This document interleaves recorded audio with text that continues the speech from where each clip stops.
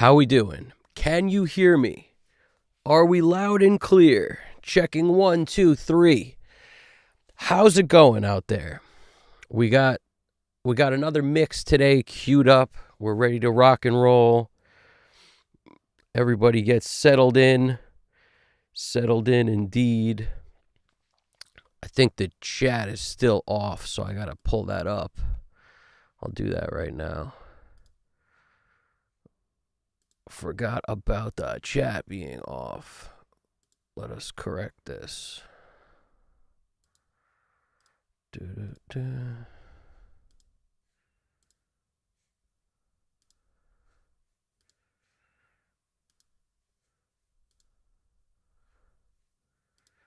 Chat is off, but it will not be for long.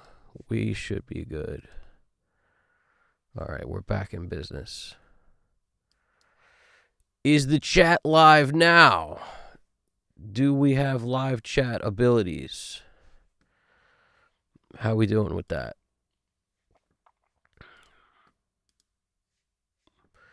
We will get this thing locked up.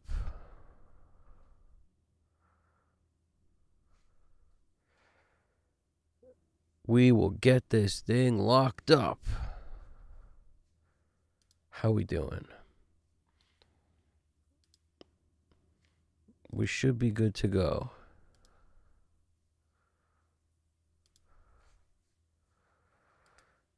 Is the chat live? All right, excellent. The chat is now live. We're getting in position to rock and roll here. We got another song, a funky one at that. It's a weird one. It's funky, but like a lot of the stuff we do, there's rock vibes in it. And it's momentarily funky. I find an important factor to music for me is changes. And like the music, it has to develop. The scenes have to change. I like repetition when it comes to hooks, but I don't like the music to like stay in one place. Like I like a lot of movement within the music. It's just the kind of thing that I like, I think. I don't know how you guys feel about it. Let me know how you feel about it.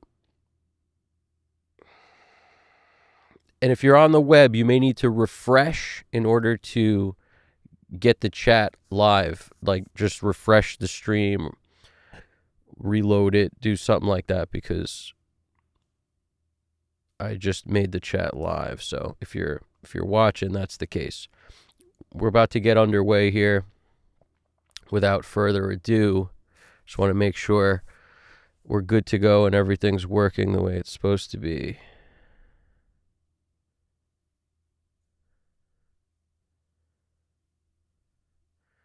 Should be good, right? How we doing, GDP?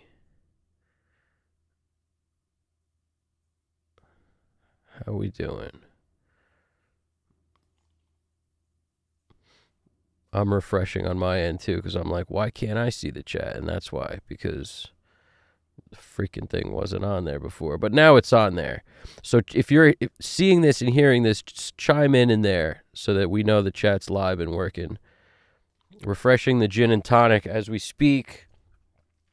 We don't actually have the gin and tonic in this thing. We got the water plug-in. Most valuable plug-in by far. I know, right?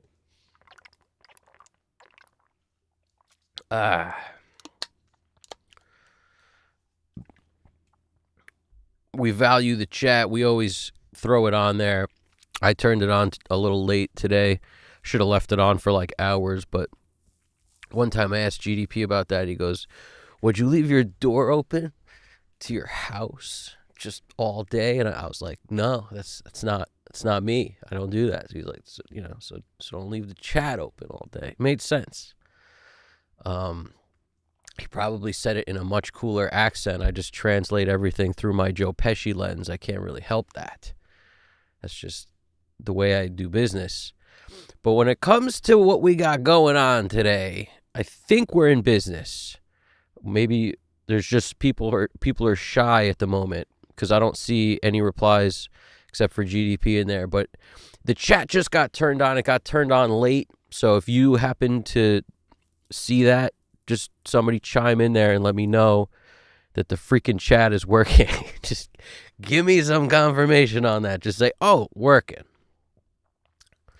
Something. And while we do that, while we wait for that to go down, I plan on showing you guys where we're at over here. We've got a session queued up.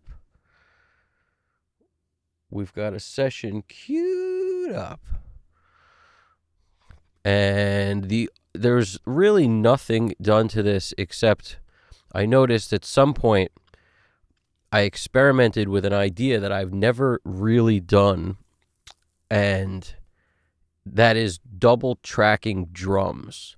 I don't know if this is going to get used or not, but, you know,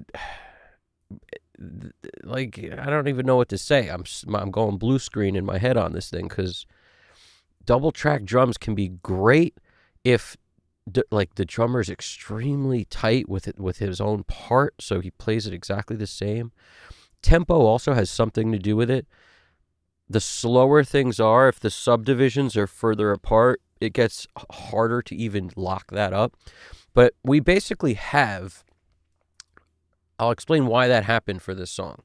There was a tight room that everything's recorded in that's like very small, practice room, 10 by 12-ish, maybe 10 by 10. It was a really small room because where it was in Brooklyn, square footage goes for a premium. So this is a very small room, and we had everything you could possibly think of packed in the room. So I recorded drums in there. And then I remember thinking, like, it'd be nice to have a bigger drum sound. So rented time at this bigger place and recorded drums there. And at the giant spot, the drums sound huge. At the little spot, they sound super dead and in your face. So the juxtaposition of both of these might be cool. So my first thought was not even to use this as double drums, but to just have like the verses tight, dead, the choruses, or, some pick and choose which parts, but usually something like that, tight verses, big choruses. We may do that, and I'll show you if you have that kind of thing. Maybe get some ideas for me there on how to do it. But what we have going on, let's look at it. The pink stuff on the top, all these tracks are the big drums. And if I were just going to solo the big drums, let's hear what they sound like. These are big drum city.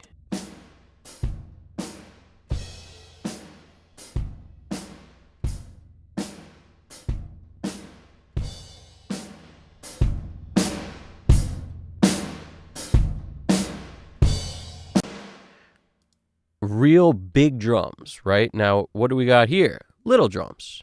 However, and this is why I said in the beginning, it's like there's nothing on this session except when I opened this up and I heard how dead these were, I experimented real quick by throwing a devil lock on it and the ML4.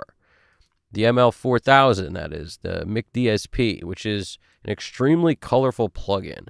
So this is the only thing that's been done in this session so far, is just I was messing with what to do with these dead drums, and I muted a bunch of them to kind of not waste tons of time on here. That was the reasoning behind it. So when I went through, I'm listening to these dead drums, and I just muted everything so you could hear how dead. This is how dead these are.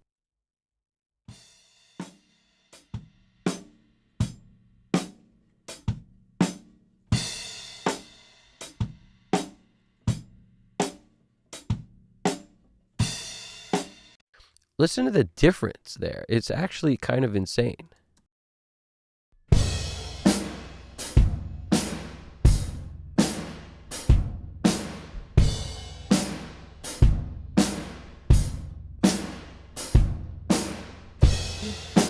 How insane is that?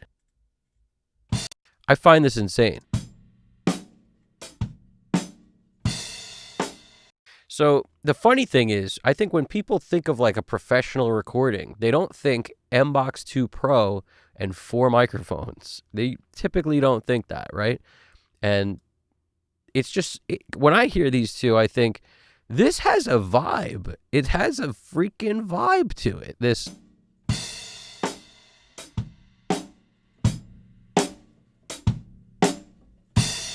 It might not be a good vibe compared to the other one, but it's a vibe nonetheless. We're vibing in here.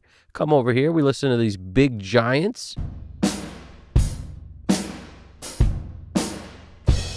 First thing it tells me is, what's the difference between a good like studio live room and a dead rehearsal space in a sardine can building? The difference is the length of the snare. Listen to how long the snare rings for. The length of the kick, so long. They ring. And, you know, with good mics in a big room, it's just, this doesn't work for everything. When I think about the albums I like that have very dead sounding drums, they're plentiful. There's plenty of them, especially old school stuff like the Kinks. And, you know, a lot of the Beatles stuff is the drums are so dead. And they were in a pretty big room, but they used to quarantine everything off to kind of put gobos up and keep it as like a tighter sound. And I think of, Spoon. One of my favorite bands ever was Spoon. The drums on a lot of Spoon stuff is very dead. They also have this big splat on the snare, though, a lot of splat. And I think some of that may have come from recording the cymbals separate on some of the stuff, like Queens of the Stone Age, Eric Valentine style. But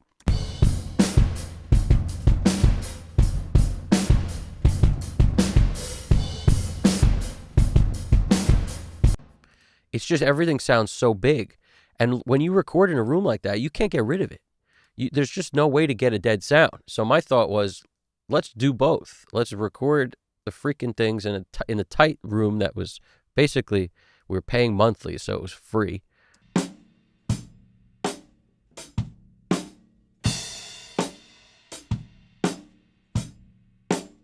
And let's just rent some time in the other spot. So when I went through this, I just picked and chose my moments. I was like, let's just sit in here and basically let's decide what will work. And I was like, the verses, let's make them tight. Let's just use these other freaking drums in here. Now, in the middle was an affected track. Now, this was done at the time it was recorded, and I don't know what the purpose was because I can't figure out how I would use this in the track. Like, I think this only works if you use only these drums because it came from these drums. But it's just a seriously affected, pitch-shifted drums that kind of sounds interesting, maybe, but I think the big drums sound better for this part. So I don't like the part that was played that much. So I think I'm just going to burn this and not use it at all.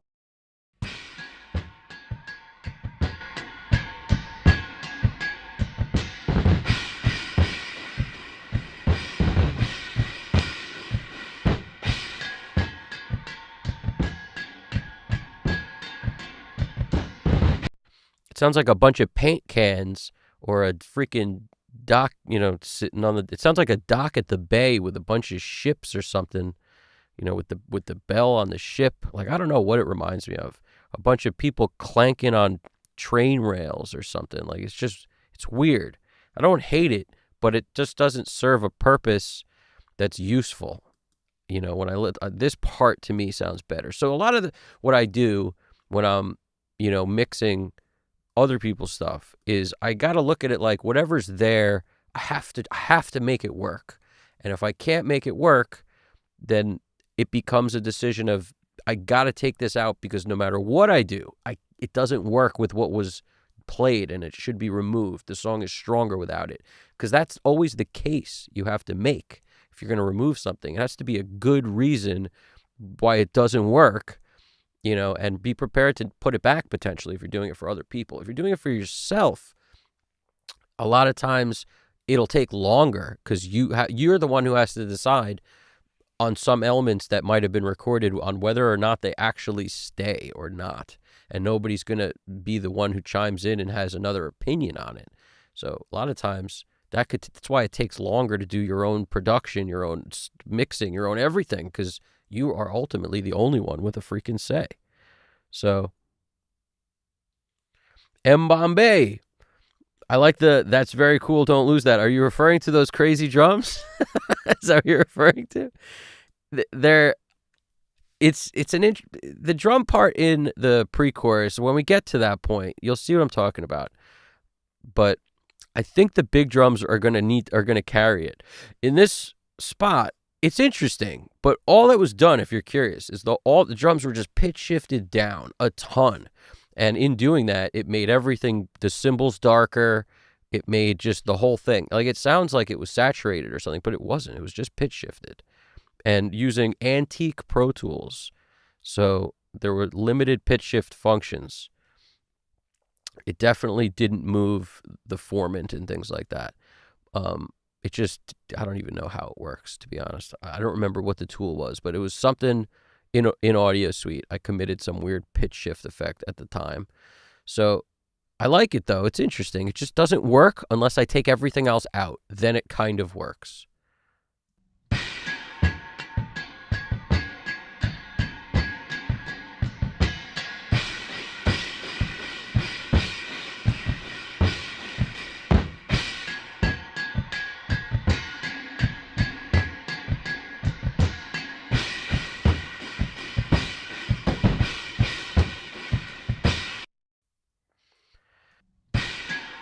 It might work with this if I turn these on together. That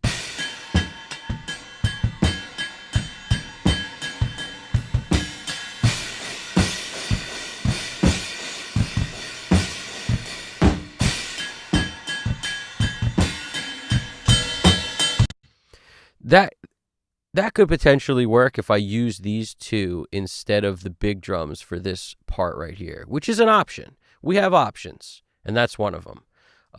There's so many options, and that's, like I said, it's tough sometimes. I want to show you what I do with these, one of the craziest plugins of all time, the Mic DSP ML4000. It's basically like Chad Blake's sauce on pretty much every song he mixes, where the drums sound dark and very like compressed / saturated / cool. I mean, this is what it adds when, let's just listen to any part of the song. Just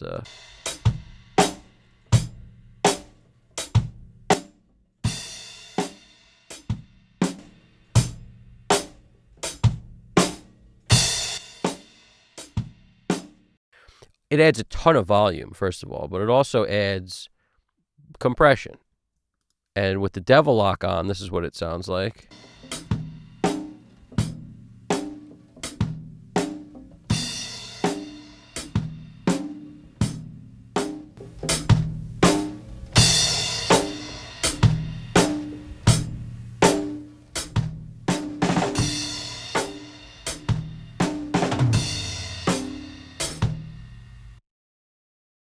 So my thought originally was, let's try them both together. So together they sound like this.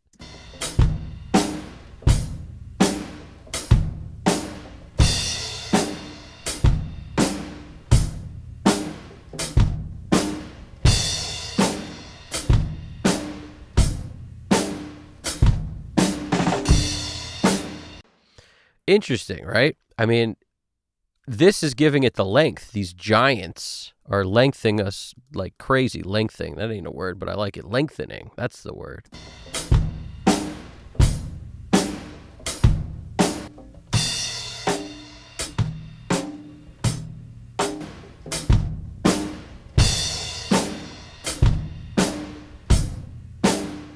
When you put them together, we have a drum sound, and it hasn't been mixed. I literally haven't done anything. I mean, I threw the Devil Lock on, and I hit the crunch on 4 and the crush 3.5, and I didn't use any darkness, kept it slow, and it's mix knobs at about 5. And that's it. Like, I did this jam, and then I pulled up the ML4000 on the Chad Blake Mix Bus preset, which is this, which is basically, you know, just a little bit of everything. Just a little bit of freaking, it's not a whole lot.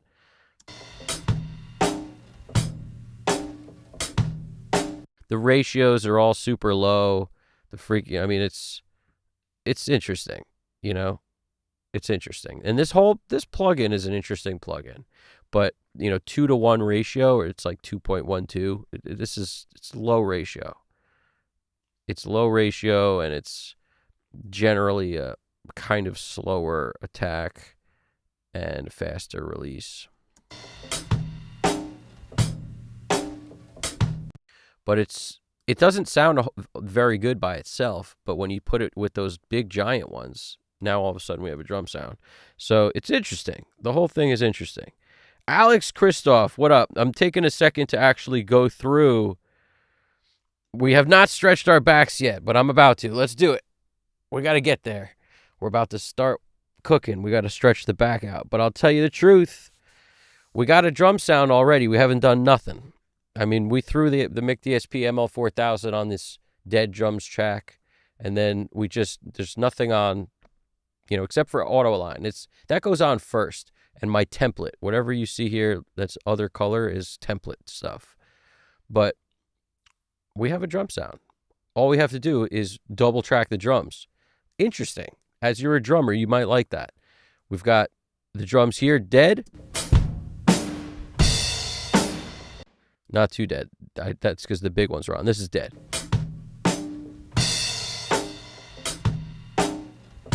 And then these are the same thing performed again in a giant room instead of the dead room.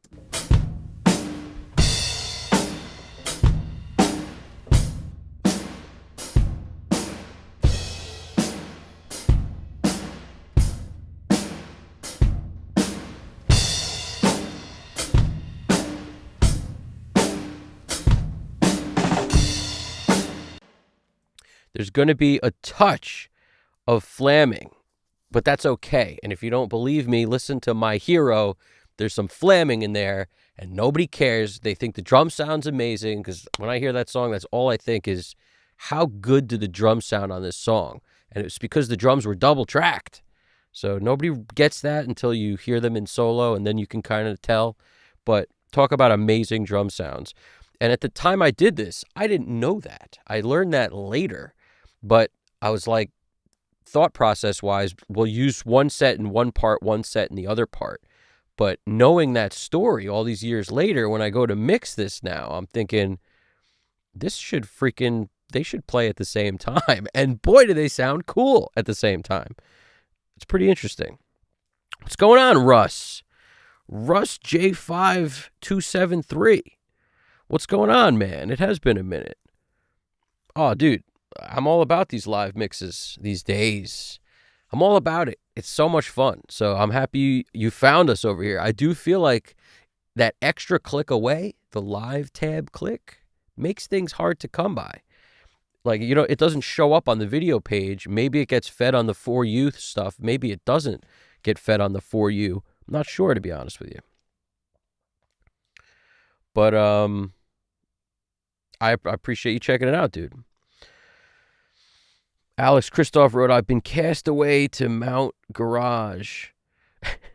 Either no drums and plugging my guitar into a metal zone into my DAW. Imagine the feeling. I tell you, I used to have a metal zone, but going from the metal zone directly into your DAW, that sounds terrible. I don't know if I would do that. I mean, do anything, try anything, but that sounds to me, I don't know, man. I'd probably sooner just plug in and pull up a freaking neural DSP of some kind before. But we talked about last time, I don't like that, but I think I like that more than plugging like a guitar pedal directly into a DI. That sounds crazy to me, but I don't know. Maybe it works. I like experimenting. Try stuff. Try anything. I had a metal zone at one time, and it got jacked. It got jacked. There was the great pedal heist of 94. A couple pedals got jacked. About five. 5 of my pedals got yoinked. And I'll never forget it. I'll mention that story all the time. One of these days, the internet's going to come together and find the guy who stole my pedals. I did a little research, but I gave up shortly thereafter when I realized that, like, the dude who stole them probably, didn't have two nickels to rub together, and he gave them to his little cousin who just started playing the guitar. I'm just making this up, but this is how I sleep at night. He gave him to his little cousin who was just starting to play guitar, and the kid, he'd never had any pedals, and it's like he's all excited about it, and that dude's going to grow up to be like the next Jimi Hendrix or something, or, the next Stevie Ray. He's going to, and he needs those pedals more than I did. I had my use for them, and now it's his turn. That's how I sleep at night. But for a long time, I was like, I got to find these guys. It's one guy, I think. I have, in my head, I know who it is, but I really don't. But one day we'll get there. One day we'll get there. I did some marginal research on trying to figure it out, and then I gave up. I was like, this is just painful. I'm never going to find these freaking things. All right. But you know what I was hoping for? I was hoping to find on Facebook Marketplace or Reverb or something, like those, all just my pedals listed and in one listing. That's all I was looking for, man. It makes me want to put a low jack in every single pedal. You know what I'm saying? That just makes sense, I think. A freaking tracking device. You didn't see that one coming, did you? Something like that. Bam! Freeze, Miami PD! Get out, get out, get out! That kind of thing. We need low jack for our pedals. Let's just face it. All right, time to boogie. Let's see if this session completely falls apart when I add an API 550A to everything, because we haven't used it yet, and I've talked about it a couple times. So I think first things first, last things last. That's obvious. What we got to do is slap one of these freaking 550As on everything. But because it's not a native version, like they don't make the 550A in a native version, or at least I don't have it if they do. I just have the stuff I got. What's going on with this? These are reverbs, aren't they? Yeah, those are reverbs. Okay, we don't want that. So I'm just going to slap an EQ on everything in sight like I always do. I'm also going to use the SSL as my secondary EQ because everything I do, I always have 2 EQs on every mix I've ever done. Well, maybe not every one I've ever done, but since I came up with this idea, I've been doing it because I like one for color and one for just like corrective or broad stroke stuff. And if it's the type of mix that doesn't need a lot of that, I barely touch the SSL channel. And if it's a type of mix that needs a lot of that, then I'm using that most of the time. But if it's, I need to make these guitars thicker, then I'm going with the color one first, at least. And then whatever comes up, maybe there's a negative, take it out with the secondary EQ. But if I don't start my session with that, then I'm fiddling through menus. And when you're fiddling, you're not mixing. And every minute you spend looking through a menu, I added it up once and I killed like at least an hour or two over the course of like an 8-hour mix in the menus. So my goal is like, stop going to the menus. Maybe that's a little exaggerated on how long, but it's time. Even if it's like 1 hour per mix, it's still a long time. It's too long. So it's easier to just, right now, this is maybe taking a minute, but I'm just selecting every track in the session. And now I'm going to just use the shift option function jam to come in here and slap a 550. Where did I put it already? Because that's going to mess stuff up. Where did I put it? It's already here, so I'll take these off. That's those weird sounding, the dead sounding drums. So I'm going to slap the 5. Let's see if the whole session just crashes. Hopefully it won't. But anything is possible. Anything is possible! Let's go. See, the UAD doesn't have a native version of this. It's like, come on. I'm not going to use the freaking Waves version. What am I? Using the Waves version. Come on. So API 550A. So far, so good, guys. That's a lot of tracks. And so far, so good. Let's check our metering. Meter up. Let's go, meters. We're at 61% already. That doesn't bode well. That means we really can't add hardly any UAD plugins if I want to. But let's see if we can get away with that. And then if not, I'll just take off some of these freaking things because it doesn't bode that well. Like, that just kills way too much processing power. Just for argument's sake, and it's just so I could use a new EQ, like, and not be bored of the same thing. So I'm gonna come in here. I'm gonna hit them with the SSL. Let's actually just see. I want to see something. I want to see how many. Like, as soon as I take this off, let's put the SSL first. I could go with the B this time, but I'm going to go with the G again because it's the most versatile. So if you're looking for versatility, always G.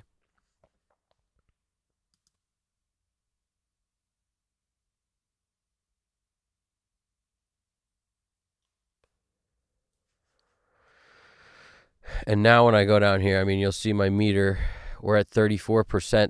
And so it only went from 34% up to 61, so that's not terrible. It's really only killing 30%. That original 34 that I'm at is from all the effects and stuff that gets brought in on my channel every time.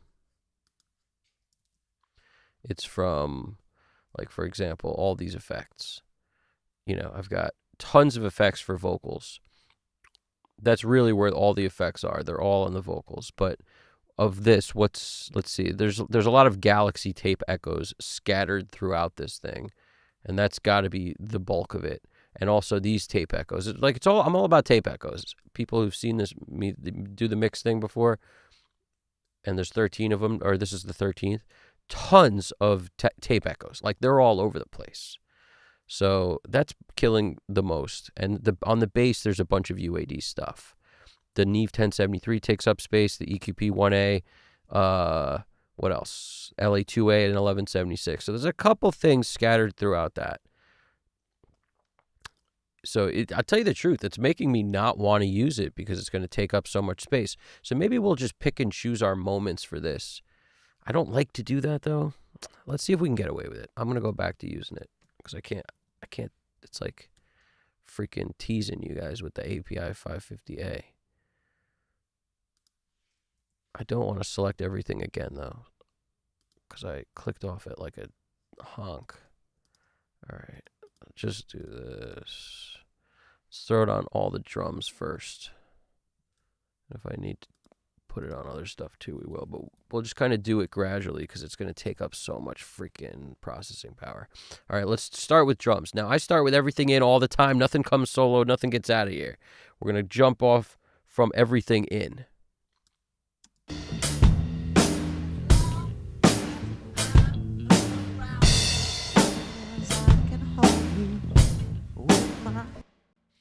I'm also going to kind of play the song through and just get as much done as I can while that's happening, using the 550A that's on there, listening to the drums.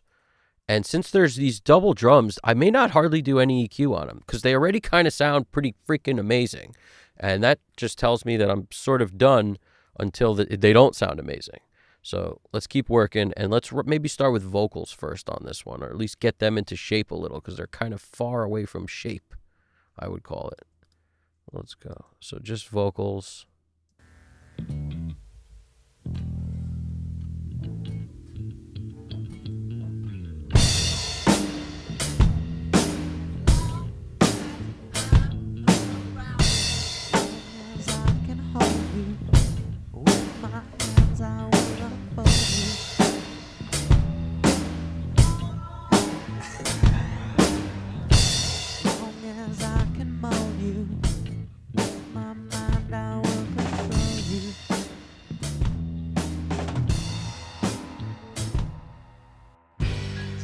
As I'm around you, in your face I will surround you.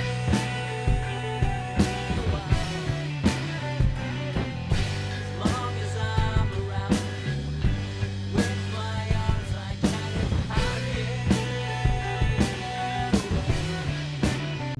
All right, some of this stuff, you see the rack, floor. I'm going to start panning while we're listening because it's an essential.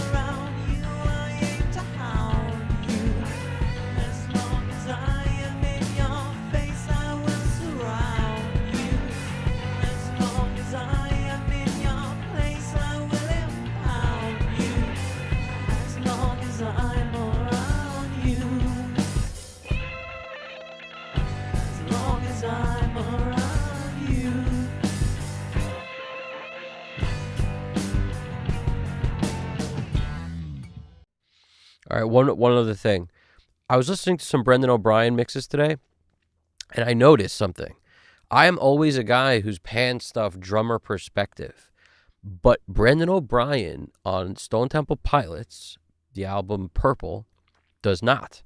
Now, I didn't listen to more stuff with this in my head to kind of check other things that he had done and determine if he always does that or if not. But he mixes the way Bob Clearmountain does, which is audience perspective.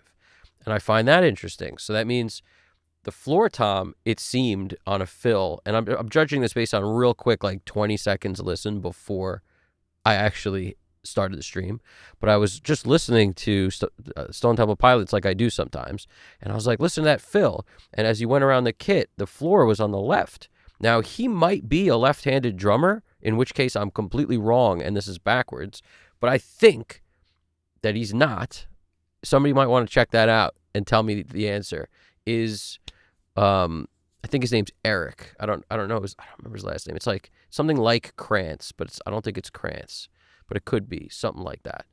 And the dude, maybe it's Kraz or something like that. I don't know. It's something like that. Anyway, the floor time wound up over here when I was listening. So I was like, that's weird, because my floor tom would be, drummer perspective would be over here. So it just was weird. You know what I'm saying? Like it was like, that's interesting. And I love the way STP drums sound. The way Brendan mixes them is very organic. And I feel like he developed that sound, so to speak, because when he started, the drums had a very different sound. And it could have been era and everything. Like, when was Core recorded? Listen to the drum sounds on Core. Compare that to the drum sounds on Purple, and you tell me you don't have like an eye-awakening moment of like, wow, this guy's sound, changed a lot and became way better as time went on. I think he just got so natural, real sounds that he kept all the way through the mix.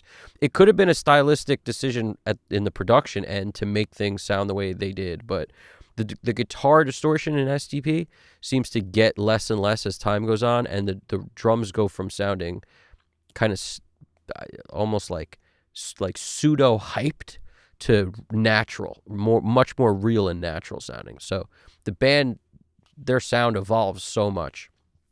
There's nothing wrong with the way Core sounds, but in my opinion, the later stuff, from a sonic perspective, kind of makes me more happy. There's also a ton of low end on Purple. That's why it's one of my favorite albums of all time.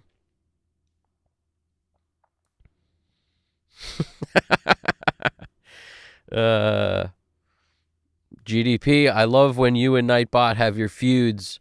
It's one of my favorite parts of the streams is the Nightbot feuds with GDP. I love those. As long as I am in your face, I will surround you. As long as I am in your place, I will empower you. As long as I'm around you. As long as I'm around you.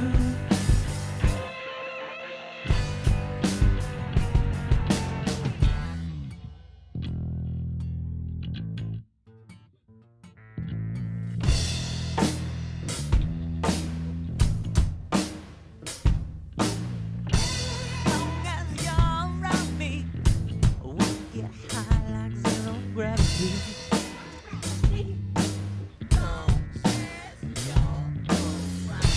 Long as you can stand me, with your legs you will unhand me.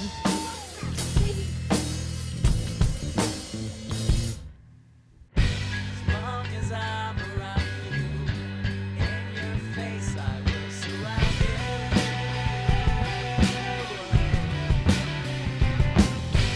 long as I'm around you, with my It's pretty interesting. That's all three drums at the same time. The pitch shifted one, the dead room stuff, I think is muted there.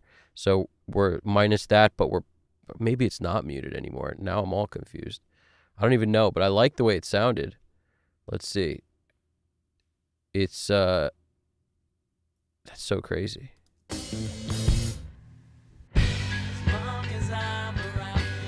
Yeah, it's not muted. Okay, so I mean it is muted. We have the freaking dead drums are muted. I should take this off muted. It's confusing me every time I look at it. Dead kick is what we'll call it. And then this is dead OHL. You know, maybe dry is more dry OHR, and then this is dry snare. Okay, we're in business now.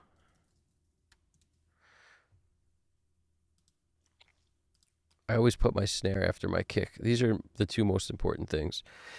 So they go first. Now, I'll change the color because it is confusing, even though it's all drums, so might as well. But let's and that's my base color.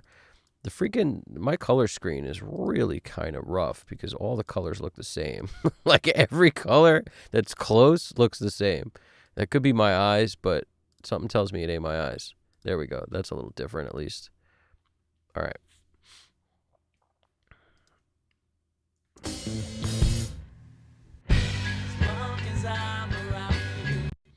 Yeah, Russ, that's exactly right. I have I use echo for a lot of reasons. It gives me the depth, like a little bit of 3Dness on a vocal or a snare drum or a guitar or whatever, without the negative effects that reverb has, which is a lot of times a buildup. Like you'll get a lot of the decay compounds on itself and often will react very differently to harder things being played compared to quieter things. So you might have your reverb set, but when the dynamic of the instrument changes, it could have a huge effect on that. Whereas the delay, I found, not all of them. A lot of tape echoes work very similar to reverbs, but you can play them. That's the other thing I like. So often less smeary, if you want to use a crazy verb. It's smeary. A lot of reverb is smeary. I'll still use some verb sometimes, but I have a tendency to choose tape echoes first, and I can use them on things like drums. Like this lives on my drum bus because one of the channels, a little tape echo and sometimes this other echo boy, and sometimes together, will give me like this push-pull thing happening, a groove within a groove, so to speak. And I have the Galaxy Tape Echo always available for things as well. And the reason I like it so much is because you can also create really cool sounds using the feedback knob. So that's what I mean by you can play these things.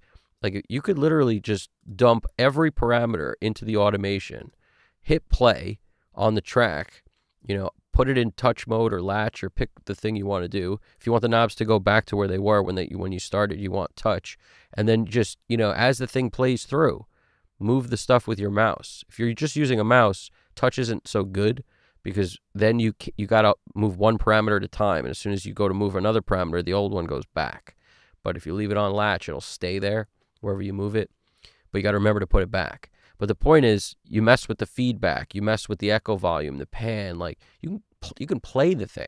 So it'll not sound, like the same vibe I get when I dial in a reverb and then it's basically just dry or wet do I want. It's not about messing with the feedback and messing with where the echo and reverb are pan because that specific delay had two, And it's certainly not like as flexible on certain things. Like on a guitar, if I want reverb, I'll often go with like Cooper Time Cube, which is more of a delay than a reverb. And I just find myself always doing that. I just like the sound of tape echo. It's so versatile. It works on so many things. And yeah, so as we go through, you'll see me pull it up a ton.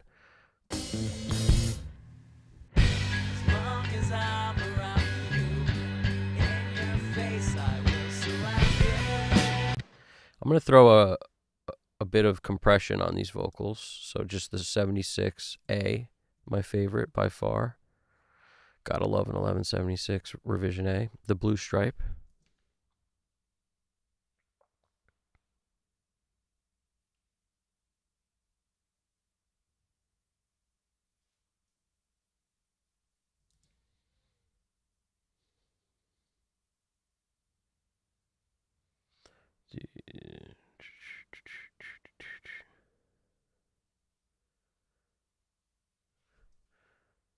And price, yeah. Alex Christo said, literally as we speak, moving into my new studio. Nice, man.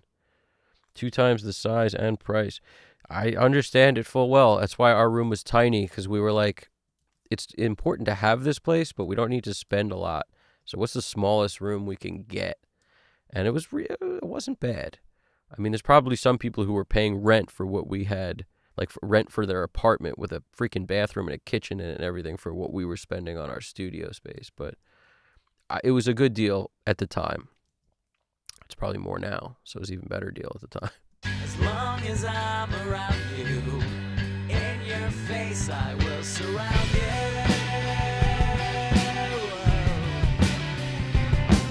As long as I'm around you, with my arms I can empower you.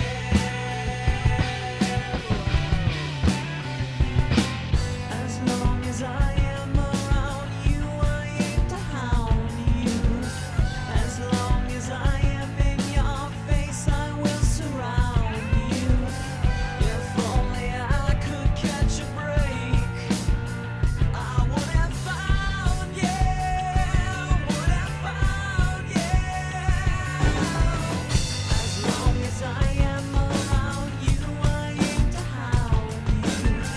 As long as I am in your face, I will surround you. As long as I can catch a break, I will have found you. Will have found you. As long as I'm around you. As long as I'm around you. As long as I'm around you. If you're curious what any of these buttons do down here, because I think a lot of people always are, we could talk about it for a brief second. Real quick. And yes, Russ, you're correct. It's the playing the delay is the part that's really cool. I'll do it in this mix, absolutely, just to kind of show you what I mean. But when you run any sound, a vocal, I did this on a mix recently, actually, for somebody. If you run anything into it, doesn't matter what, and then you mess with that feedback knob, the higher you crank it up, it'll eventually cause that feedback loop on itself. And if you move that around, where you're basically with an auto pan or you draw the panning in, you can get this like, it sounds like a spaceship almost, and you just fly it around. Now you got spaceships in your song. And I'm telling you, it sounds crazy, but I do that in almost every song because I love the way it sounds. To me, that makes a record. Like the trippiness makes a record. Do you always need to use it for spaceships? No. But it's just the concept is like you can get more out of using that than you had in your song. You've created another instrument in a spaceship. Now, when we look at this stuff, right? These buttons, it's honestly the layout is, it's kind of brilliant in its simplicity. Now, the filter button, on or off, if you turn it to the right, you've now enacted a filter that's a 50 hertz high-pass filter. So everything below 50 hertz is filtered out. And then you have a 15K low-pass filter. And it's all on with the flick of a switch. So just by flicking this to the right, it enacts both the high-pass and the low-pass. So once you get that under control, what happens next? These buttons, when they're, like all the UA stuff is kind of weirdly backwards to me. You would expect, at least in my brain, that when you push the button is when it should turn the lighter color. Like, since nothing in plugin world really looks pushed or not, I mean, not really to me, it doesn't really look pushed. You would expect there to be a cue where you push this and there's a freaking red light around it or something where it's like clear as day what's going on. But the way this works is when it's dark, it's pushed in, and this thing that says low F gives you a shelf on the bottom instead of a bell. It's automatically bell, out the box, and that means when it's light, the light color. Now, I don't know why it's backwards to me like that, but to me that's backwards. It should be freaking lit up, or the lighter thing when it's on, but whatever it is, right? Now, when we come over here, the high thing is the same. It's basically showing you in a graph, the high frequencies become a shelf. when it's dark. When the button is darked out, that's the way. When this is darked out, the low frequencies become a shelf. So that means this band, instead of a bell, is a shelf. And the same thing on the top, the highs. This band, instead of a bell, it's a shelf when you push the button. That's all it is. And the way this input button basically makes it so it bypasses the entire EQ circuit. So when this thing is not in, you get coloration from this itself, but you don't get any of the EQ sound. When you turn this on, you have your EQ. So when this is off, it's like running through it with no EQ. And when it's on, it's running through it, and you have ability to mess with the EQ circuit. So it sounds weird, it is what it is, and this turns the whole thing on and off. Now, if we were to go to the default, the easiest way, if you don't have to remember what the buttons are, if you hit default, it turns everything, filter off, these things off, this thing in, because if it was off, you'd have no EQ. So the default is the EQ's in, the filter's off, and then nothing at the top and bottom is a shelf. It's all a bell until you hit it on. So that's the easiest way to know for sure if you get backwards twisted. Just go to the default, and then you realize, okay, if I need a shelf, I'm turning these on. If I want a filter, I'm flipping that on. Now, it's a very cool EQ. At one point, I seriously considered getting a freaking, a bunch of these as hardware. So it was always top of my list as far as one of my favorites. Who can pick between a 1073, a 1084, a bunch of 550As? Who could really pick? I don't think anyone. So when we come in here, they're all great. What would you rather have? It's very personal taste. It's a good question, though. What would you guys rather have? 550A? If you could have a console full of anything, would you do 550As? Would you do 1073s? Would you do 1084s? 1081s? SSLs? A bunch of freaking B channel strips, or a bunch of G, or a bunch of E. What would you do? What would you do? As long as I'm around you, in your face I will surround you.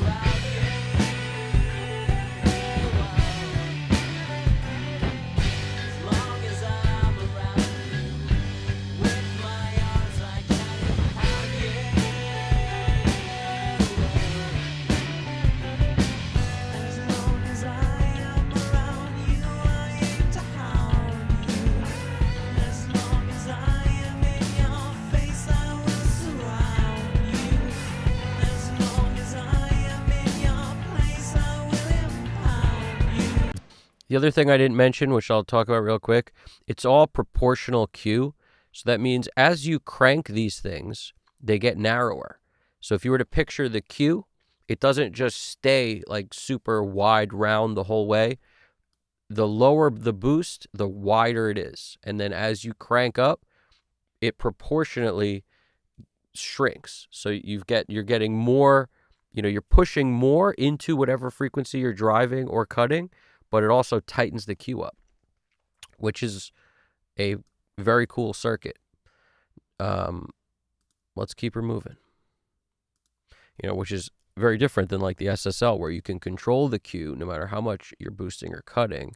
The proportional Q on these work have a tendency to be very musical sounding. As long as I am around you, I aim to hound you.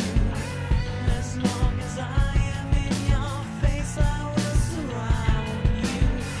As long as I am in your place, I will empower you. As long as I'm around you. As long as I'm around you.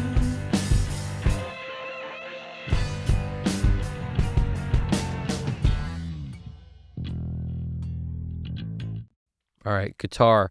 Now, I've panned some of these already before we started because it's important for me to do that to determine how many guitars I have. Do I have one with two mics, or do I have two? So I had to figure that out before we started to save some time. And you'll notice there's no auto align on these two because they're two different performances. So there's no reason to line them up with themselves. They're not even the same performance. That's all phase is important for when it comes to a multi-mic'd source like acoustic guitar. If you have two mics on the acoustic, you got to get the phase lined up or you're going to be canceling out some of the sound. It's the same thing on drums, multi-mic'd source, right? Same thing on bass if you've got, like I've got here, I've got an SM7 on it, a DI sound, and a Shure 48, which is like a 58, but it's not. It's like its little uncle or whatever. It's its little uncle brother. Now, Little Uncle Brother, it's a cool name for a band. Little Uncle Brother. Now, when we come down here, we got to make these things louder, first of all, and we got to have a little accent when we do it because they're acoustics. Everybody knows that.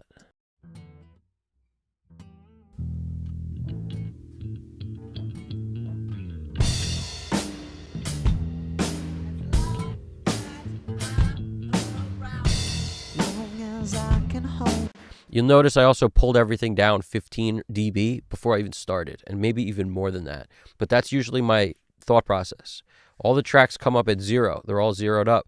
Pull everything down and start mixing there. What will happen is you'll bring your kick up.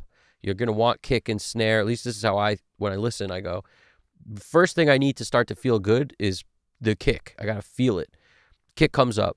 Snare comes up. Overheads come up, but not as much. But by putting the kick and snare in the right place, at least now we have a starting point. If we can hear the kick, now we bring up the rest of the stuff underneath it. Now I go, where are the vocals? They're too low always, so you bring the vocals up.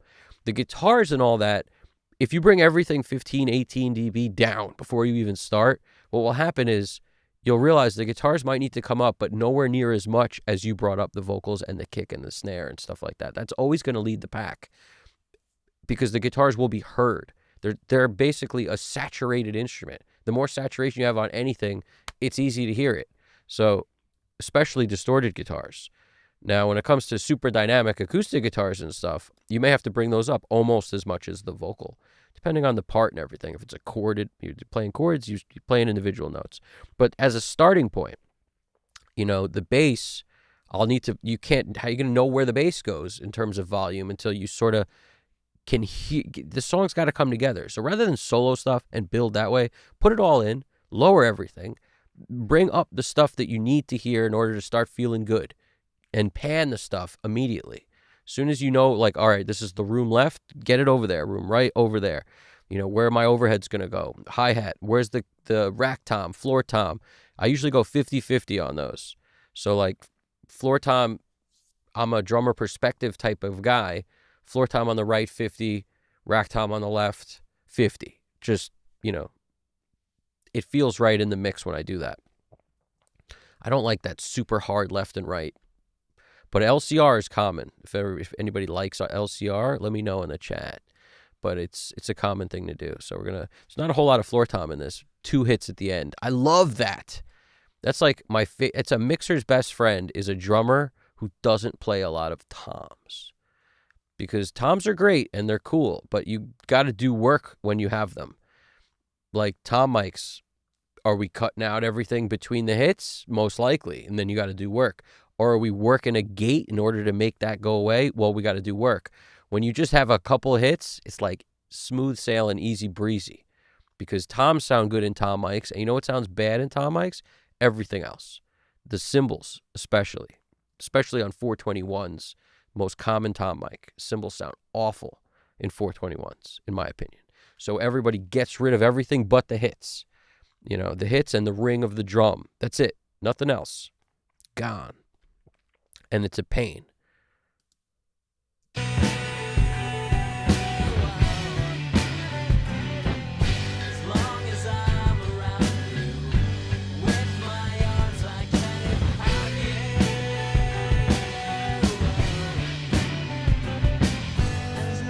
All right, now I'm getting a sense of what's going on in this song.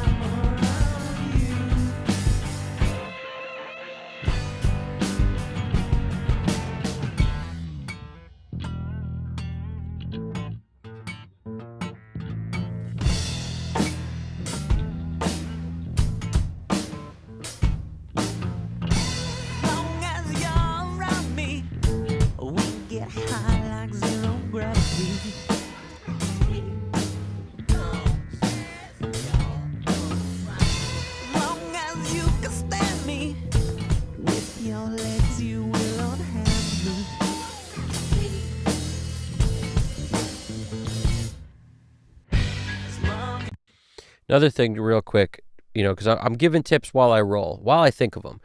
You notice I don't match the sides. Something that I think is the worst move people could make is EQ the acoustic on the left. You've got another acoustic on the right, a different guitar, and they just copy the EQ over. It's usually you're not using two acoustics to record. You're using like one acoustic played twice. And as a result, the mics might not even move. Most likely they didn't.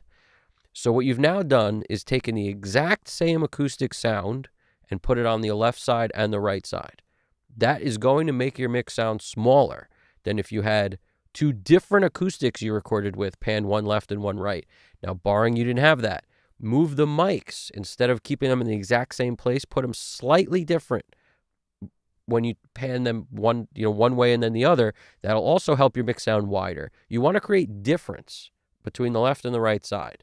That makes things sound bigger. You don't want it to be exactly the same. It can be, it's a double, so the part's the same. The sound of it should be different. That's what I'm saying. The tone, different, little lighter, little darker this side, little lighter, little darker this side comparatively will help. Just change one of them when you EQ. So that's why, like, I'll dial stuff in, but the last thing I want is to go like this and have it be the same. It'll be close, but it won't be the same.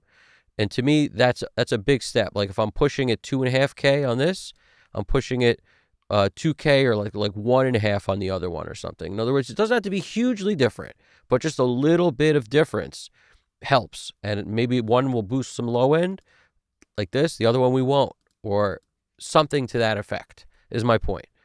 And when I say low end, I mean low mids. Generally on acoustic, the bottom gets super muddy. So if you have a bass in the song that might compete, you might want to get rid of some of that. It's all case by case basis. And I don't really care about red lights on a plugin like this because, it never has that negative of an effect on this plugin, it seems. If you don't go too crazy with it, if the light just pops up every once in a while, so be it. If the sound is bad, I might change it, but I never let a light tell me that I should change something, especially in floating point. I feel like there's always, if I'm hitting something too hard and it sounds like it from the clip gain level, I'll usually just take down a few dB. And sometimes you could tell that by bypassing the plugin, watching it, like playing it, and seeing where you are on the meter. If you're halfway to 3/4, like in here somewhere, you're probably okay. But starting at a halfway point is actually a very safe bet, so that when you add all sorts of processing, you still won't be too hot. So you're giving yourself extra headroom. So when I see something like this, I'll listen to.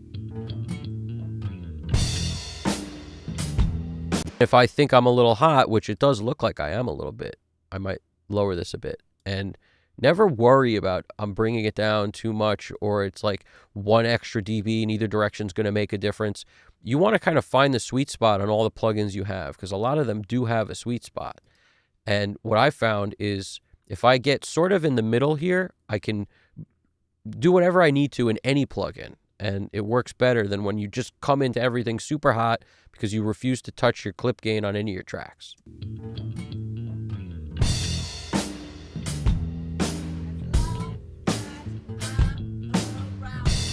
See, to me, that's a healthier level. It's right set. It's kind of living in the green. Every once in a while, the peak, because it's very dynamic of an instrument. That's why I'm compressing it a bit. I don't just do that always. I'm compressing it because the part is so dynamic that it's hard to control.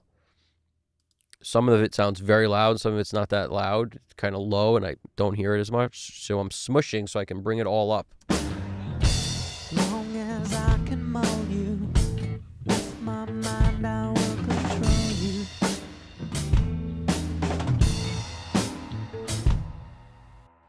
As long as I'm around you, in your face I will surround you.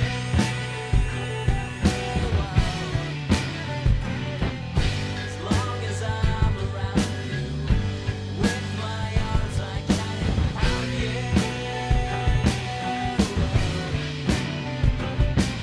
As long as I am around you, I aim to harm you. As long as I am in your face, I will surround you.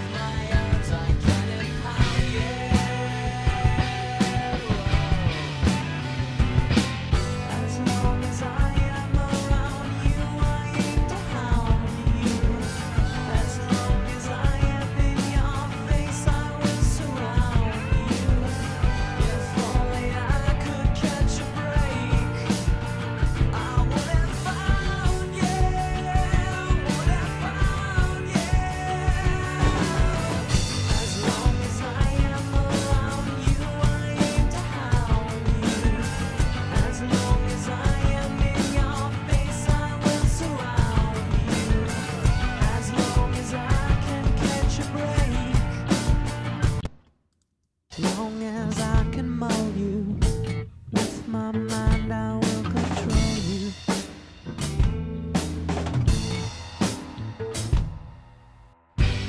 Around me, we get high like zero gravity. And if you see something crazy loud compared to the rest, it's going to mess with your compressor. So don't remove dynamics for the sake of it. But if this doesn't sound good, I might break the clip, lower this just to make it about close to what this was. Long as you can stand me with your legs. See how the stand me jumps out? You're around me, we get high like zero gravity. Long as you can stand me. It's not terrible, but it could come down a little. It would be helpful, like 1.5 dB. And then just highlight it and batch fade. Command F, batch fade. Quick, easy way to get in and out of breaks. Long as you can stand me with your legs, you will unhand me. I actually want this part to come back to normal volume. Just this part will lower. Long as you can stand me. And maybe not even that much, just 1 dB. Long as you can stand me with your legs, you will unhand me. And we could really get crazy with it. Just take the word stand down. That was really the problem word. So we just lowered it a couple dB and maybe bring this back to normal jumps. Let's see that. Long as you can stand me with your legs, you Or is it me? stand me, stand me. You can stand me with your legs, you will unhand me. As long as I'm around you, in your face I will surround you. Russ, I'm happy you said that, man. I'm glad to mind blow in any way possible. That sounded funny. But yeah, I'm happy to help is what I'm trying to say in giving ideas in any way, shape, or form. Bottom line, we come in there like I could just, it's interesting just to kind of show you what I mean. And I'm probably not going to use it yet, but in these verses, this is the perfect place to do something like this. So you check these out. Space Flav, Tape Flav again. Now, I'll just pick one of these, but usually I'll pick the one with the galaxy. So Space Flav. Going to put that right under here just so I know that it's for that. I'm then I'll leave 99 on. But 99, see bus 99 100 is actually a ton of other buses for me, which complicates things a little. So I actually might pick a different one. Let's pick 103 104 looks free, right? 103 104 is free. So let's jump up here. And 103 104 it. Now, if I hit follow main pan, it's just going to, if this happened to be, this is going to be down the center for this one, so it doesn't really matter. But if you did it on like one of these and you wanted, it to follow that, click follow main pan. I don't click the pre button very often because it would send the effect pre-fader. So whatever I did with the fader here would not affect what's going on. It wouldn't affect the amount sent.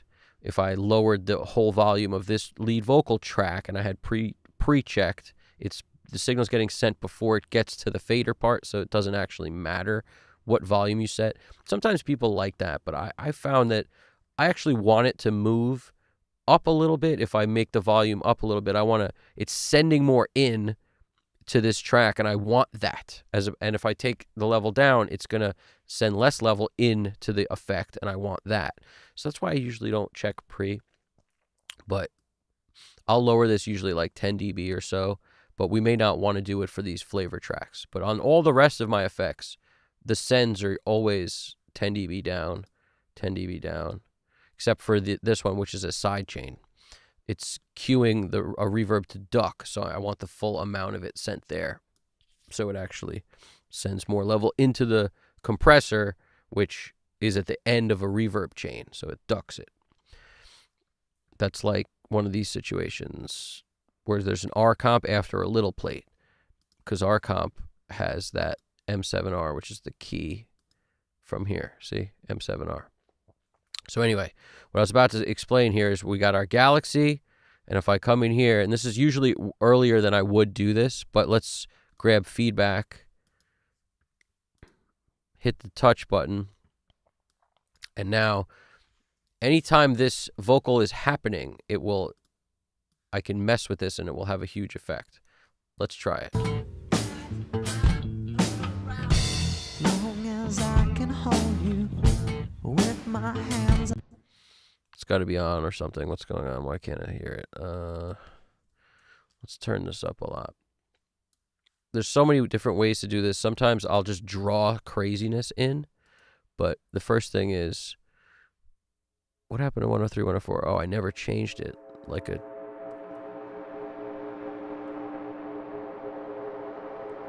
With my... You hear that? You hear how we're in business now? All right, here we go. We're in business. Long as I can hold you with my hands, I will unfold you.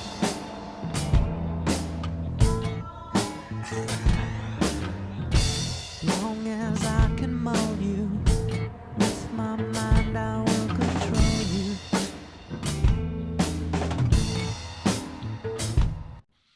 Now that's just, I just created a weird like atmospheric background sound to a very sparse part. And you could do this on a couple tracks and kind of get them flying in all directions if you want. The trick to it is at the end of it, you got a pan man. Now, if I took the little plate off it, just bypassed it, you'd hear a different sound completely. But the reverb after the Galaxy is an interesting flavor. I can hold you with my hands, I will unfold you.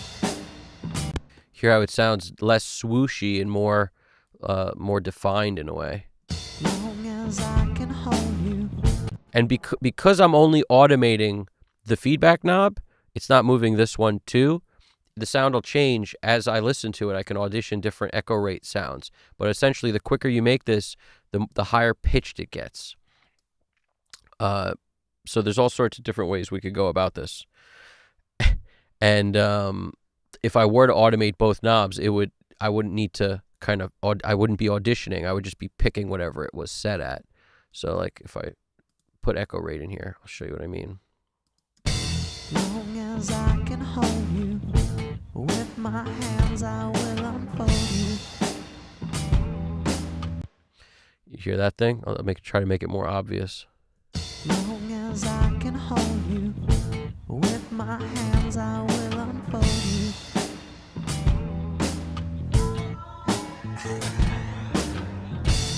Long as I can mold you with my mind, I will control you.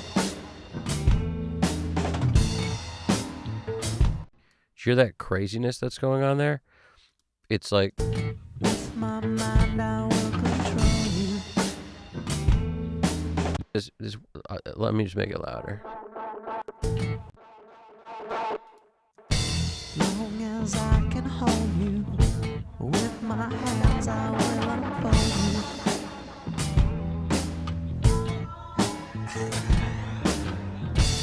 Long as I can mold you with my mind, I will control. So you get the point, I think. It can be very cool, and it definitely shouldn't be all that loud. I just wanted you to hear exactly what was happening. And I may leave the little plate on, because sometimes it just makes it sound like an atmosphere around it. Just be careful wherever you then have the crazy feedback up. If you click there, the freaking Galaxy's going to think it's supposed to turn feedback to 10, and all of a sudden it'll start feeding back even if the song's not playing. So it's just be aware of that happening, and you'll probably be all good.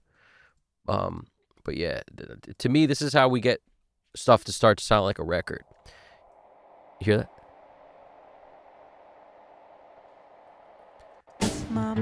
So now the stream has a flavor because we added this freaking Galaxy. Now, do you get that with reverb? No, you don't. Bottom line, you don't get it with reverb. There's no crying in baseball. There's no crying. No crying. Hands I will unfold you.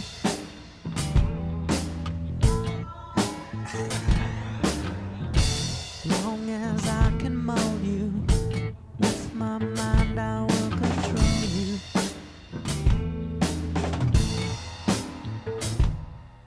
As long as I'm around you, in your face I will surround you.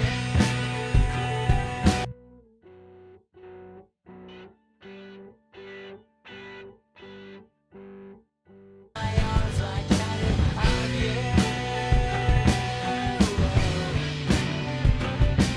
As long as I am around you, I aim to harm you. As long as I am in.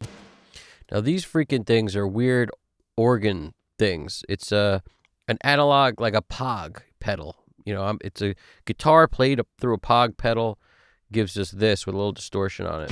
As long as I'm around you, in your face I will surround you.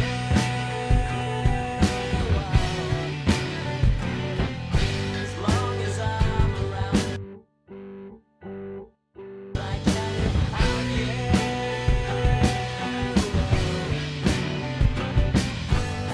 Now I don't know where I want them to sit in the mix yet because things just don't become immediately visible or apparent. You have to kind of get the mix in a shape and then deal with the stuff that doesn't matter that much. What matters the most? Vocals, kick and snare, bass, guitars, that freaking organ thing playing sounds like an alarm clock. Freaking beep, beep, beep, beep. It's not a bad thing, but it's also not making the song. So, like, let's move to something else. I just had to make them loud enough to hear it. We'll go back to that when we need it. Around you, I aim to harm.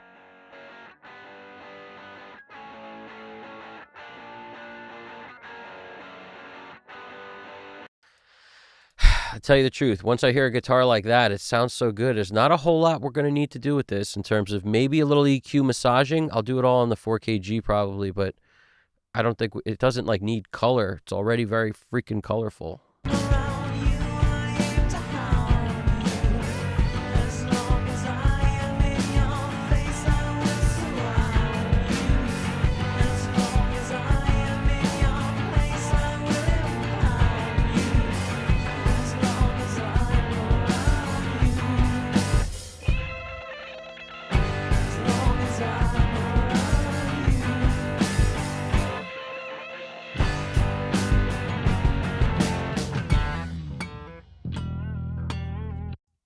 Aim to harm you. As long as I am in your face, I will surround you. As long as I am in your place, I will empower you. As long Let's figure out what these guitars are doing. These are chorus only guitars. What is... as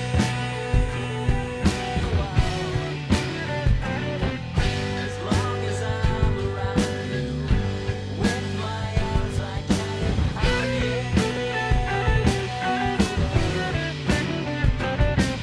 As long as I All right. I'm going to play this from the top now because now at least we've got things in it a little bit of shape. Just want to play it from the top and just work on a bunch of stuff while it plays through, trying not to stop it. It will be the main goal here. This will also serve as like the first listen of the song because I want people to sort of hear it early on before much is done.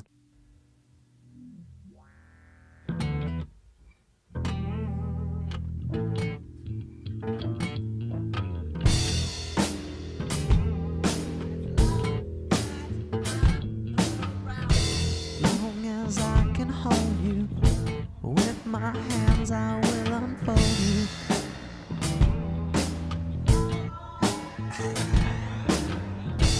Long as I can mold you, with my mind I will control you.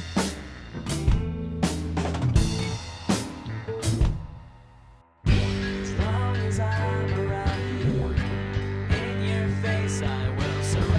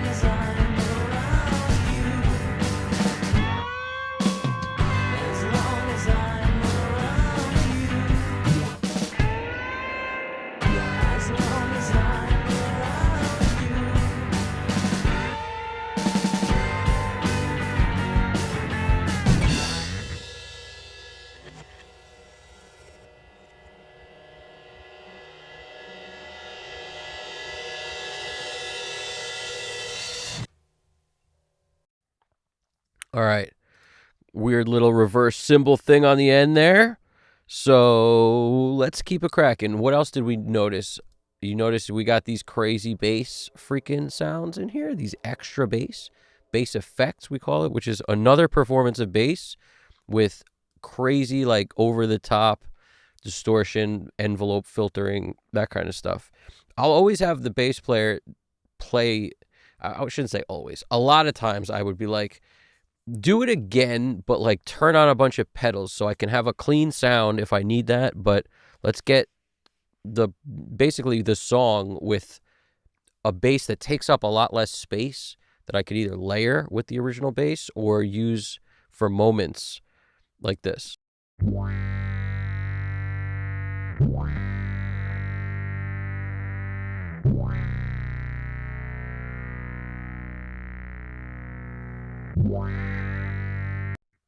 Crazy and cool. In the track, it's like, I'm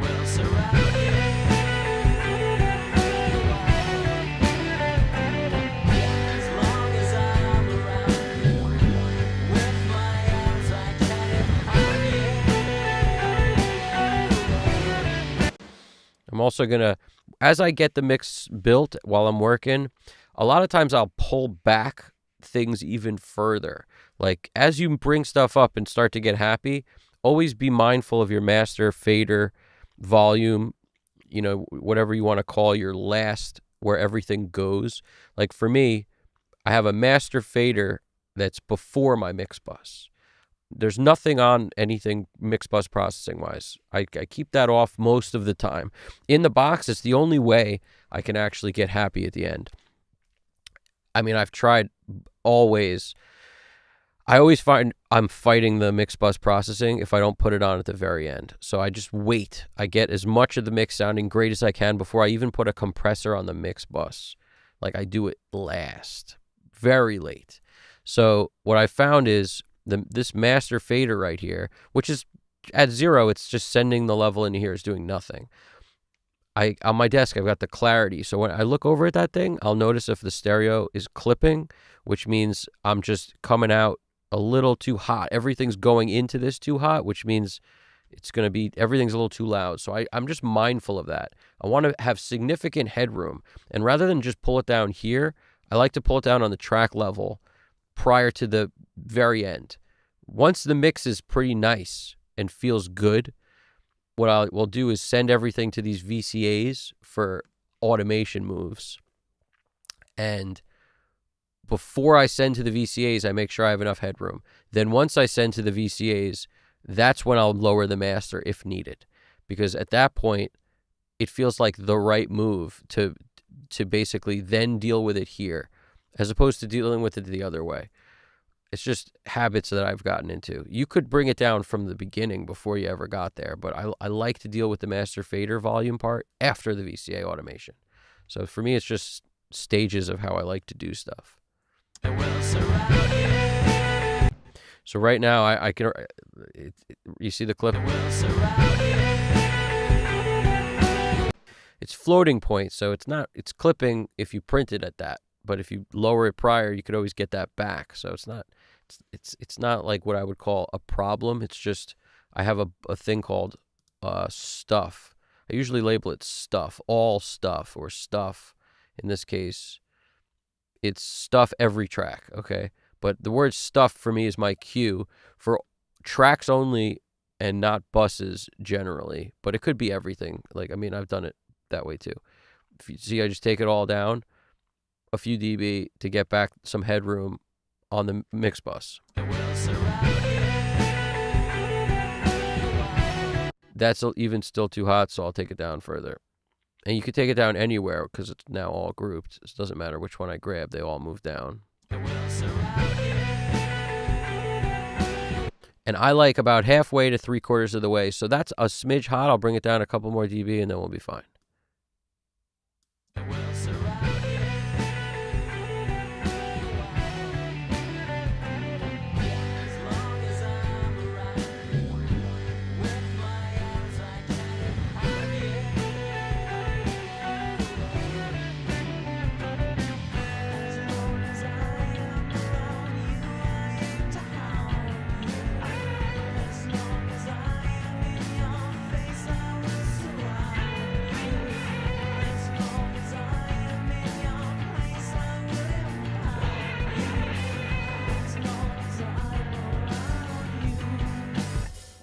Now I can already tell. Just figuring out my next move. Like, don't move until you see it. Don't just start twisting stuff.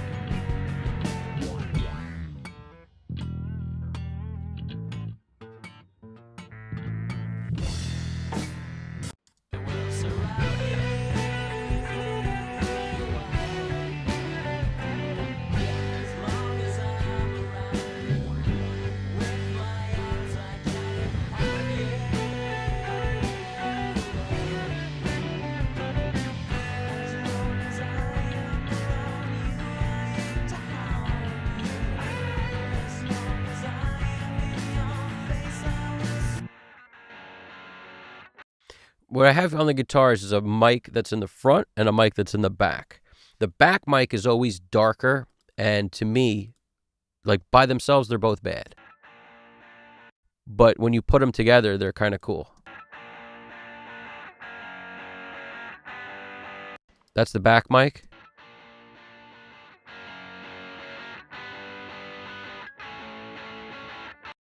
They're cool. Now, the front mic is too bright and the back mic is too dull. You put them together, they're perfect. By themselves, they don't hold up. But when I have a mix and a blend of the two, I like to feature the back mic because I don't like that biting, like fizzly tone on the front as much as I like the thickness of the back. So the back mic is usually the one I'll feature. When I listen to the two with a blend, I've just noticed over time that the back mic's always louder.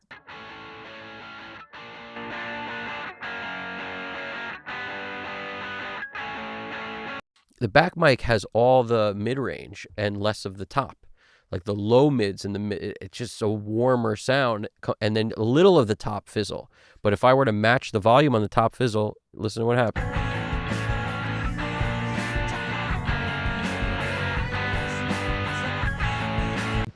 It's more aggressive. It's a very personal taste thing. Some people may like that, and it's definitely a song-to-song thing. But as a starting point, I know my taste is I like the warmth of the back mic a little bit louder than the front one. So I'll get where it starts to sound okay, and then I might just group them at that point. So when I lower them or raise the volume, they'll be moving together.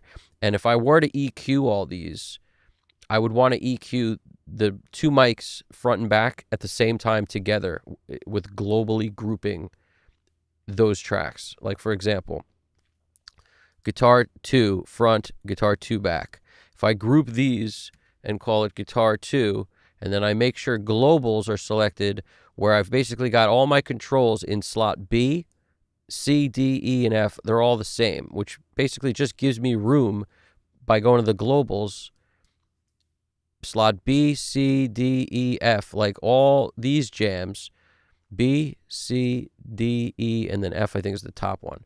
But this is the point. When I twist a knob now on this track, if I were to take this all the way down to nothing, just as an example, see how that goes to nothing.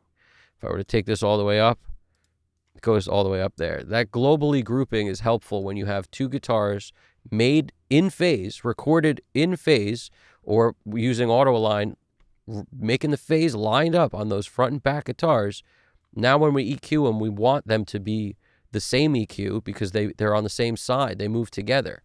So if I were to EQ the front different than the back, it's not always preferable. Not for me. And I definitely won't take a guitar that's one performance like this, front and back mic, and split them and put the back on the right or the back on the left and the front on the right. Like, I won't do that. you lose the middle. It gets hollow when you do that. So if you have two mics on a guitar cabinet, pan them together. No matter where you put them in the same place. And then the other guitar for the double of it goes the other direction if you're trying to balance left and right side. Now let's undo these ridiculous moves we just made. It's not that hard to do. Okay.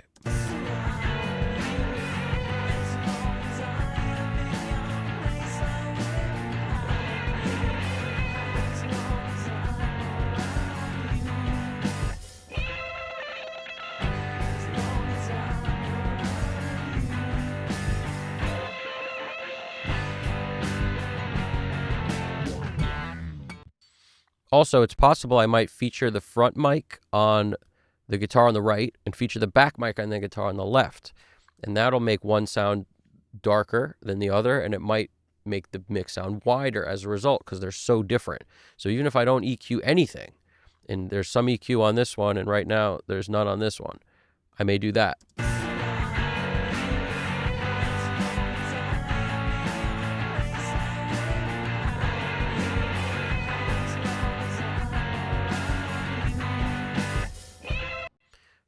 Let's try the back one louder.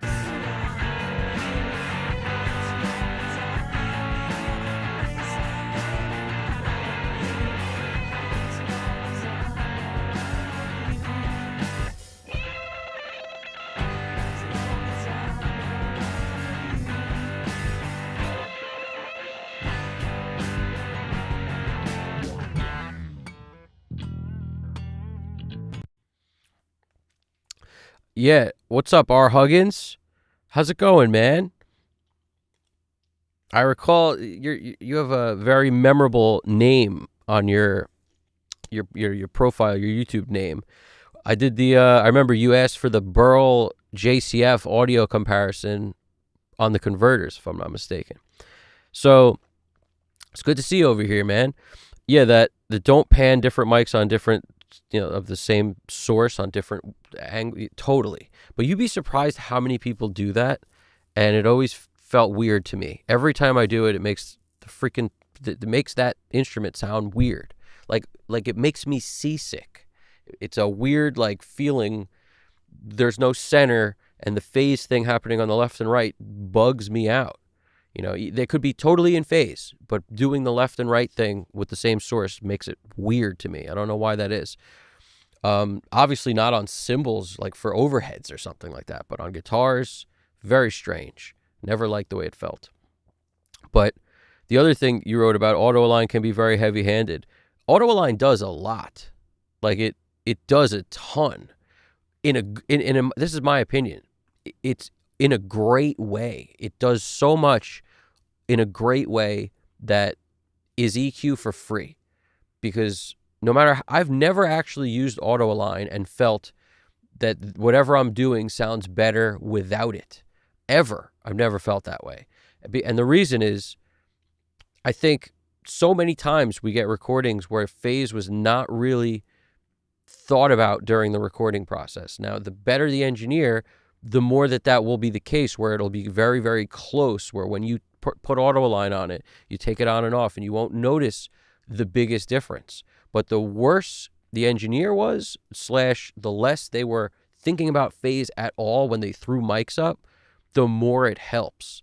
And then when you bypass auto-align to check things on and off, there's a huge world of difference. Like a world of difference, because all that's happening now is the full waveform is being heard instead of it being canceled out and basically being handicapped, being held back by the fact that the sound is not allowed to get to you because it gets canceled out by the other mic. So that mic to mic cancellation, which is what happens with multi-mic sources, has been solved with auto-align. So what happens? Before I ever put a drop of EQ on anything, the kick sounds louder, sounds more full. The snare sounds better. The freaking guitars are clearly audible where they hardly need any EQ most of the time. Things just pop out of the mix. And when you take it off, the mix falls off a cliff. And it's so easy to tell how much it's doing in a great, it's all positive. Literally, I don't think anything about it is negative at all, except for the fact that you have to tell it. You have to group the stuff before you start using it.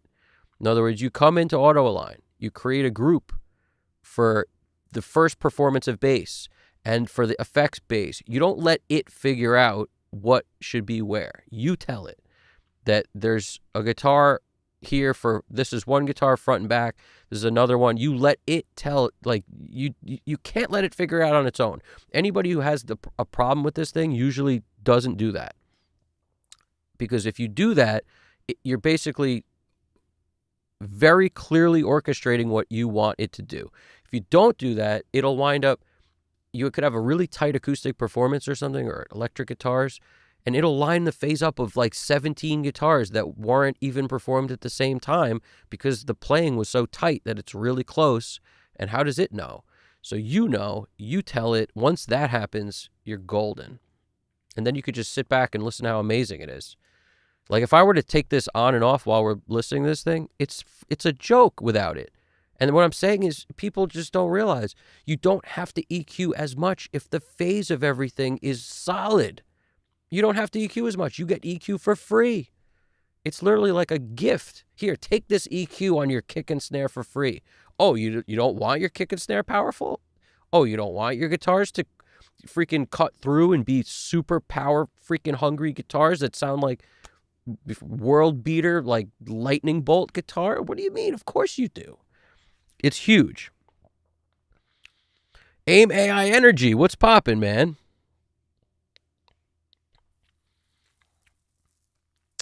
Yeah, see, it like I AIM AI Energy, what's poppin'? It's good to see you.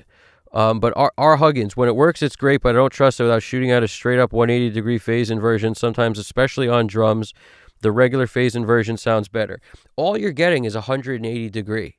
That's like saying I prefer doing math by just rounding everything up to 50 and then adding 50s or subtracting 50s. That's the only way I do math, and I don't care about the in the middles.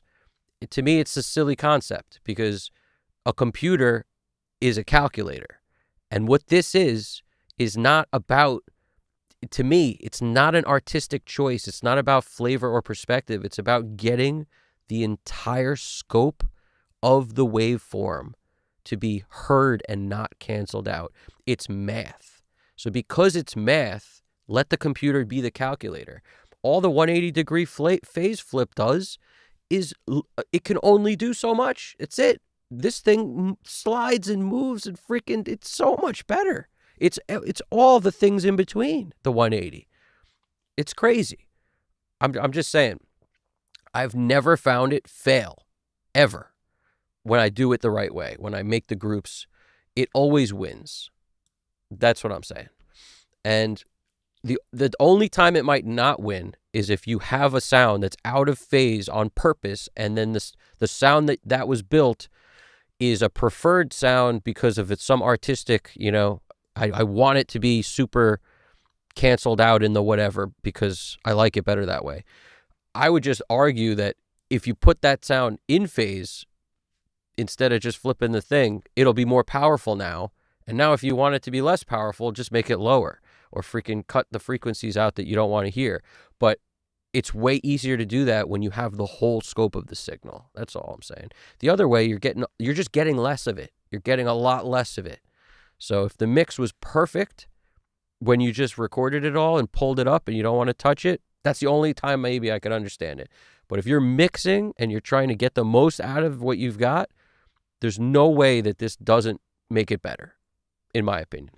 It just does. It wins every time. No. Isn't AA a dynamic process? I don't understand what you mean. Do you mean, does it use dynamics or compression in some way? No. It just moves the stuff around. It lines up your waveform. The same way you would go in, like we used to do, and find where the freaking kick hit. You'd have your kick in, your kick out. So let's look at like snare top and snare down, snare top and bottom. So you'd go in and you could tell how in phase this is. It's pretty close. But what I'm saying is you go in, you'd figure out the difference, or like on a bass. There's so many different ways you could do this, but you basically, you got your 3 bass mics, you figure out where one is compared to the other. You see that? So then you would basically take that amount of space and figure out what the samples are, and then slide the thing over, and then it's lining it up. You're doing math. You're lining up waves where the bottom meets the bottom meets the bottom, and the top meets the top meets the top. And so it finds the best common denominator because it's a computer. It's a freaking robot. It's a calculator.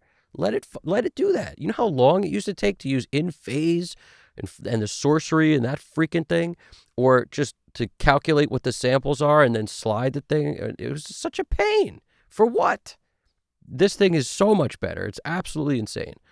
Like, just listen to it with and without.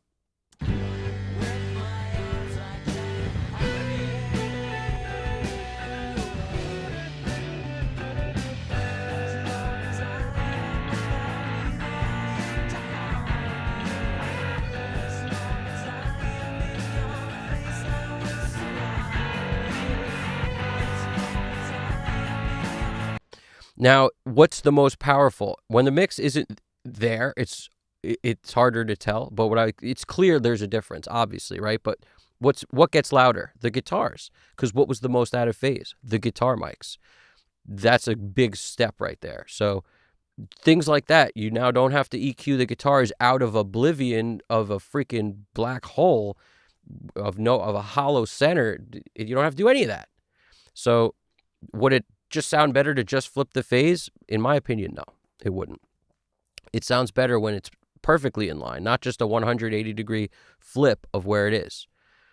Because sometimes you got to do the fact that it moves the different mics individually, little by little, or more or less, way better than just 180-degree choice. 100 times better.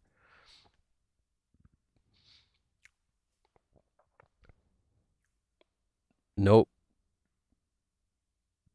No, it doesn't move it over time. It finds the best place to put it on an average of the whole, is because it only picks one thing.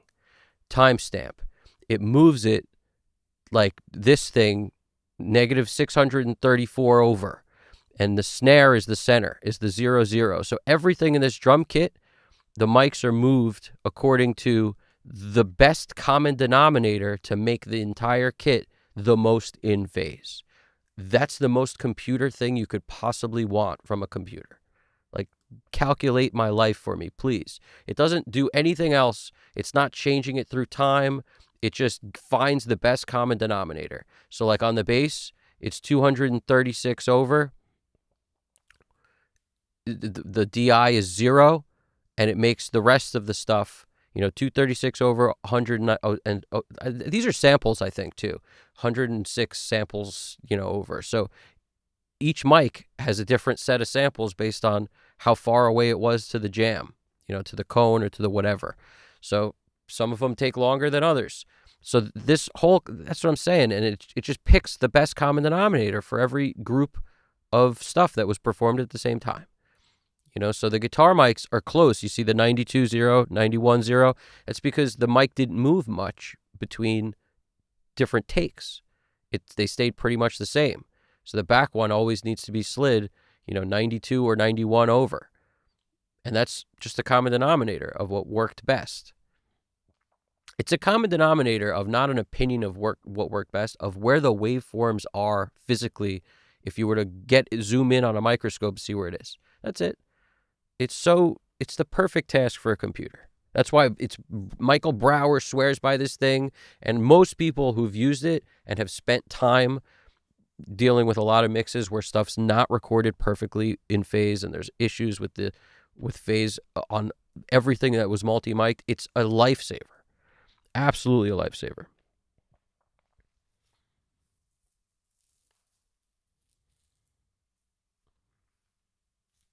We got Russ J5273. He's saying PSP came out with a stereo aligner too, where manually correct phase. It has 3 EQ bands plus some other things. That's interesting. PSP. What's PSP? Is that the do they do that saturator plugin that everyone liked for a while? What's PSP? What was it called? It's like the warm saturator or something. Am I thinking of something else?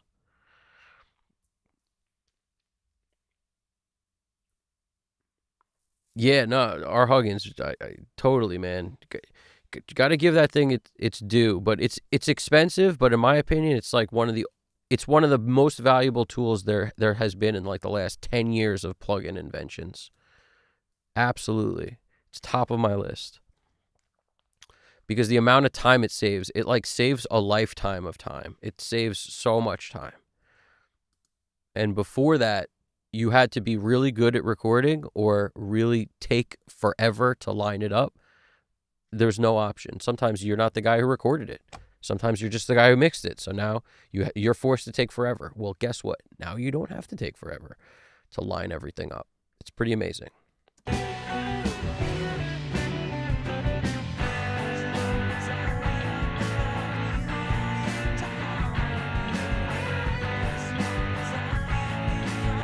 It's not only the guitars that get louder, it's the guitars and the drums too, because if I lower these freaking loud guitars now out of the way a bit. Listen for kick and snare.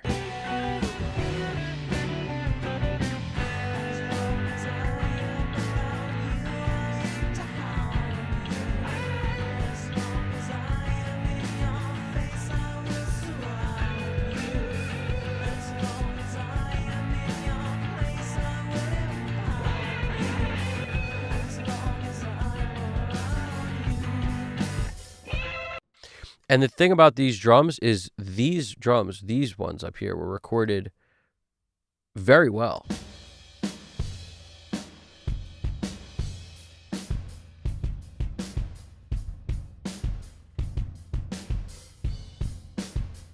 That's why you can barely hear a difference on these, because the phase was very good going in. So I'm just going to...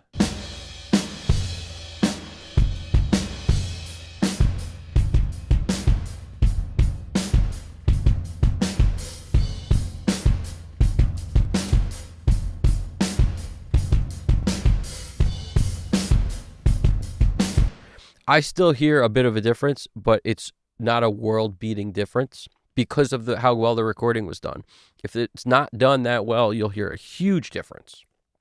Like the Dead Room kit, you'd hear much more of a difference when you turn it on and off because, you know, the amount of skill involved in the engineer was drastically different, considering a lot of things.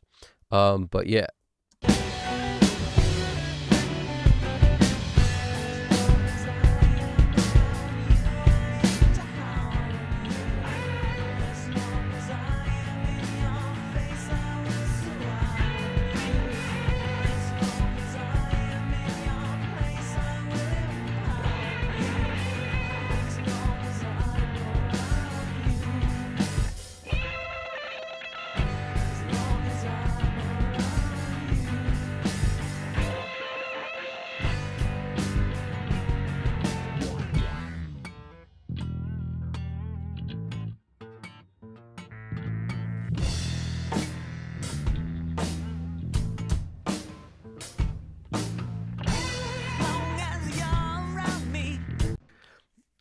Yeah, Russ J4, what was it? Russ J5, like Johnny 5, 273.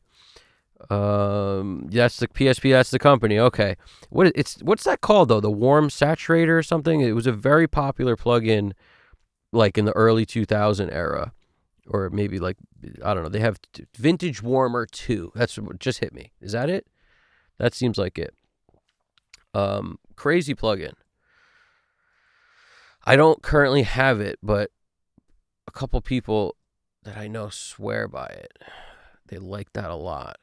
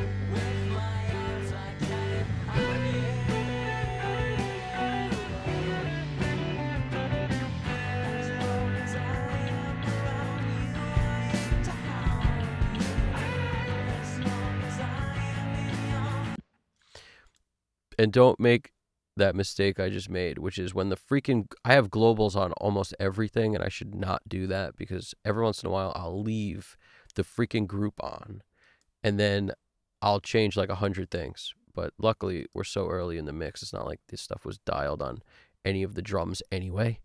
But when I come in here, it's like I'm gonna undo that because I need to undo it on every drum track in the whole session.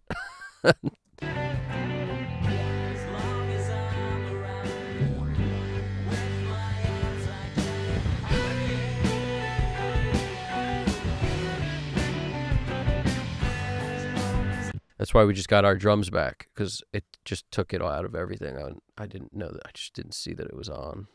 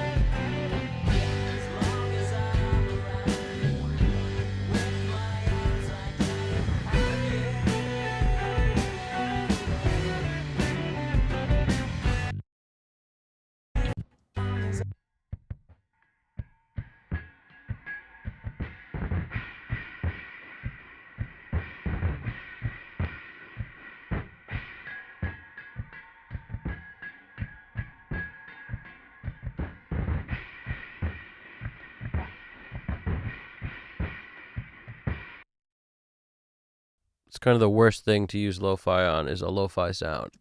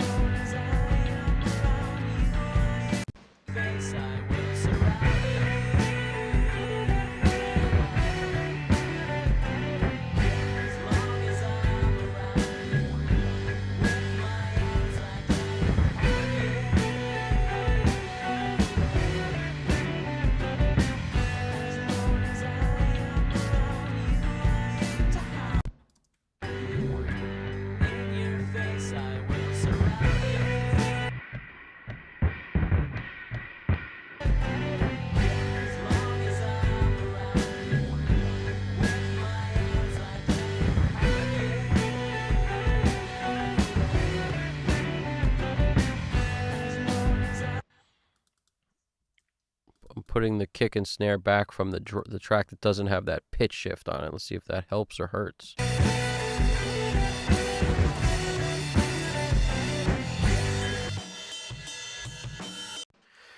We might have to automate devil lock on and off if this is helpful. And maybe this too. Let's see.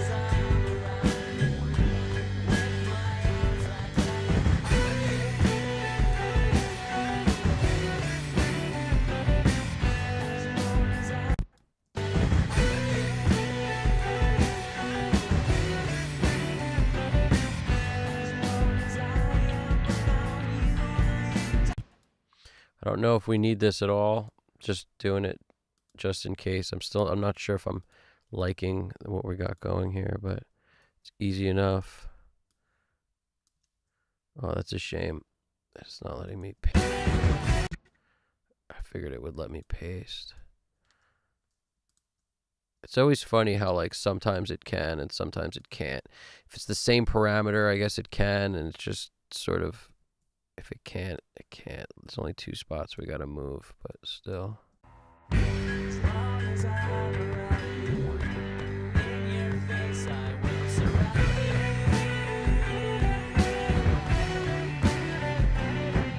As long as I'm around you, with my arms I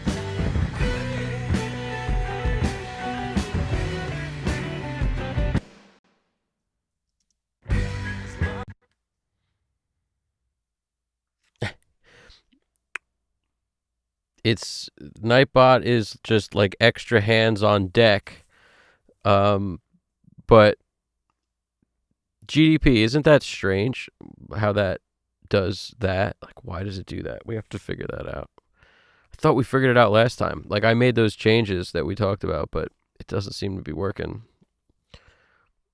It's showing up, but it's showing up like weirdly.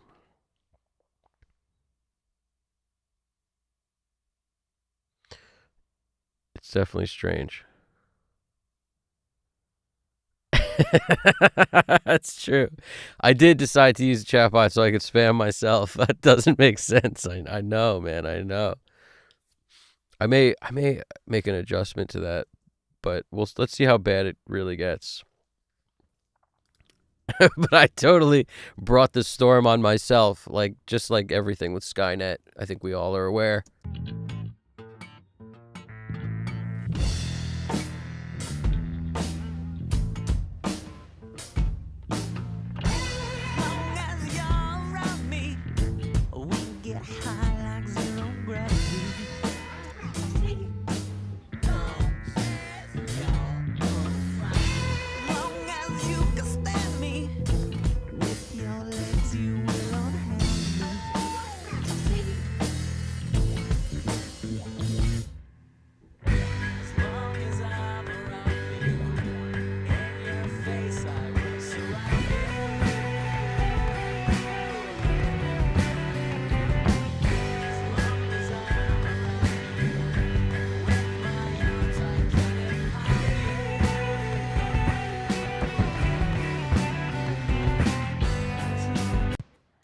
Yeah, I don't know if I like that.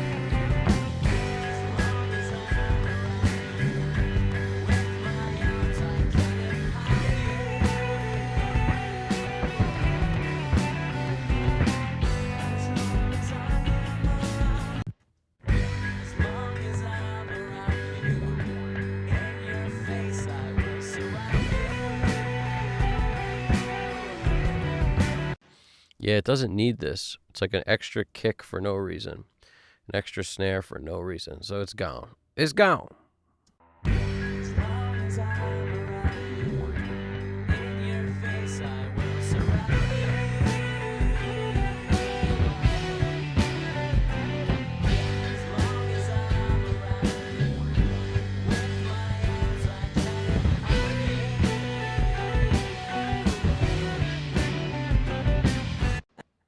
Yep. All right, we're better off now. Are you better off alone?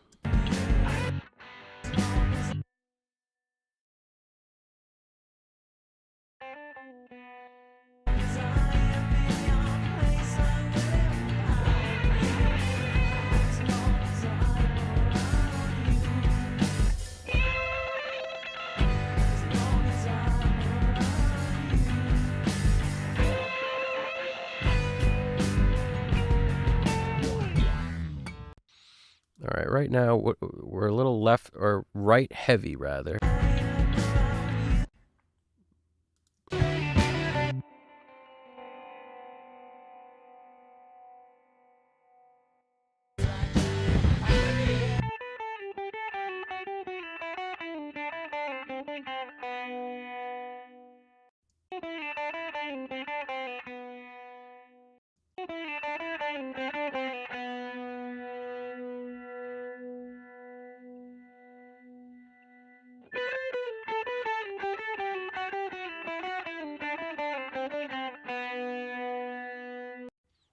Let's try this on for size. So this is our right guitar, and then our left one is going to be maybe this one. We'll see.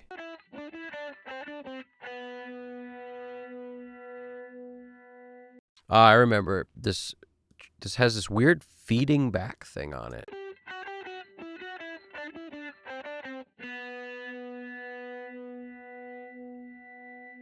Here the amp has like this tone, this weird piercing note. Maybe I'll just identify it and get rid of it. Maybe a notch filter. Let's see. Pro Q to the rescue. Come on, Fab.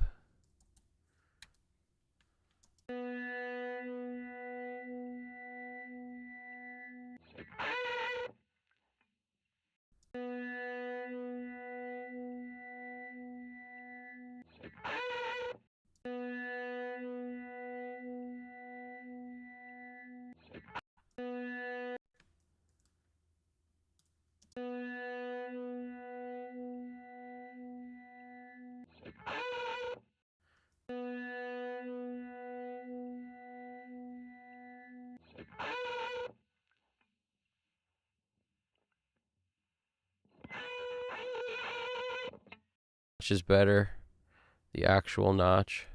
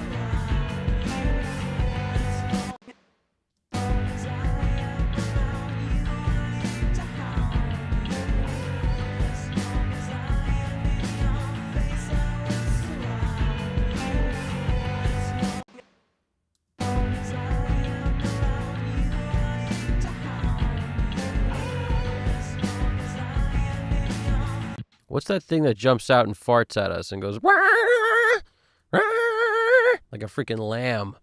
What is that?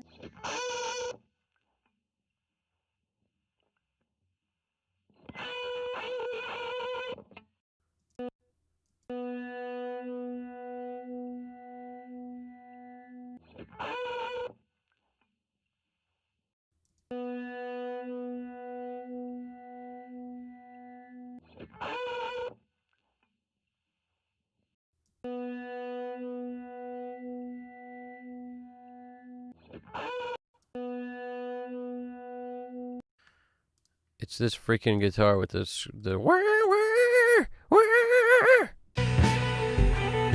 Let's send it to one of these reverbs and kind of soften her a bit from her wah, 7/8. Let's see what's good with some 7/8.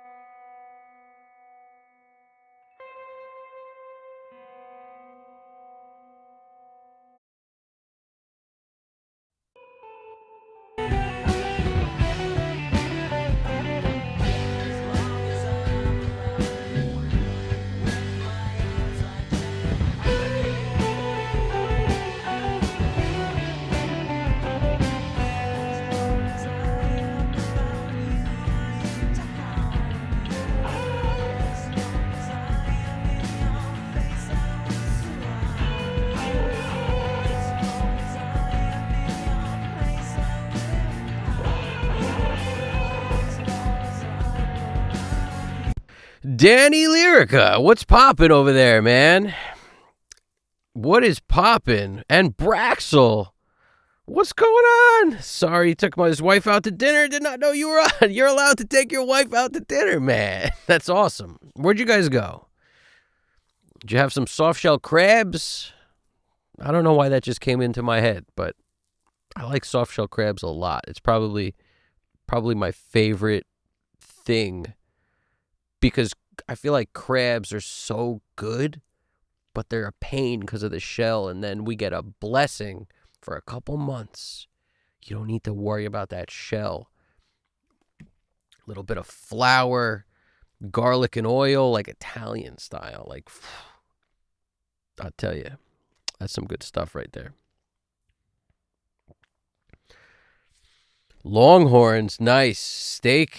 I'm a carnivore to the fullest. I eat other stuff too, so I'm an omnivore carnivore, I guess, but leaning towards carnivore for sure, like only.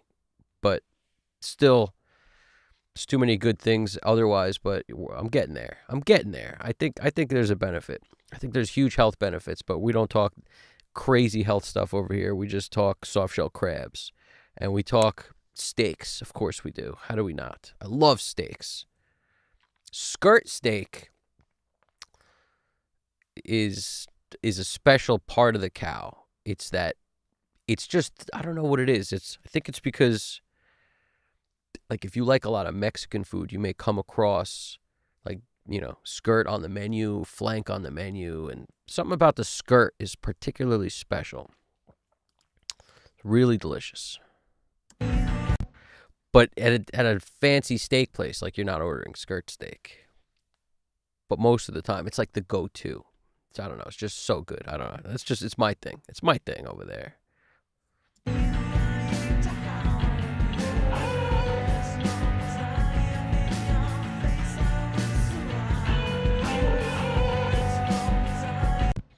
What's poppin', Danny Lyrica? How we doing? I love seafood. Just recently found out I'm allergic to it. That sucks big time. Yeah, you know, that could change too. I hear like allergies. Some people like who grew up eating shellfish, then all of a sudden had some crazy allergy go down, and now they can't eat it anymore. It's, you know, shellfish is a big one. I love seafood too. I'm like, I like all the shell stuff, man. Clams, mussels, scallops. It's all good. Who doesn't like lobster? Freaking, they're basically sea bugs, but I love them anyway. That's what they are. They're bugs of the sea. But who doesn't love them? Come on. Even snails with black bean sauce. Like, we're not talking about escargot. I'm talking about like a bunch of snails on a plate in Chinatown. Amazing. Delicious. Can't beat it. Cannot beat it.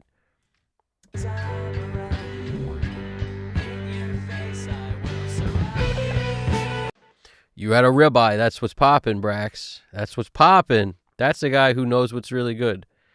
Ribeye's delicious. What's up? We got the theme song of the day is, it's a good question. You know, I had in my head earlier today, I had a track I could not get rid of. What was I singing earlier today? It'll come to me. And then the problem is once it shows up, got no choice but to just keep freaking humming it all day. So I'm kind of glad it disappeared, but it was in there. Some crazy theme song, I'll tell you the truth.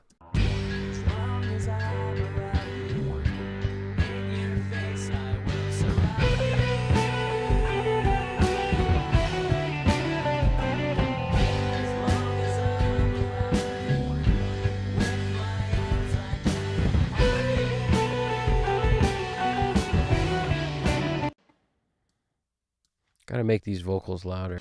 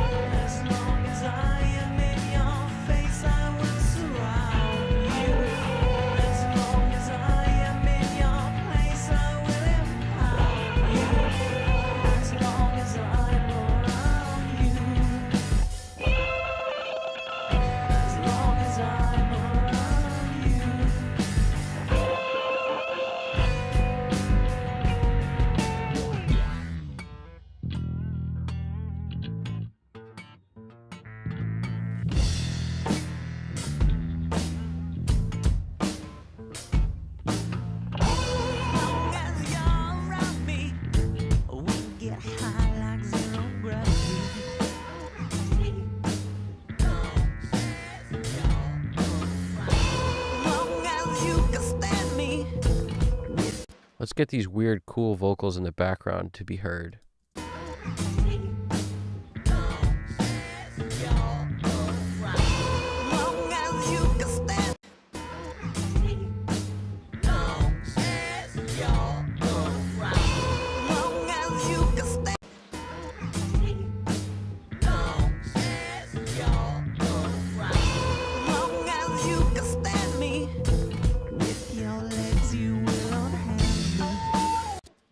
Maybe not all the way wide, but we'll go like 73, 73 with these things.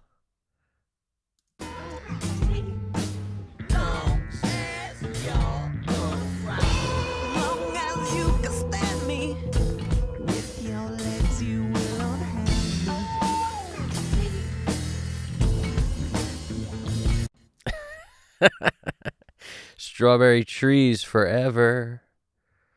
Let me take you down, 'cause I'm going to strawberry trees.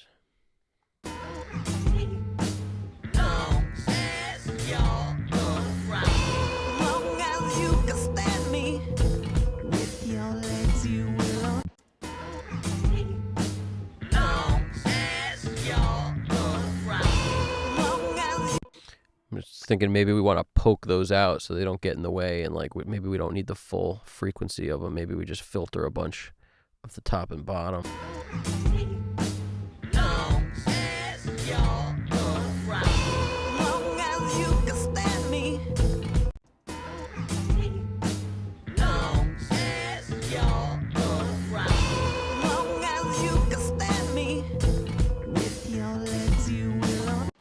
So we got a compressor on it already, so we don't need much.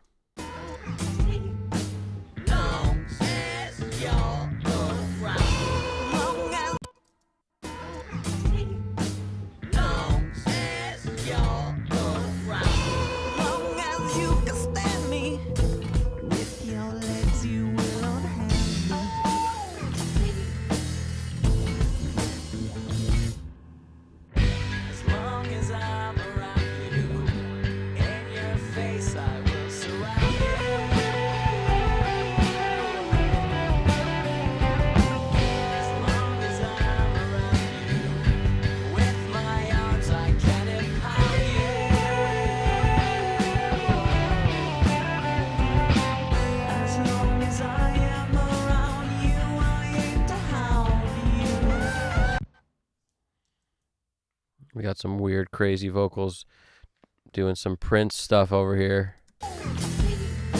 Where's the Prince stuff?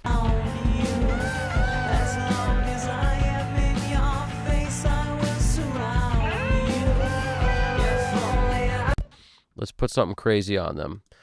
I don't know what to do. Maybe Auto Biscuits. If I want something weird, I go Auto Biscuits. It's probably the wrong thing for a vocal, but let's Auto Biscuit up. It's like an 8-bit crazy effect.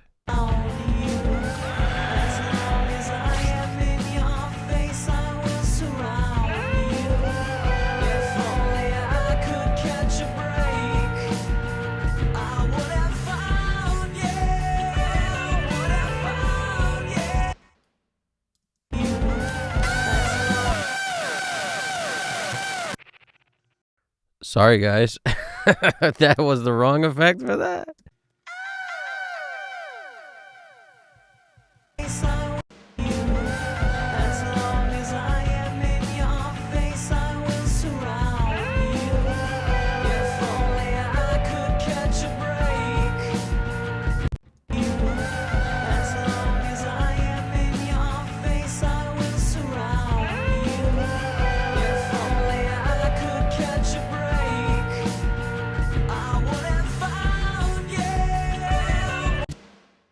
Maybe we can get away with pushing one button. Nope. Cannot get away with it. We can maybe get away with this and some lo-fi or lo-hi.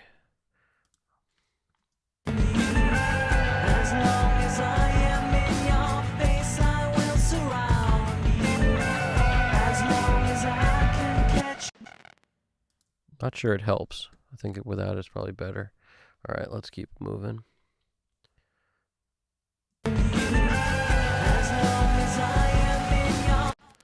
What's going on? I thought we killed the problem, harshness. There we go. Harshness has been removed. Okay. Keeping the volume low.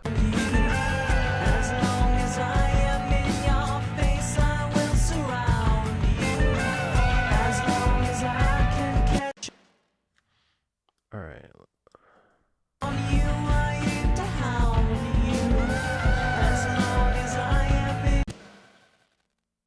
Now it's like there's a lot of choices to be made in terms of lead instruments, background instruments. What do we have going on? We've got lead guitars. Now the panning is to me the separation between a mix that sounds really good and one that doesn't. However, LCR does work a lot of the time. So my first thought when I want with stereo field that feels bigger than life is not to fill up like 50 to the right and 75 to the right and 100 to the right with multiple instruments. My first thought is usually go super wide. Once I know what my instruments are, get like the ones I want, like guitar riffs and stuff, maybe take those out wide. But then when things compete in a chorus where we've got these guitars holding down the center, or not the center, holding down the width with power, I should say. it might not be the best move to also put some riff type guitars in the same exact place. That might make more sense to go like 25 right, just get them out of the middle if there's not other things there. Like when I think about what's in the middle, where are our vocals? You know, kick, snare, bass, that's all going to be down the center, always. But what else is there? Potentially, if there's nothing else there, we could put guitar riffs down the center and put chords for the guitars on the sides. That could work. It looks like in these, most of the song, like this part of the song, I'm right now experimenting with one vocal left and one right. So there's nothing really down the center. There's just one performance of a vocal left and one right. That's it. So we might as well use the middle for something cool. Maybe guitar riffs. Let's see. And maybe these freaking organ things, although I don't think they're really helping anything, to be honest with you. They're like, I could take these freaking things or leave them.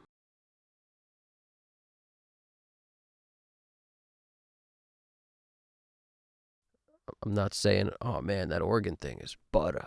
I'm saying like, oh cool, there's a freaking alarm clock going off. Perfect. This is what I'm talking about.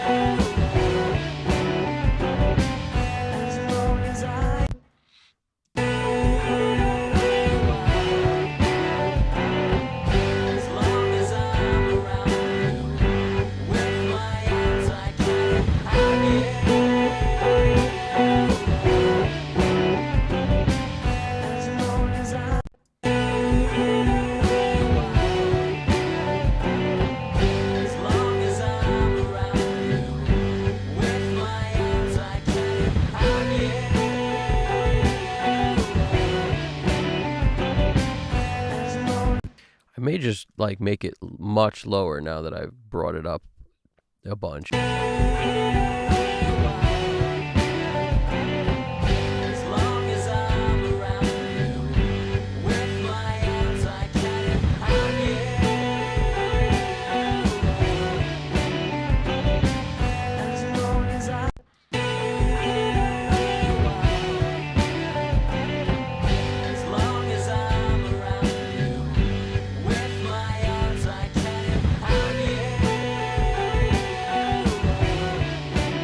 Also, they're globally grouped, so I don't have to sit here and like EQ each one of these. I was just like, when you have a sound that's not helping very much, don't spend 100 hours working on like perfect. It's like this is just always going to be this freaking alarm clock no matter what we do. So.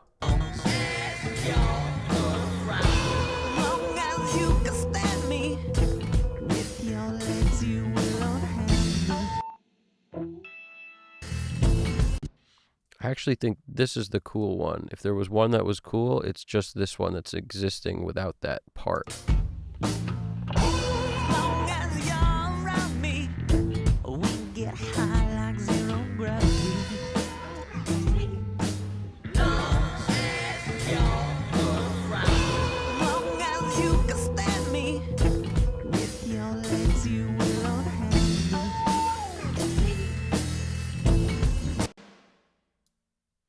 Pan that out of the center a little, just a little bit left, right. 41 each.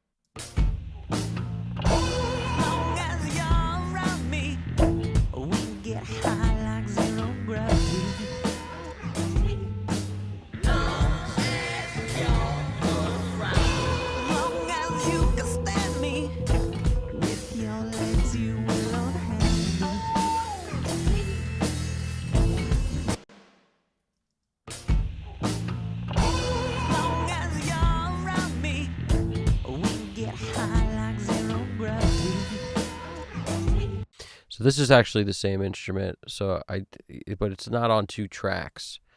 And because the part is so weird, I actually don't care if I make it smaller by panning this particular thing.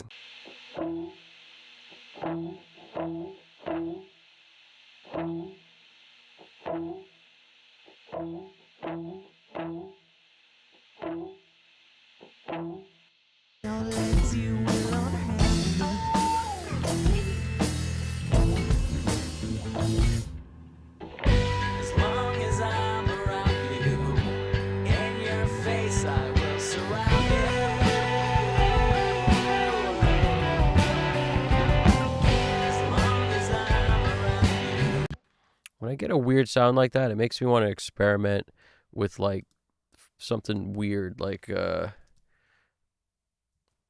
this. Like just some weird delay plugin that does a lot and then just guess some random effect and then see if it helps what the situation is. Because when I mean this thing is kind of cool, and if it doesn't, it might just be fine as it is. Get high like zero gravity.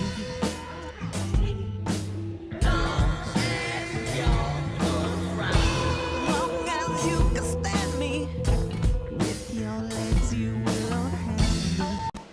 But it's basically like we could keep that one, but the Filter Freak and just a nice little sweep.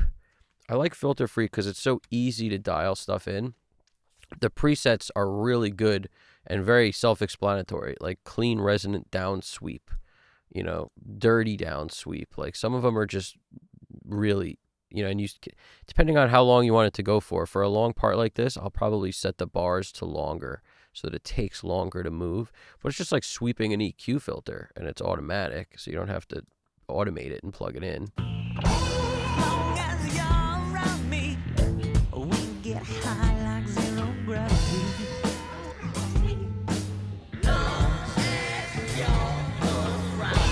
Long as you can stand me, with your legs you will unhand me. As long as I'm around It's kind of flangering. me, with your legs you will unhand me. As long as I'm around you, in your face I will surround you.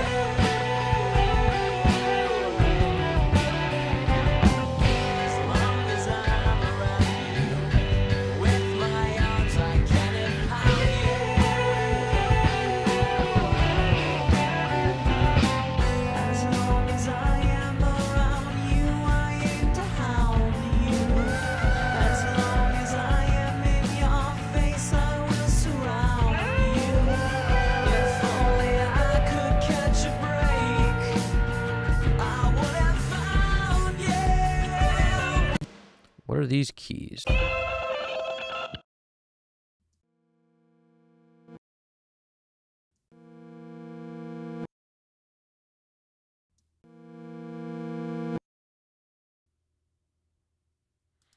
Sounds like one of those old school keyboards. As long as Like one of the original Casio jams.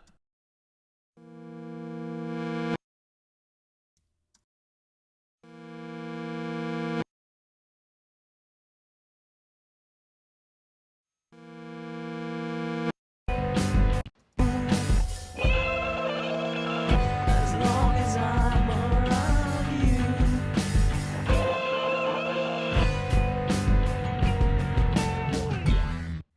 It's another one that could use some Filter Freak love.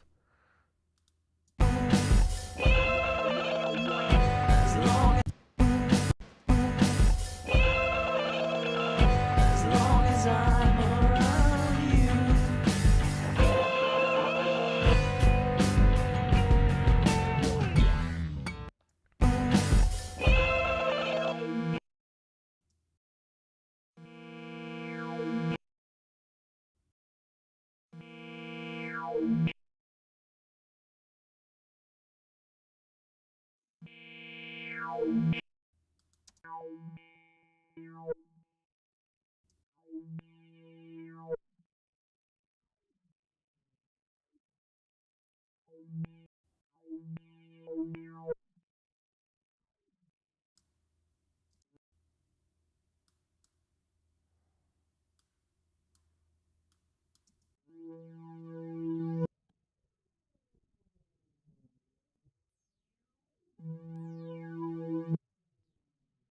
trying to make more out of a sound that's like lame in a way.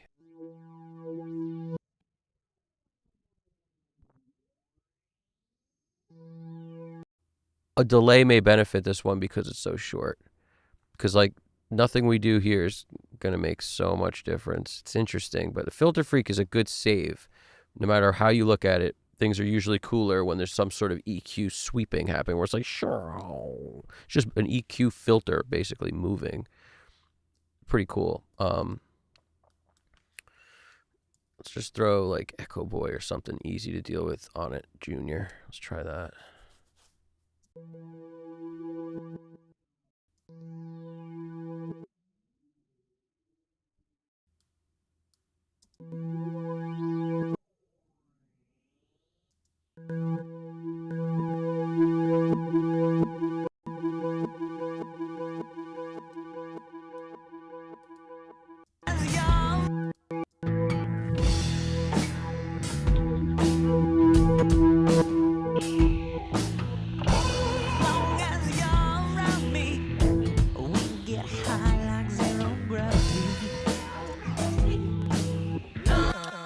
Sometimes when you don't know what to do with a sound, that band delays H3000 is one of my favorites, but Crystallizer is another one of my favorites because these are unpredictable plugins in a way. You never really know what these crystals are going to turn into when you throw it on a sound that you haven't used before, like this weird keyboard.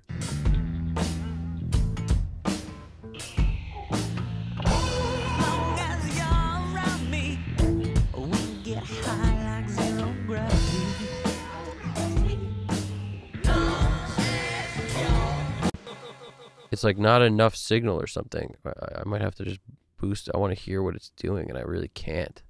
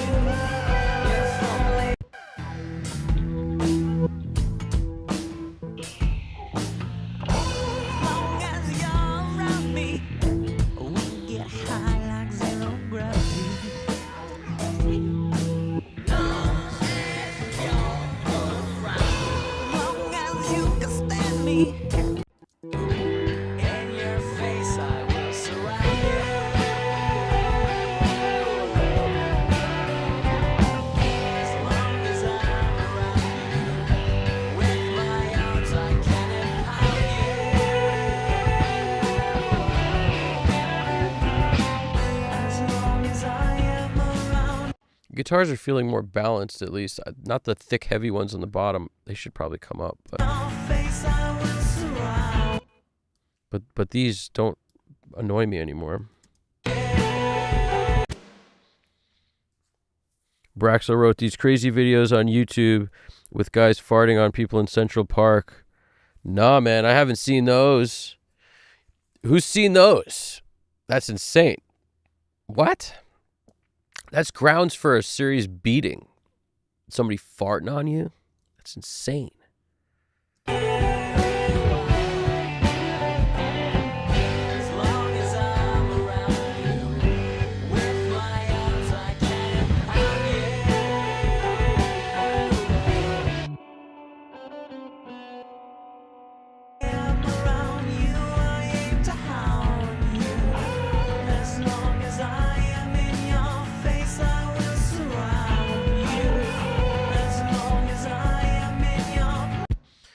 take this guitar with these weird riffs, pan that all the way left, put a Cooper time cube on the send thing, pan it right, and then the pan in here, we'll pan them both right to try to force this thing to the right.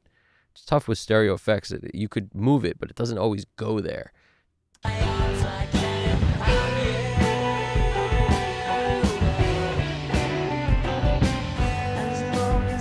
You notice that? How, like, it's on both sides no matter what you do. It's just always on both sides.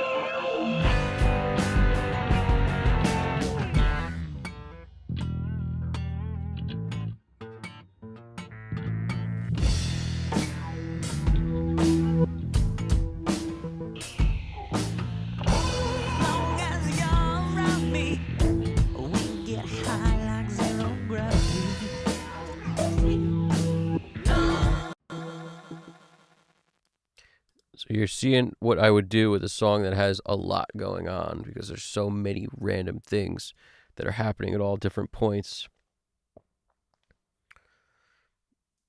Yeah, there's so many people out there who do crazy stuff for freaking views, man. Just like pranks that are not pranks by any stretch of the imagination. I don't know. It's insane, some of that stuff. As long as I'm around you, in your face I will surround you.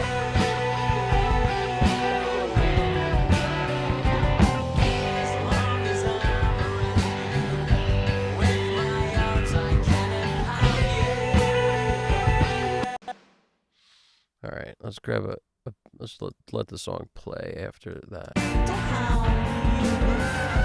long as I am in your face, I will surround you. If only I could catch a break, I would have found you. Would have found you. As long as I am around you, I aim to howl. As long as I am in your face, I will surround you. As long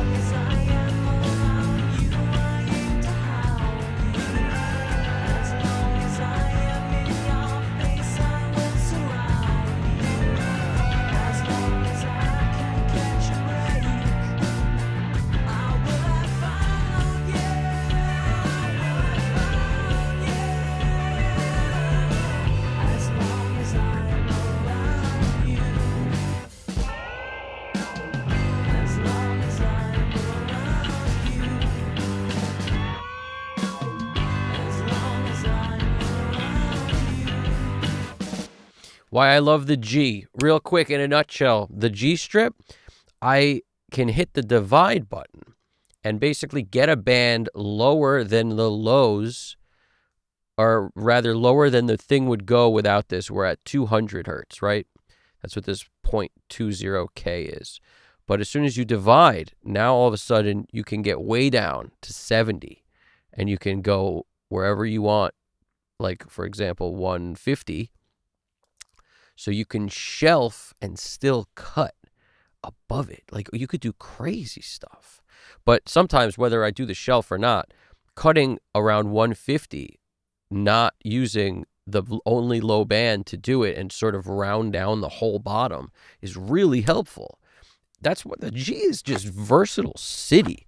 When you start rocking these divide bys down here and then the multiply on top, you just open up a whole new world to what you can do with this one plugin, which is super helpful.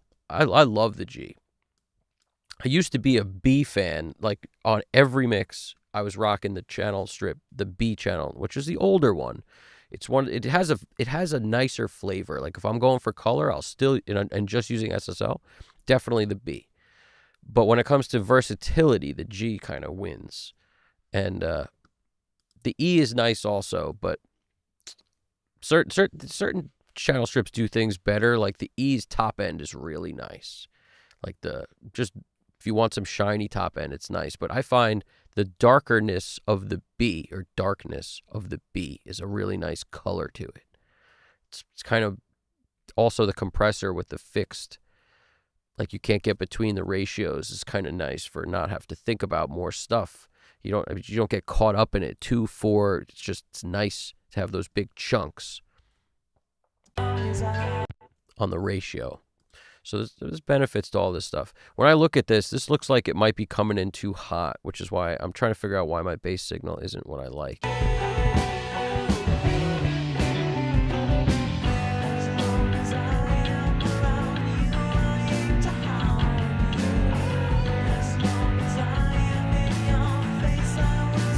See, when I take off the plugin, you notice how hot I'm coming in?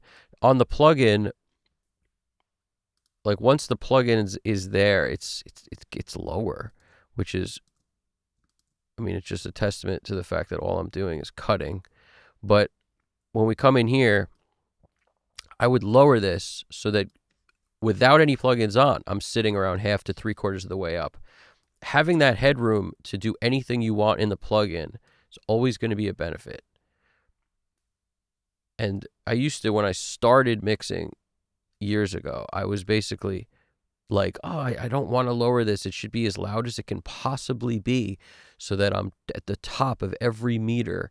It's the opposite of a good way to work. Like, what I found is you can lower this stuff. Every plugin has a sweet spot, and most of the time, it's not as loud going in as you think it is. Most of the time. They work better with less level going in, not more. So, and that's almost every plugin. It's not a universal thing, but it's pretty close. So when I come in here, I lower this stuff by 3.8 dB, and then I can turn everything off plugin wise, and just look at the meter, which is set to the default. So it's not like anything special. And I just know if I'm halfway, I'm okay. Because look at the coloring. There's a reason it's dark green and then starts getting lighter. That the dark green is the part that will work no matter if you add compression and EQ and saturation. You won't have to keep pulling things down. Whereas if you just come into the top so hot and I turn the trim down on this plugin, it's just, I don't know, for me it's just not the right way to work. I like to clip gain into the plugins rather than on the plugin itself.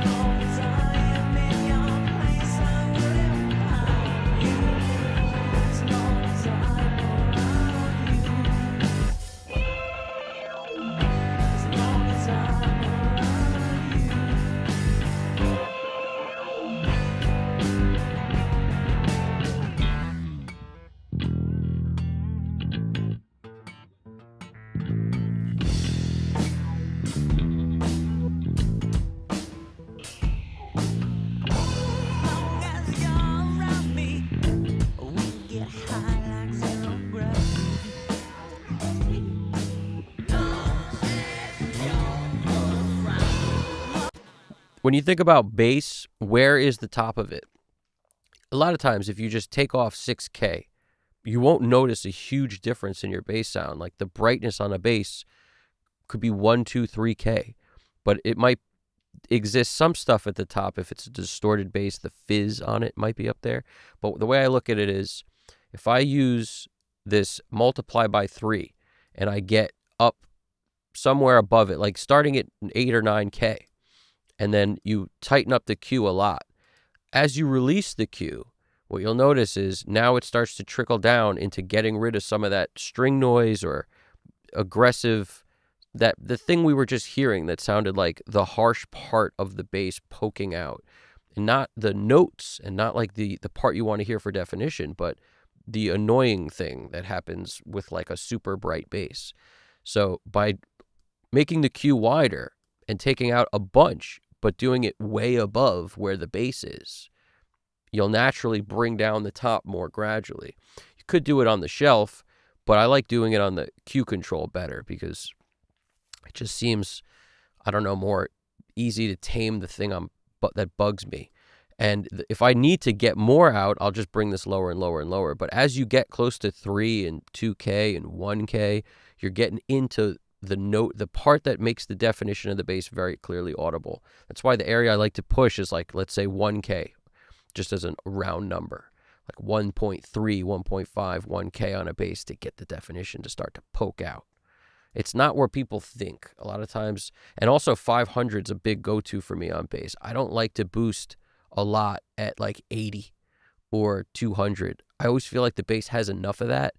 And every time I do that, it's overwhelmingly too much low end everywhere I listen to the mix. Whereas when it comes down to like once you bust all your tracks together and you add something like Sans Amp and you boost a ton of the lows, there's so much sub octave in that you don't need to really turn it up on other things. If I boost stuff, and I'm cranking a lot of these frequencies, but it's the stuff that's higher. I just wanted you to see like 220 and 1.6 and all of the top shelf, which is why I take some down, because I find this is the smoothest way to boost the bass. Like there's no smoother shelf than the top shelf of a 1073. It's beautifully smooth. Maybe the Mag EQ, the high band, the air band on it, that might be smoother. But, that's a 12K fixed, and it's just really nice. And like I said, if you boost a ton of it, you are getting down to where you can actually hear the top end of that bass. You got to boost a lot to be able to get to it, really, is how I look at it. Because as it brings it up, some of it trickles down, even though you're way above. Like I said, bass ends, if you cut 6K off the filter, you'd be okay. You wouldn't lose much. That would be a problem. So.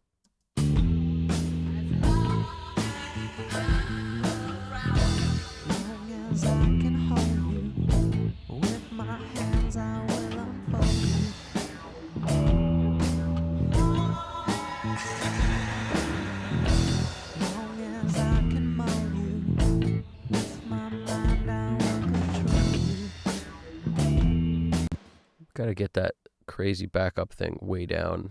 It got way too hot.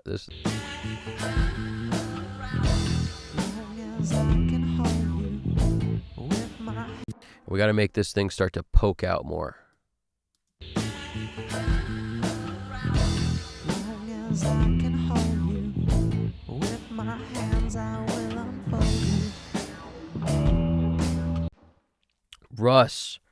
Russ J5273 is asking, I think variable control knobs can be distracting for sure.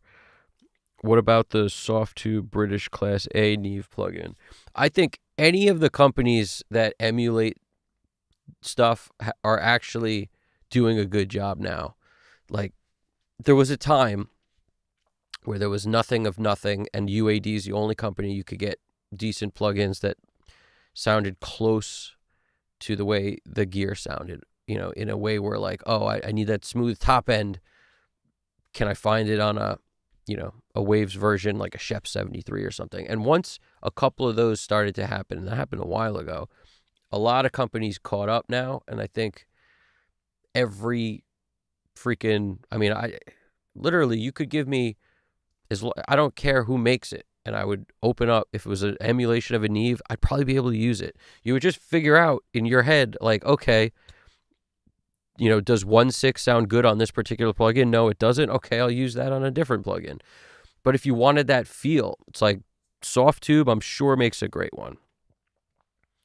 UAD makes a great one, and I know there's all these other companies that I'm not even familiar with, but a buddy of mine who watches the channel also, he showed me these plugins that are like Neve emulations, and they, some other company that I'd never heard of. But I'm sure a lot of you guys have. I'm part of the GDP crew and a bunch of you guys who, like, we don't like to buy plugins. We just want to use what we have. And it takes a lot to get us to buy new plugins. At least that's how I am. It takes a lot. So, I'm not a good one to ask on, like, feel free to ask, but there's a lot of stuff I don't own in the plugin world. And I don't feel like I'm missing it. If I didn't have a Galaxy Tape Echo, I'd be very upset. So some of them I really love that I wouldn't want to trade. And a lot of the UAD stuff is like all I need, is how I feel sometimes. The Sound Toy stuff, I couldn't live without either. And it's not a whole lot else. The UAD stuff and the Sound Toy stuff is like my go-to for most things. I'm just trying to think. And the SSL stuff, of course. Like the SSL plugins, it's been so long since I would have like not used that on a mix. So those are by far the most used of everything.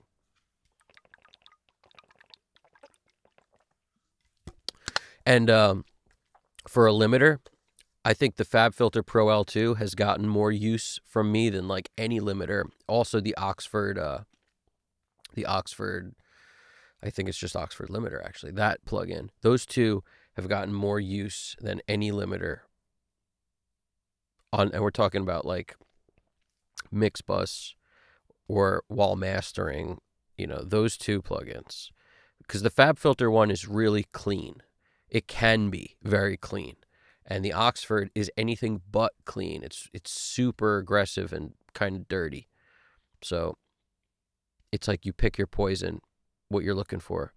But those two, extremely helpful. Also, clipping wise, Standard Clip, one of the best plugins ever. And same with Gold Clip for me. I really appreciate the two of those plugins, and I use those a bunch. So yeah, those are like some of the outliers. When it comes to FabFilter, Pro Q3 shows up every once in a while for surgical stuff, but very rarely. I think I try to stay away from it sometimes because it's so visual. But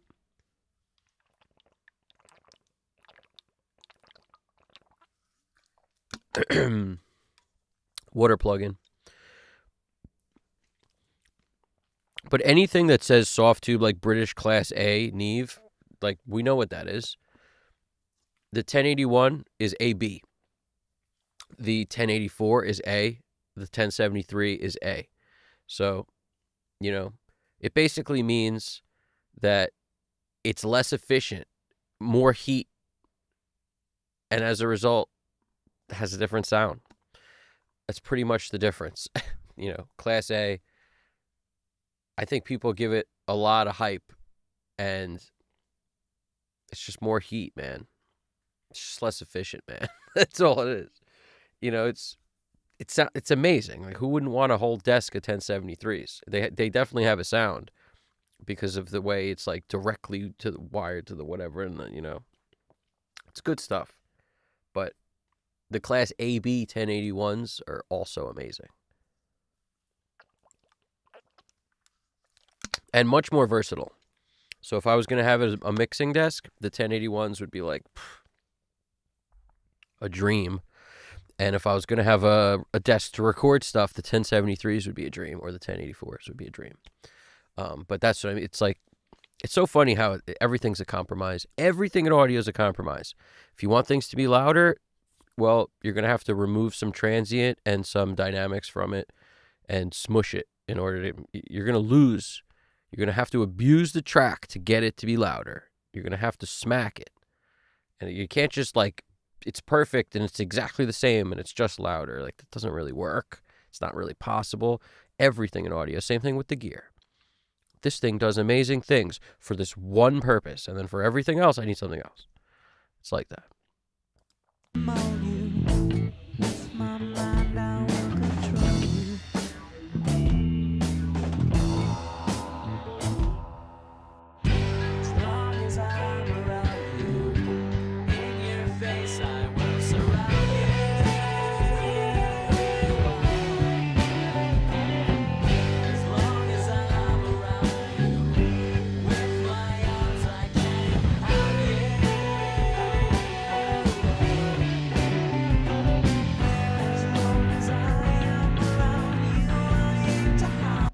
See, the one thing I don't like about having all the drums in on certain parts, like, is these drums are not powerful enough yet. So what I would need to do is start hitting them with some parallel and different things to sort of make up the difference, make them more powerful when they stand alone, like in this spot. Now, some of this we could do, and we have been already doing it with some clipping, and maybe just volume will solve it. So before I go adding stuff, I always reach for volume first. So like, I'm going to come in here and I'm going to take the kick up a bunch of dB. Now, what else do you notice about this mix? Look at all the volumes you see on every track, which is the colored stuff. If it's blue, it's usually a trigger or a flavor track for me, the stuff I leave in this blue. But if it's a color, like pink is the actual drum, you notice nothing's over 0. I do my best to make sure nothing gets above 0. When everything gets a little hot, I'll pull the mix down to get back headroom, but nothing goes above 0. So that when I get to my VCA automation, I have 12 dB to make stuff louder if I need, but I never really go above 5 or 6. So it's just important to note that when you look through the session, nothing gets above 0.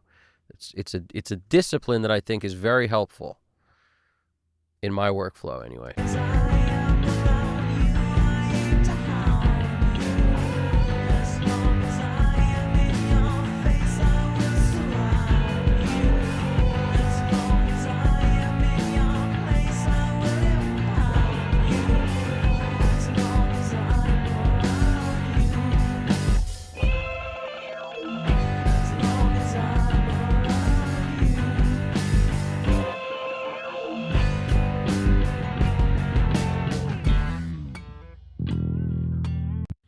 Now, there's just not enough power on this snare, so we're going to start, at least send the snare to a bunch of other places. So where are we going? We're coming down here. Decapitator on one parallel. Let's see how that treats us. This other parallel has the tape echo, the devil lock. And it's not important really what the settings are. It's just, this is what worked on the last song, and the Echo Boy. Now, you may say, that's crazy. You've got an Echo Boy with a 16th note triplet and a tape echo? It's like, yeah, why not? And it's because this is a groove bus. I may use it, I may not. It's all the way down. They all start all the way down. And then this one has a 1081 on it for no apparent reason. Just for EQ, I might as well use a freaking something that doesn't take up any chips on the freaking satellites. And a distressor. So this is just your typical compression bus for like slamming things. It's usually set to nuke. Yeah, nuke. Just to blend those in. Now, what I do sometimes is use the ML4000 and blend that instead of a distressor, which is it's a super colorful multi-band compressor. But the only reason I use it, to be perfectly honest, is because Chad Blake uses it all the time, and it has a sound. So if you want that Chad Blake kind of really crushed drum sound, that's why you would throw an ML4000 on stuff. And, you know, I think they have a 72% or 70% or some sale right now, MicDSP. So if you, before the freaking holidays are over, you may want to check that stuff out, at least on a trial or something. But I'm not saying everybody needs plugins, but that was a fun one to use for a while. And lately I haven't been using it much, but I did throw it on this track of drums, and it does a crazy amount. It just it's almost like it's easy to have no idea what that thing does and then just put it on and be happier. Which sounds crazy, but it's a very aggressive compressor that has some saturation color in it. You can't dial it up or down. It's just part of it. And it makes things very, very loud if you want that. But I don't typically use it on my mix bus anymore, and I don't hardly use it. I don't think for the last there's 12 versions before this of a mix that I did start to finish. I don't think I used it once on anything, so it's not like my go-to anymore, but it does its thing.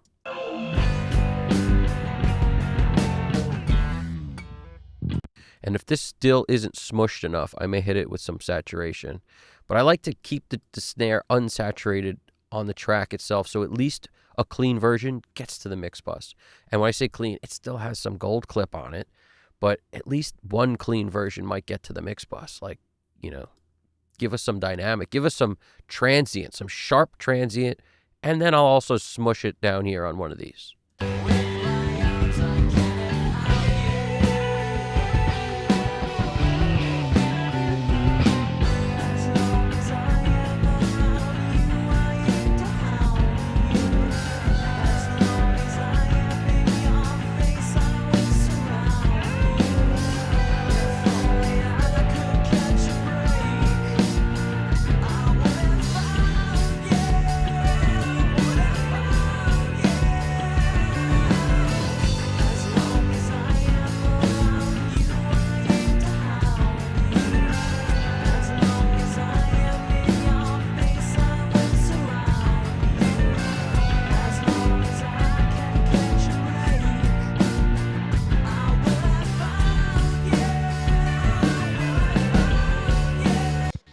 What's poppin', Niles?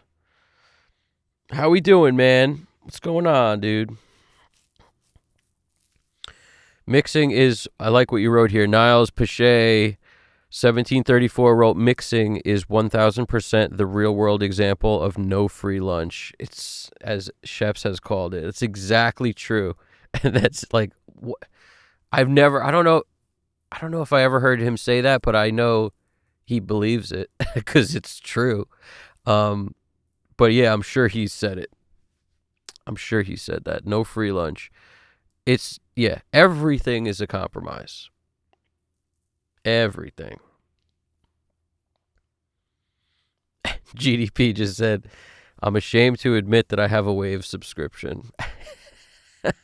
When he said that to me, we had talked about that once before. He said that he has a subscription. I was like, I didn't even know they had those.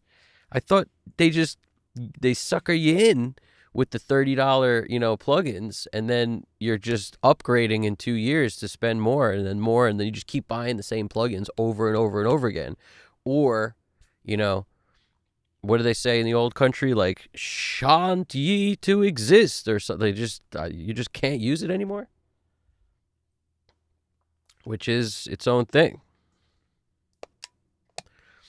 And anyone checking it out, I want to welcome you guys to the stream. If you haven't seen this already, we got 12 other ones of a mix from start to finish, essentially, while we answer questions, chill, chat, and kind of go easy on it. If you have any questions, feel free, throw it in there. I'm happy to answer stuff from anybody. It's not like a club of only certain people here. Anybody can ask anything. So chime in if you want to. And if you dig it, hit the like button. It'll make sure that more people get to see this, which I appreciate. And hit the subscribe button if you haven't. And there's plenty of these to come. Notification bell so you know when they're happening, the whole deal.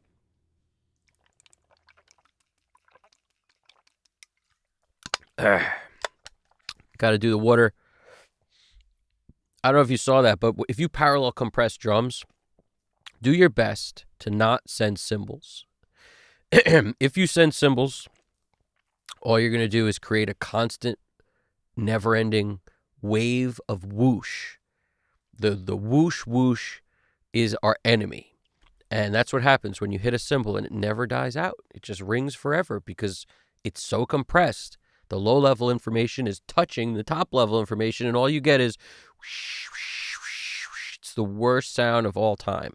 So what I do is put it on skins only, typically, and roll off top end if I need to.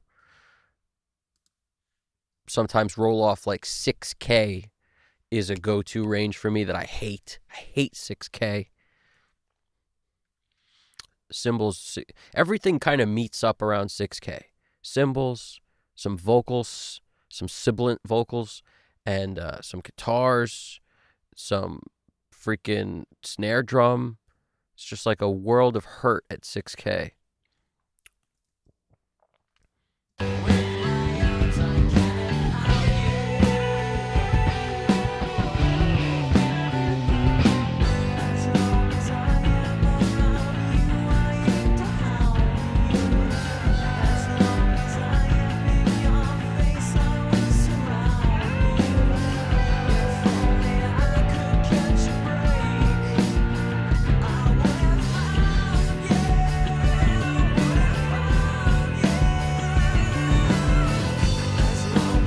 You hear that cat in the background? Meow. You hear that?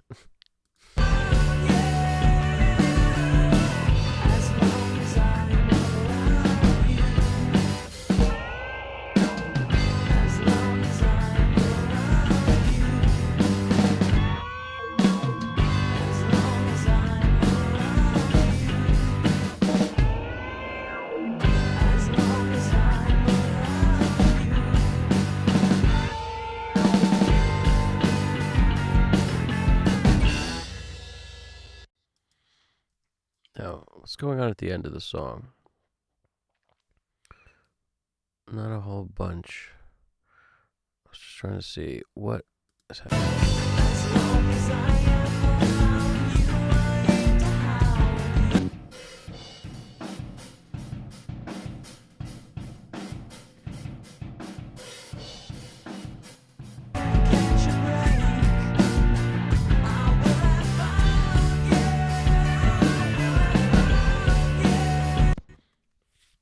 Danny Lyrica.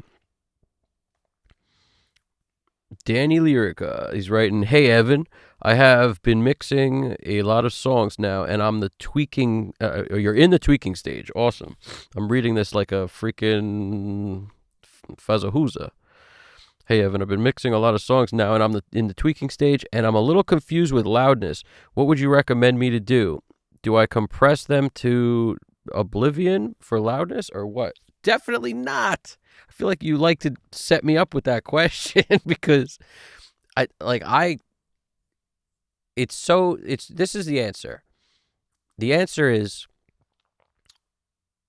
never sacrifice the quality of the audio for the sake of loudness. But you could apply that to for the sake of pretty much anything. Like, your bass player is your best friend in the band. Well, guess what? Most likely you're going to make the bass too loud because you want your bass player to be happy. That's for the sake of anything, but you're hurting the audio for some crazy reason. Like the bass player, you want him to be happy. Forget him. Forget if he's happy. You make it sound as great as you can. He'll like it if it's great. But if he's your buddy, you're going to be like, let's make it louder. It's the same concept with loudness overall of the mix. It's exactly the same thing. It's like, I should make this louder so that, when so-and-so hears it and compares it to some other song, it's got nothing to do with my song, it's got to sound as loud. To me, it's the craziest concept ever. It's like a freaking bunch of people following some weird concept without understanding the bigger picture, which is everything in a song affects how loud it can be. The tempo affects how loud it can be because you have more events happening in a shorter period of time.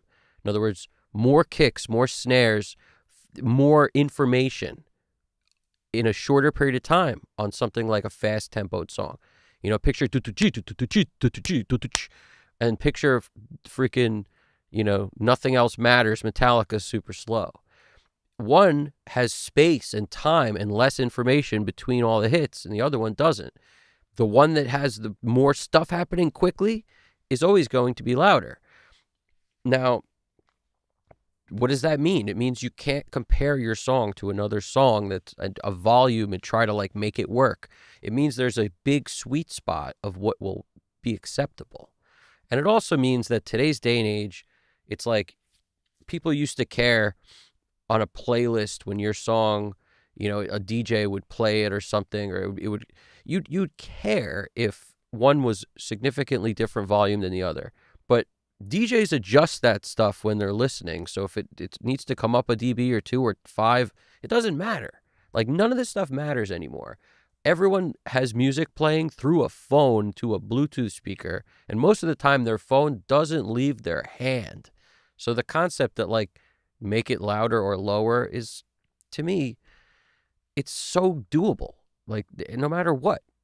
I just think it's a ridiculous thing to make your audio worse for the sake of volume. You should make it sound as good as you can, and the problem comes in when people don't hear how much worse they have made it sound because they got used to it. So they're just like, oh, I think it sounds the same. I'm not losing anything. Maybe to some people's ears, but the problem is, when you get a little more. When anyone, I'm not talking about you specifically, when anyone gets more experience, they hear more of the problems. They hear the compressors working. They hear the limiter working. They hear the negative effects of adding too much, clipping. You're clipping like a lot of dBs off something like like the bass or something. It's so obvious. It sounds like crap.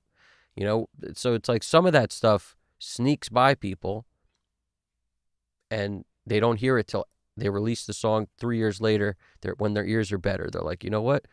I hear how overcompressed this is, and it's a bad thing. But there's stages to this. So if you err on the side of mix your song, like if you're asking me, I would do it the way I do, because having no processing on your mix bus is very helpful. You'll have a mix that sounds way better before you ever put on even a mix bus compressor. Then once you put on your compressor, right, after your mix is feeling really good to you, you can decide which compressor you want to use because they all sound different. They'll all give you different flavors, even at the same ratios, and they all sound different. So you can audition a couple and decide which works for this particular song. And literally, you could just stop there.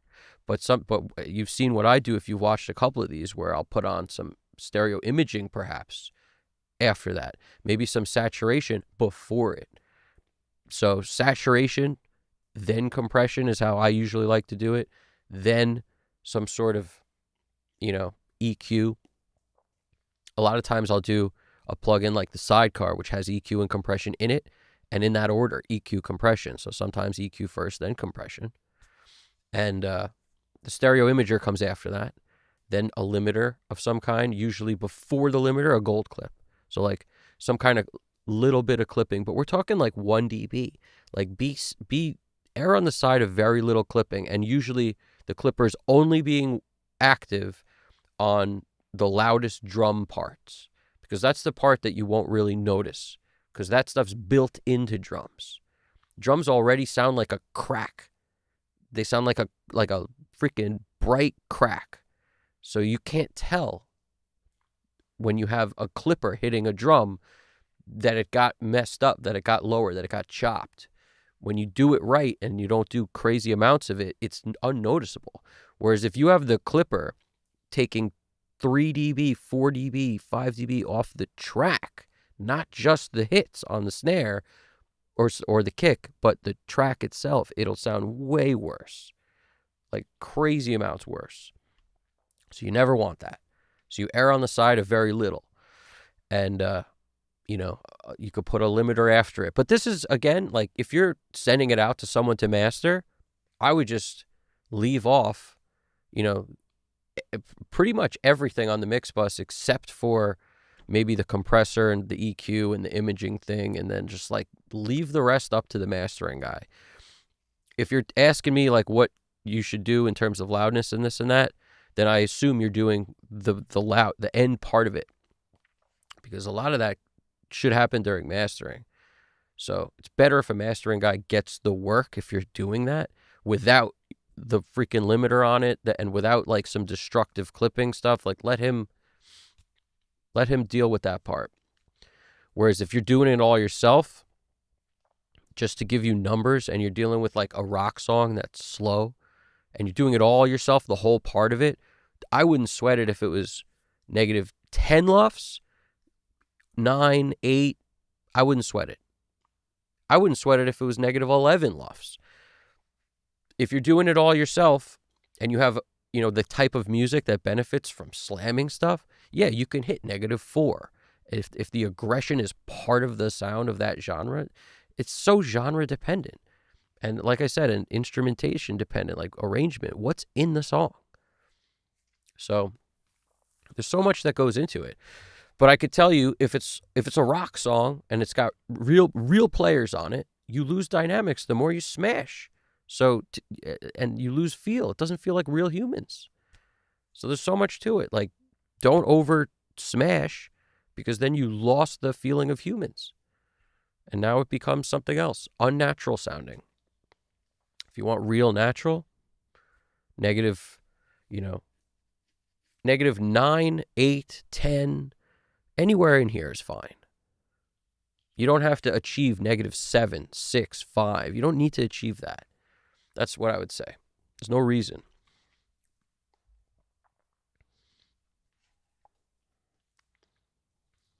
And yeah. And it's also because there's just no way around it. You can't maintain the transients and the dynamics, just like Russ is saying here. He's saying transient can make your song as a whole sound quieter when you're working with compressors. You can try using clipping or something, or tame the attack of instruments to help it not hit compressor so hard. Yes and no. It's like transient. Without transient, you don't actually, nothing pokes out. And the poke out is good for certain things. The more you shave it off, it's like a soft snare drum doesn't cut through the mix. You can't hear it. Sure, you need some saturation. You need something to actually thicken it up, give it more length so it doesn't sound like just a little light thud in the breeze, but it actually sounds like a pop and snare. But the more you round that, saturate it, and smush it, it just doesn't actually have any impact anymore. It's just buried underneath everything, and it doesn't poke out and say, hello, I'm the snare drum, every time the guy hits it, which you want you actually want some of that. So there's like a sweet spot, and therein lies the beauty of what we do. And don't think about the trend. Don't even worry about that trend, man. I'm telling you, people will turn up. You know how easy it is to turn up the volume? You don't even have to touch it. You just shout the name. I'm not going to say it because the freaking thing will start doing stuff. But, you call out Allison or whatever the thing's called. Raise the volume by 3. That's all you do. Like, you don't have to do nothing. You don't even have to get up. I'm just saying, it's like we live in a different world. It's easier to turn the volume up than ever before. Ever.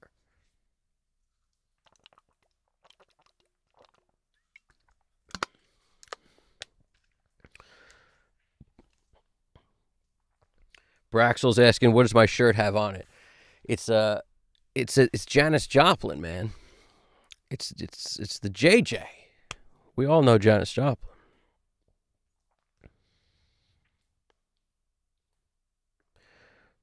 Lord, won't you buy me a Mercedes Benz? My friends all drive Porsches. I must make amends. Worked hard all my lifetime. No help from my friends. Oh, Lord, won't you buy me a Mercedes Benz? My mind now will control you.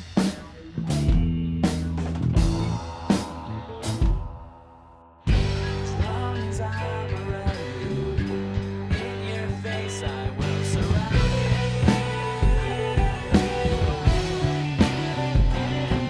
As long as I'm around you, with my arms I can't hide you. Now I got to be careful of how much I bring up the freaking. I might have to gate this snare a bit because something. It's our here our galaxy. That's our galaxy showing up to say what's poppin'. The fact that I'm sending the snare to a bunch of places and I hear so much more cymbals now. I'm gonna mute the rooms to see if it's actually coming from the rooms that I brought up, because I brought up the rooms like 10 dB or 9. Because I love the room sounds. They're so good on these shows. These rooms are crazy. Listen to this.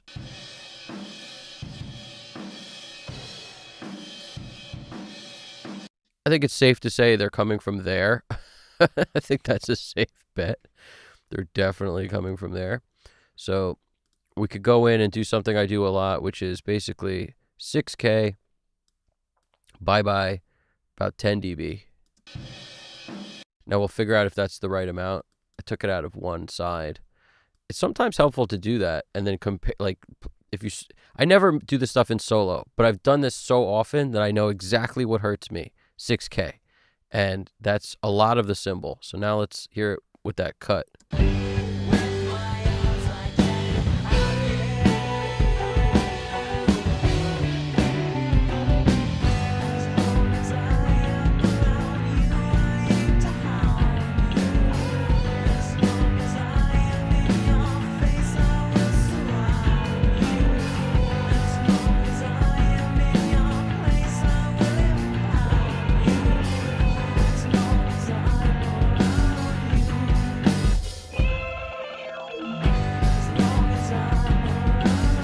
And then tighten the cue if you need to kind of bring back some of it.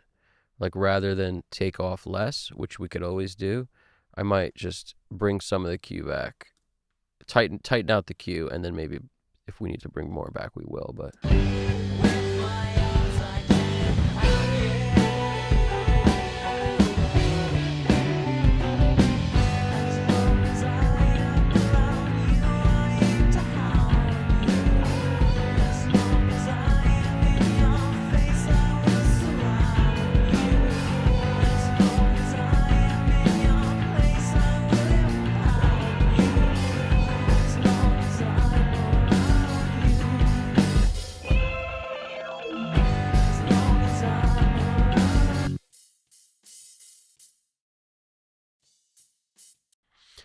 It's one mic I never really liked, the hi-hat mic.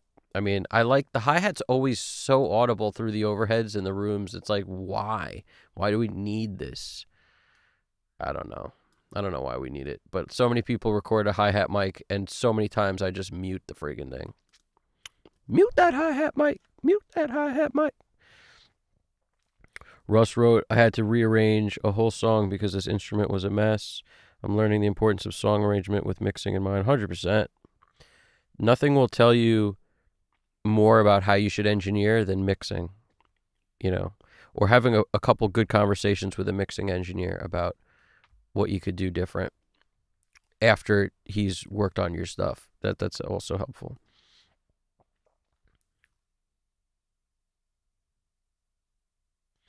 I appreciate that, Russ. Russ wrote, everything you're showing is super helpful in how you go about certain instruments with effects, EQ, etc. Happy to help, man. That's what's up. Yeah, if you're, look, that's a lot of people. If you look at your song, like zoom in on the mix and you see something, you know, it won't look like this because it's a mix. But like, look at this track, these bass tracks. See how there's a lot of transient, and then the bulk of the information is in the center, but you got like these pokey transients in a lot of it. There's a certain amount of that that's okay. They call it crest factor, right? It's basically the difference between where those peaks are poking out and the bulk beef of the song. So if you think about like RMS level, you would get like if you were to picture a track super saturated and with no transient on it, it would basically have the meat of the song and those pokes are very close to each other. All this beef and hardly anything poking out the top. There's a magic kind of sweet spot in there, and I don't look at mixing like math or numbers, or so I don't think much about it I just know that when a mix sounds good to me, there's not a crazy amount of spikes above where the beef is. There's some, but not a lot. It's not crazy, because if there were, then that means along the way, I didn't really treat the snare maybe well enough. It's usually what pokes out: kick, snare. Maybe if the bass is playing like a slap bass, or you could have super aggressive transient. So certain things like that will poke out of your mix, but how much they poke out is key. If you've dealt with it on the way in with some saturation on the snare, you're taming that by doing it. Saturation, compression, with fast attack. These are all ways to chop it down. Gold clip or standard clip or any kind of clipper. You're chopping down where that is going to hit. So you'll still hear it, but it won't be so much above the rest of the beef of the music. And the best thing I could tell you for loudness is focus on the mid-range and your song will be louder. Don't just think about the low end. The low end is not going to make your song sound louder. If it's brighter and it has more mid-range, it'll sound louder. And that's too bright is my pet peeve of like, I can't listen. If it's too bright, I hate bright. That's why I really loved recordings on tape historically. 90s stuff. So much of it sounded so good to me.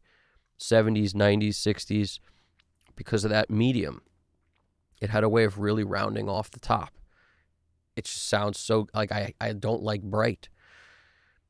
Chad Blake has the moniker of the dark mix. Like, I love that. I like it dark. So, in my opinion, the mid-range is key, but you don't need to super brighten stuff, and you don't need to, like, super crazy boost 40 hertz, 30 hertz, like, depending on the kind of music. If it's rock and real instruments, but if it's a genre like hip-hop, you do. You need some boost at the bottom, a lot of it, but it's not going to make your song louder. The best way, when you try to get loudness, you wind up sacrificing low end. There's no other choice. To get that kind of density and that super loud sound, you do lose some low end.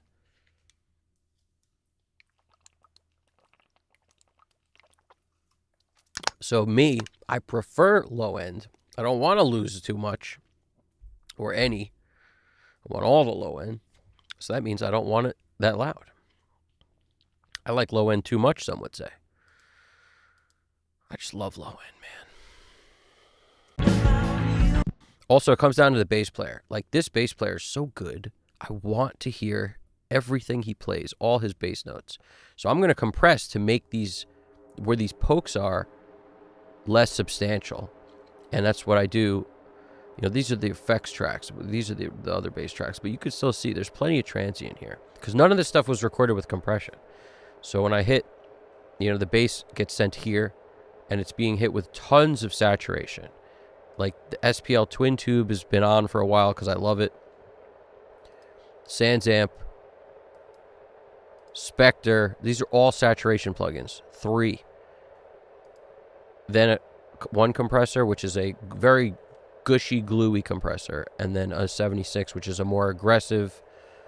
I have it set kind of like a limiter, just at the end of it. Fastest release possible, relatively slow attack. If I need to chop more transient, I'll turn the attack up, because this is so fast. If you crank the attack all the way fast, you will chop down a lot of the transient, and you might want that. If it's poking out too much, you might want that.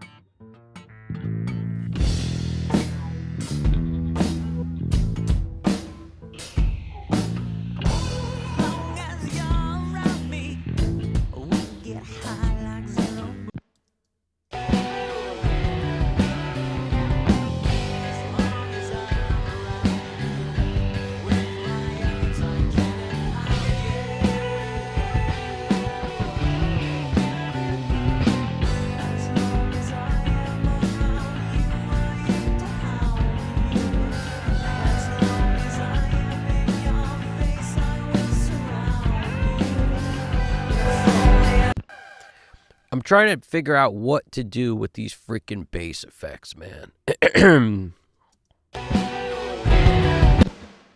Sorry, we gotta take that off.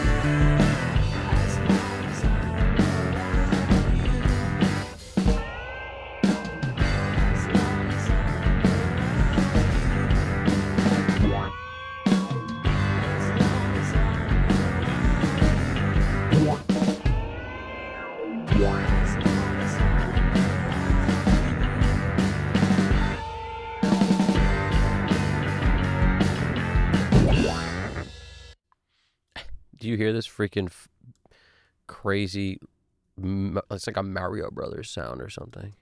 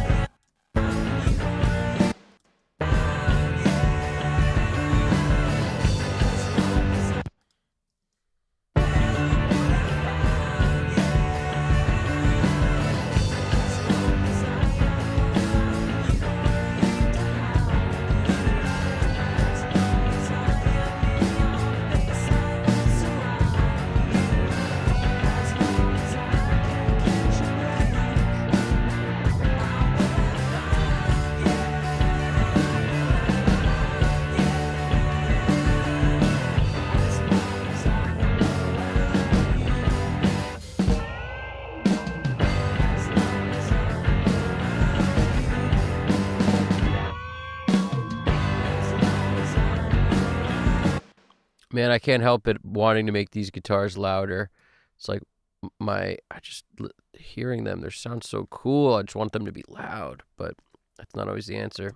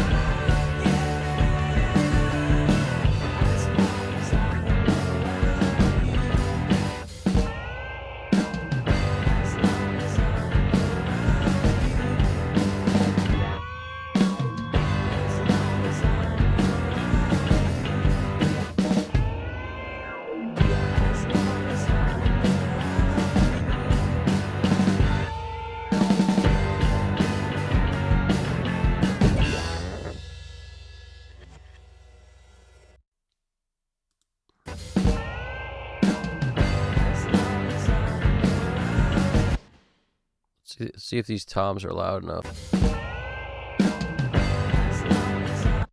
It's a little better.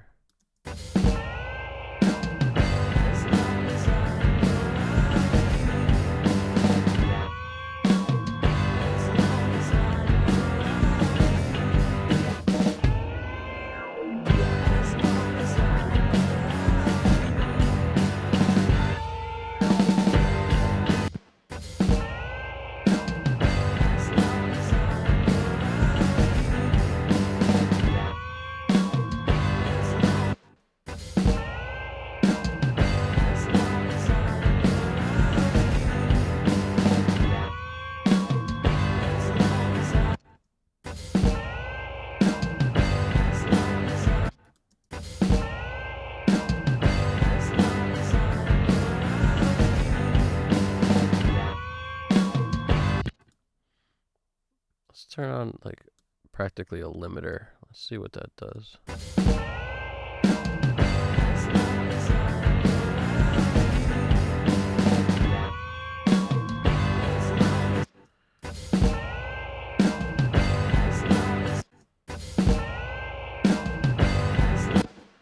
Trying to get satisfied with these freaking things.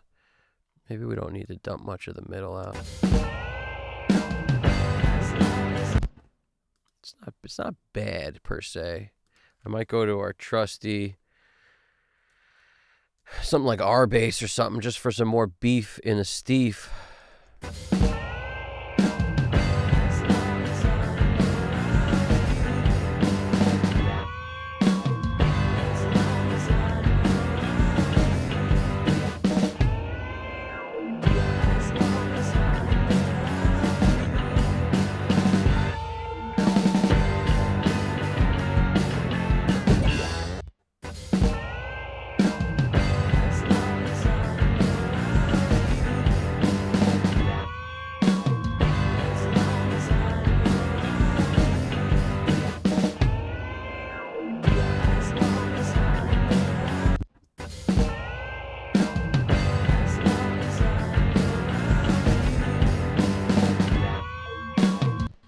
Sorry if that part is getting annoying, but I tell you the truth, the toms are interesting, to say the least. They're kind of, non-lifelike. The ways to bring that up, a big one is like hit a limiter like L1 or something with it. Another option is to really use this plugin, go all the way with it.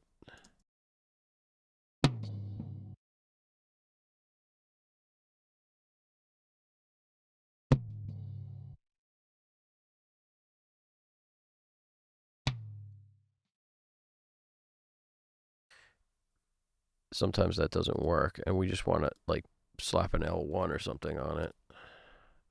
Or even the mic DSP might be a good move.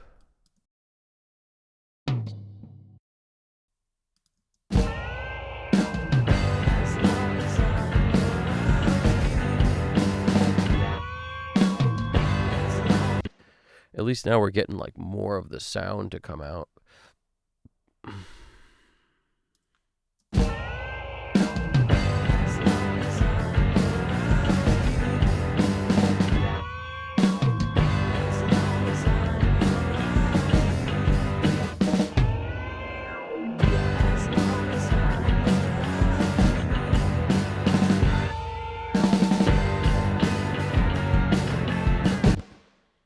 All right, that'll work.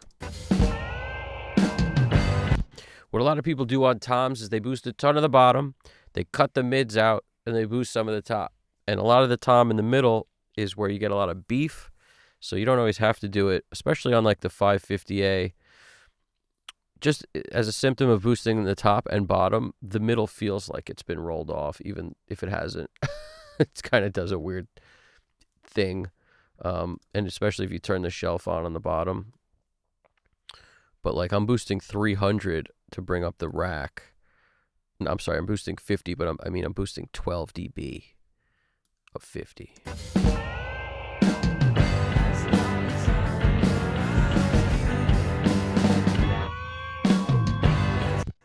Could probably get up to 100 on that at least.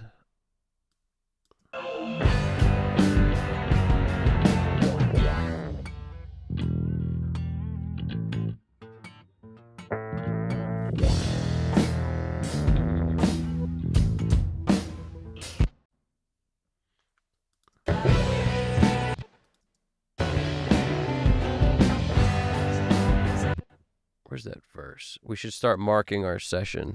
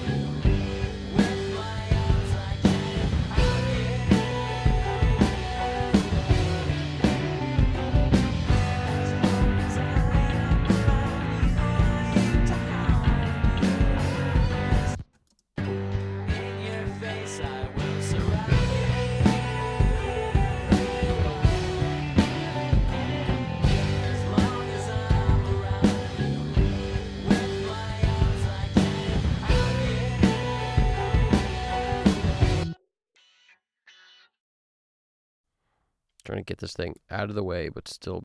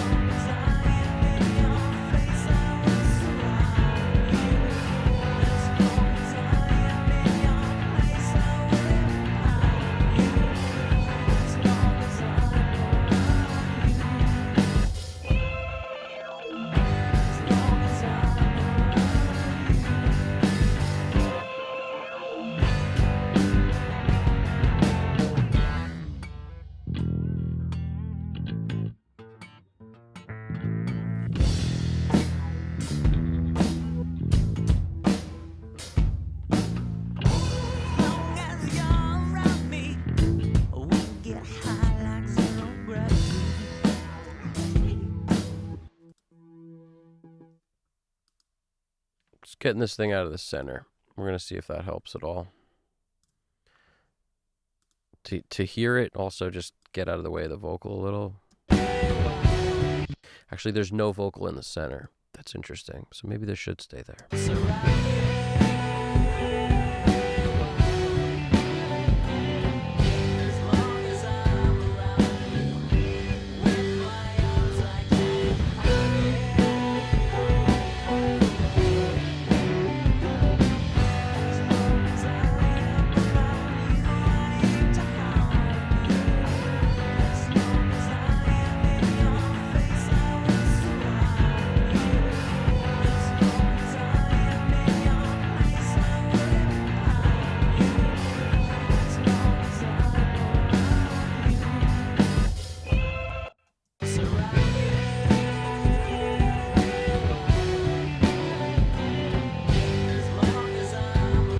All right, we're going to print one of these as is. We're going to print one of these, and basically I'm going to run to the bathroom. We got Russ J asking, you just got you got the mix cube, huh? I love the mix cube, man. Love that. I love using those, to be honest, but they don't work for everything. Some people really like them. I don't use them now, but with the barefoots, that was like my favorite setting, was the cube setting, and it really did take off a lot of the problems. By not hearing top and bottom, you can really focus on the mid-range. NS10's kind of a similar thing. That's why I loved NS10 so much. Russ wrote, let's see what I missed here. Yeah, Russ wrote, right on, I'll have to keep that in mind. Just recently got some Aventone mix cubes, did a little mixing on them, and the vocals, snare, bass came through very well. Still learned them. They're amazing. That's really cool, man. Russ also wrote, I hear pro producers talk about, didn't really understand. Yeah, totally. Music mixing is such a procedural learning process. Absolutely. But yeah, a lot of guys mention how valuable the mid-range, it needs to be. JJP, it's why JJP's mixes sound amazing. And the dude, mid-range all day. He knows it's all about mid-range. GDP wrote, good arrangers can throw 200 tracks together and make it work. With bad arrangements, it becomes more about solving puzzles with ducking EQ or just muting parts. It's very true. It's very true. A good arrangement, Wolfpack comes to mind for me. It's like there's a lot of guys on stage playing, and they're all playing exactly where they need to be so that it sounds like a very open sounding track. It doesn't sound cluttered. Everyone's not on top of each other. It's like everything is very well laid out in terms of the arrangement, both within the track and within the band, like who plays where on their own instrument. It's phenomenal. It's really well thought out.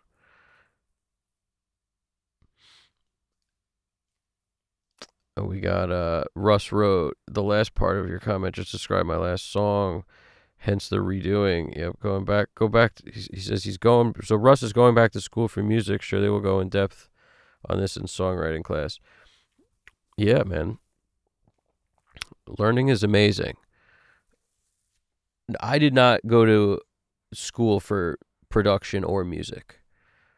I didn't do any of that. I interned at a studio for a little while, but I did not go to school for any of it.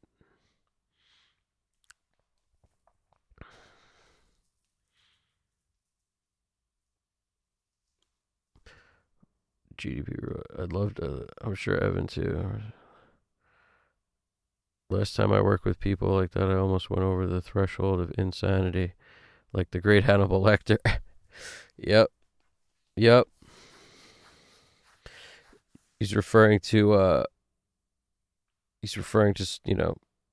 stuff that's arranged all crazy, basically, or just not a lot of thought in the arrangement. I refer to it as every idea is a good one, so let's record everything. It's like the worst possible idea. You got to have some sort of discernment between this is keeper, this is not. Like this works, this helps, this adds nothing, offers nothing. That kind of thing. It's every idea is not always a good one. And it's true in the mix too. I might have an idea, think it's good for 10, 20 minutes, maybe longer. Then I'll turn that thing off and be like, it's way better now without that ridiculous thing I added. So you always just have to keep the possibility open that if you get the idea that maybe it's not helping, take it off and see if it's better. Or in some cases, mute the part and see if it's better.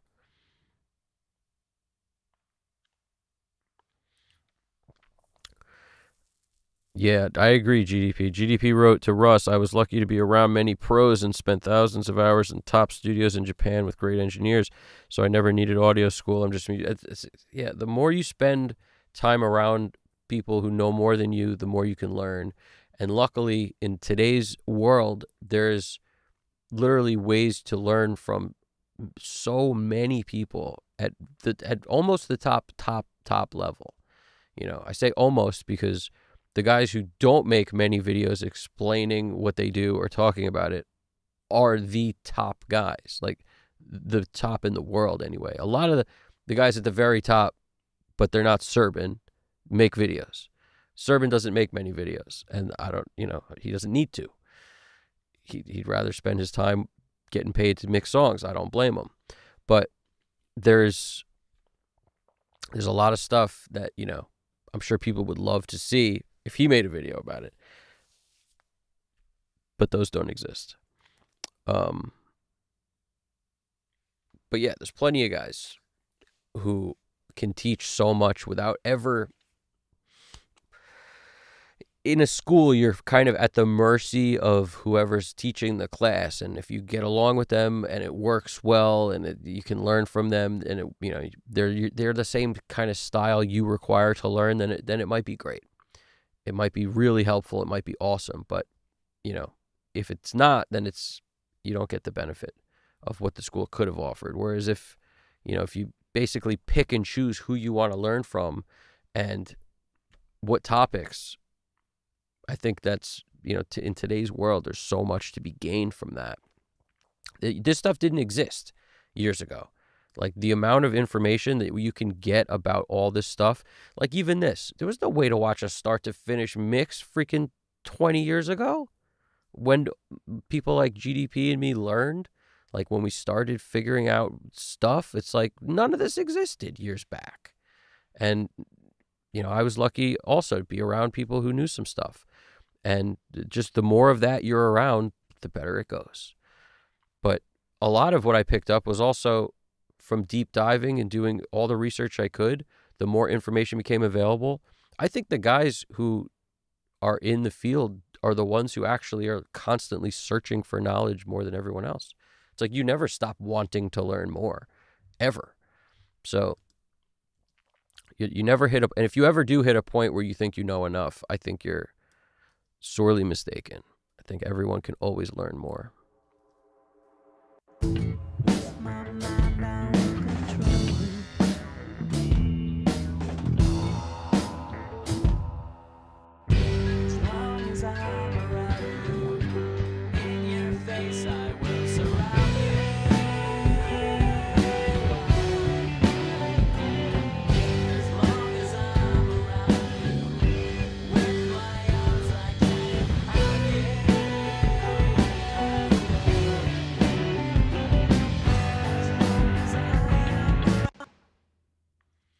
See, like right now, I'm going to take off whatever this is. We'll call it org 2-3. And we're going to just pull this down a bunch. And I took the filter freak off, and I think it sounds better.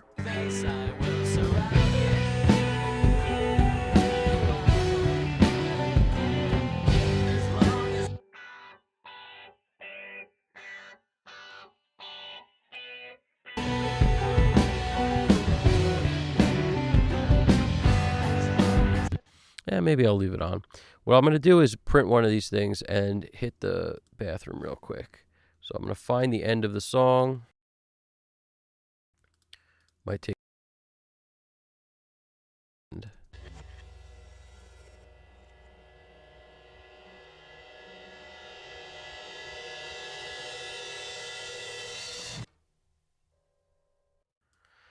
has a nice firm ending.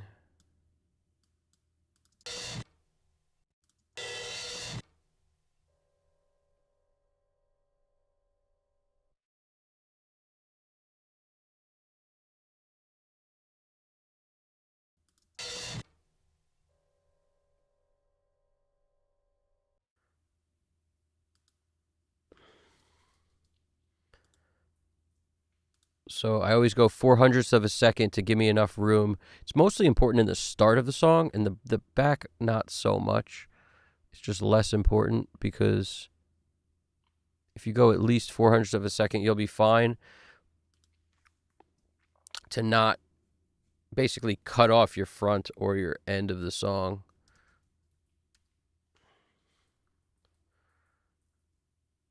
There may even be a way to like pad the boundary, I think, but I never do that. I just always do this. I always have done this before there ever was a pad the boundary option.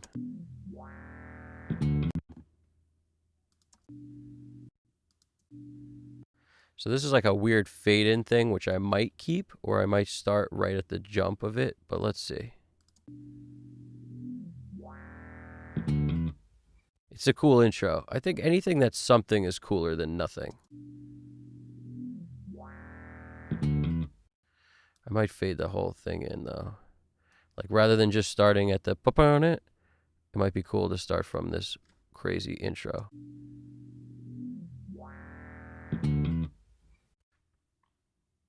It's pretty funky because of that bass sound.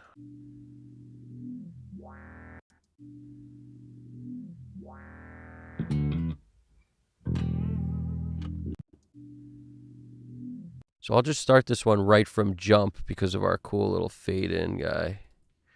Because of this. I'll just take a mark at where is this? I'll just mark like a little past 400ths of a second, whatever that is. Somewhere there. Okay, we'll call that start. Command click to give me a dot, pull it down. So that's really where it's going to start.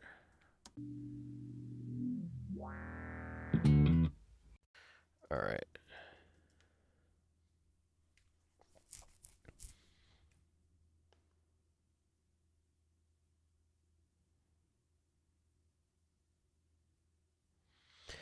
Yeah, man.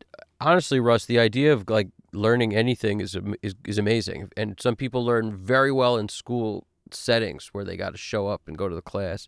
Some people learn better on their own. However, you learn best is the way to go. But whatever makes you excited to get up in the morning and figure it out, that's the stuff, man. Like that's the sweet spot. Whatever that is.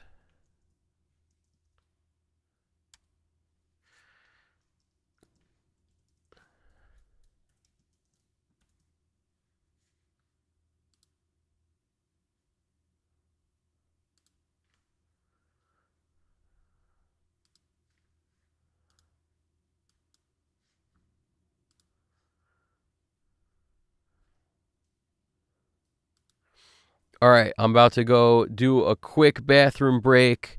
I will be right back momentarily. So stay tuned for more of that good stuff. Also, I wanted to just test something out real quick. Let's see if this works. Nope. It just says there we go. There we go. It worked. It worked, GDP. Look at how excited I am. It worked. You were writing it at the same time. The robot beat you to it because I hit that command thing. I don't know if it's supposed to do that though. If it's supposed to show the BRB, I don't know. Haven't quite figured that out yet. But we're working over here. But yeah, we're about to hit print real quick on one of these jams, and then we shall return momentarily. So I will see you in a minute. Rock and roll. Stay tuned. I'm about to be right back. Quick bathroom break.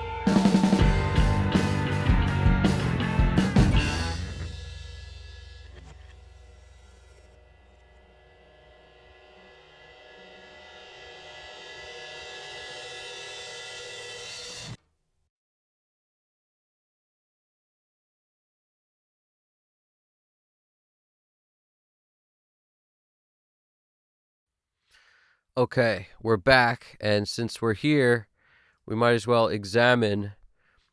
This is a like that kind of transients poking out. That's drums you're looking at, and you could tell when you play it. That's just, like we're looking at a snare. That's what that is, and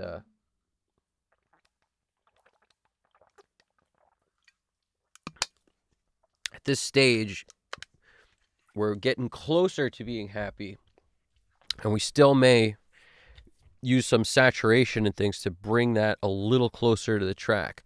However, I never look at that and then like determine this is what I need to do now. I just listen to it. Just wanted to kind of show you that we haven't added any mix bus compression or anything to sort of use some glue to put some of this together. We have not done any VCA automation yet, and it's somewhere around negative 14 LUFS at the moment. And it's prior to anything. VCA automation always brings the stuff up a little bit, but then I always just make sure on my master I'm not hitting anything crazy. And right now, if I'm not mistaken, I'm probably clipped a few times. So let's go into detail a little bit of the next steps. It's not far off from what I would consider being relatively happy with it too. And that's the thing. It's like how quick can we get it into position and not futz around with a bunch of stuff for no reason.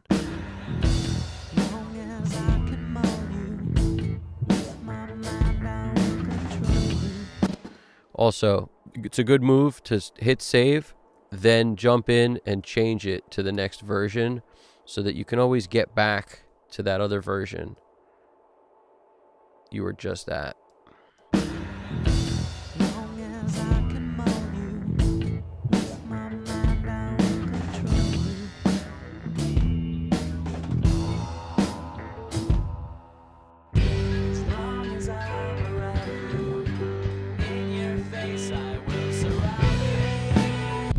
See, one of those organs is pissing me off. I thought it was the one with the filter freak, but it's like there's a delay on it or something, and it's actually messing us up a little here.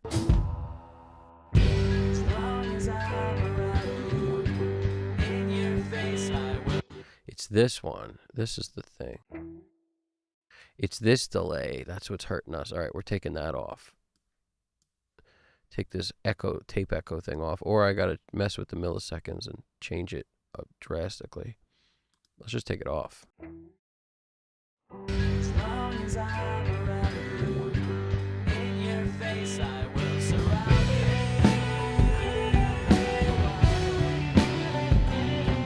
As long as I'm around you, with my arms I can hug you. As long as I am around you, I aim to harm you. As long as I am in your face, I will surround you. As long as I am in your place, I will empower you. As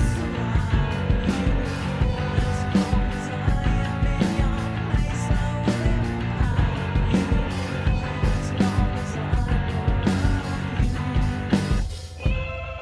As long as I'm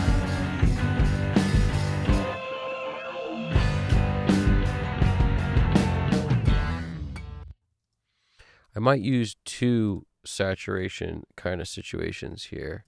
The Alicia is another one of my favorites because of the soft clip button, but it also compresses. But sometimes I just use it for the freaking soft clip. And I might stack two on top of each other so that neither one has to work too hard. As long as I'm around you, in your face I will surround you.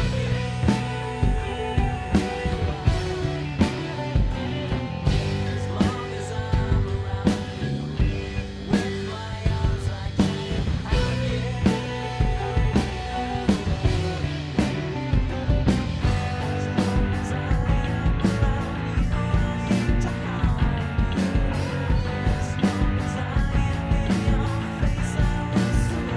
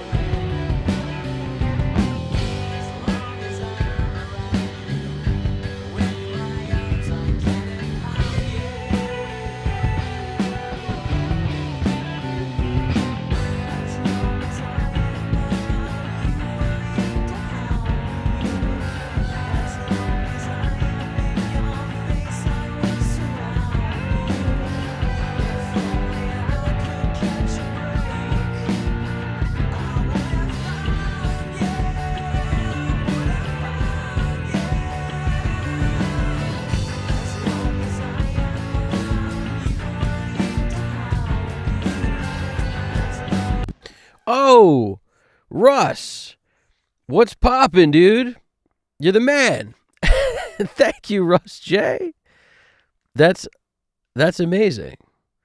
And the fist bump bird to go with it all. Russ J 5273. You're awesome, dude. You've formed a special place in our hearts. That's awesome, man. I really appreciate the donation there. So that's a big moment. There's probably we need a freaking thing where whenever we get those awesome donations like that, I hit a button and just across the screen comes a freaking Big Bird or something doing something cool. I don't know, anything. Bert and Ernie, something. We need something. Where's the freaking do everything plugin that just does everything? That's what we need.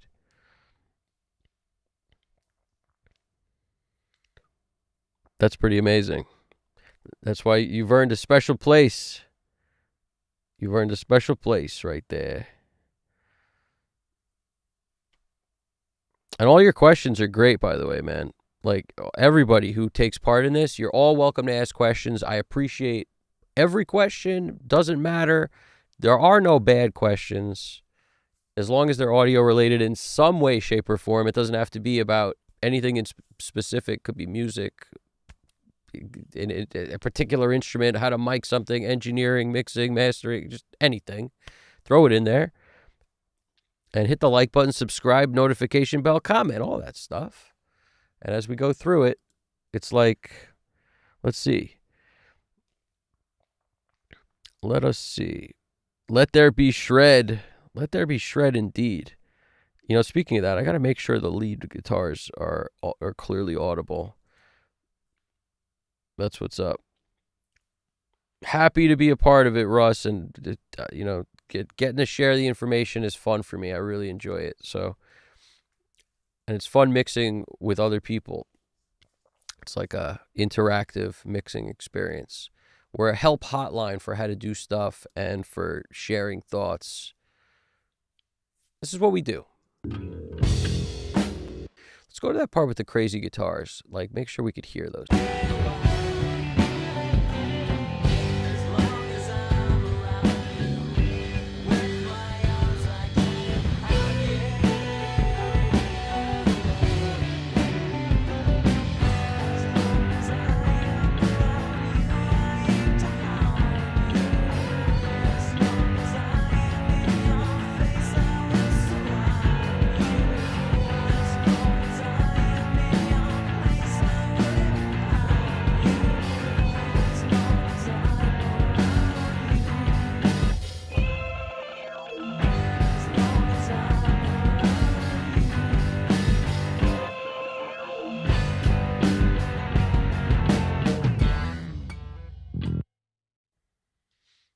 They're audible.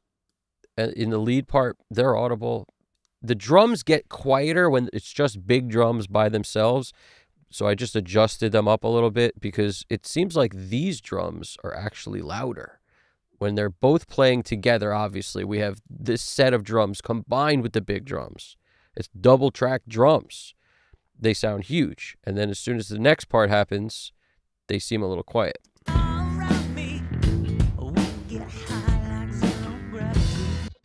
Arguably, the drums are too loud here, so we may need to automate up and down a bit here. So, like, if I just bring that back to where it was.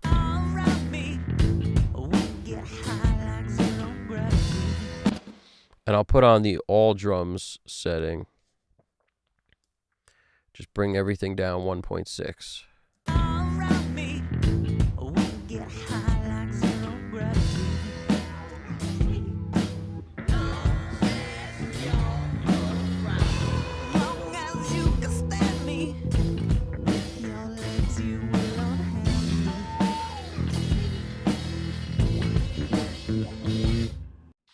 Now let's figure out where that's happening, that hi-hat build of terribleness. Where is that?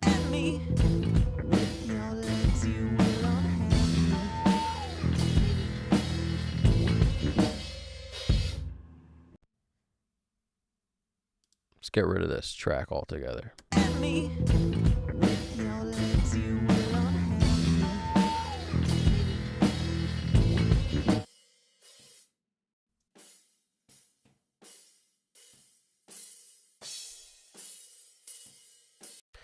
Now, when I do stuff like the overheads, I like to bring up the air on top. You ever see the movie The Air up there? Well, it's kind of like that, except it's toms. I mean, it's overheads. So what we do is we get the Kevin Bacon going, which means as high as we can get up there, in our case with the 550A, we could get way higher on the SSL, but let's just assume we want to go with like 15K. Then we boost 12 dB, just as a random number. I could take a lot less, but bringing up the overheads in the shiny department is what I like to do, and then filter out some of the low end that competes with the kick drum close mic. And this would change if I had different sets of mics up, but because I got a kick close, because I got rooms that sound pretty freaking decent, it's like I don't need much out of these overheads except for some cymbals shine and some picture of the kit from the mid-range and up. So that's why I might switch to like 200, 300, or 400 to give me some mid-range boost out of it. And then maybe I'll turn the filter on and get rid of some of the filter on is not going to be a helpful thing here because it's going to do the top two. So if I do a filter, I'll do it on this and just roll the bottom off where I can actually control both sides of the filter instead of on this, which I can't. Turning this on would be a 15K filter and a 50 hertz filter, and I'm not sure we want that. Let's listen to it in the track. These are so low right now, they're like not in the mix.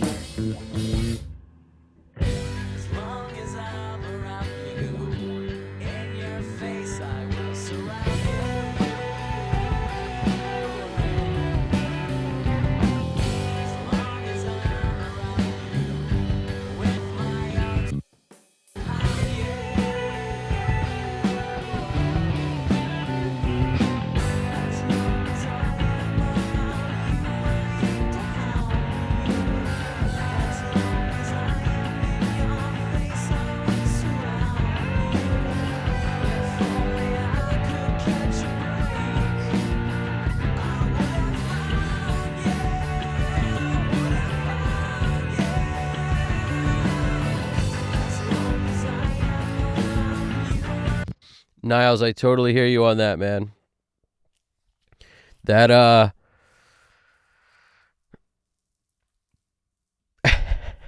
the thing you get from API stuff is weight.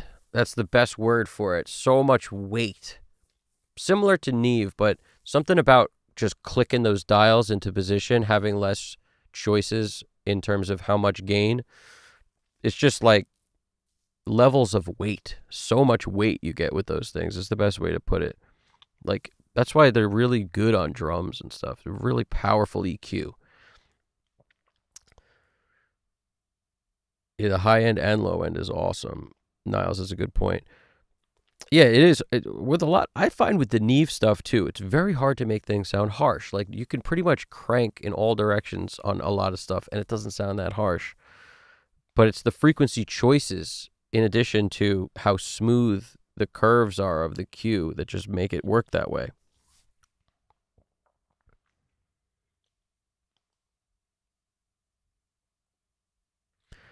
Russ wrote, now Evan will have to stream 20 more hours straight. Or GDP wrote that, rather. And Russ gave us the 19 cue. Yeah, no, Russ, we figured out, because we went, you know us, we go nuts.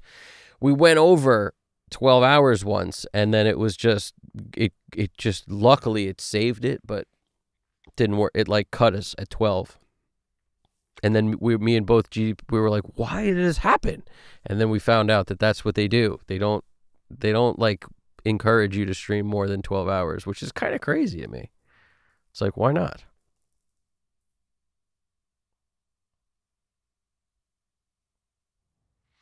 That's pretty amazing. I'm still pretty soaked about that first super chat on the live stream. That's pretty awesome. That is pretty awesome. We'll never forget it.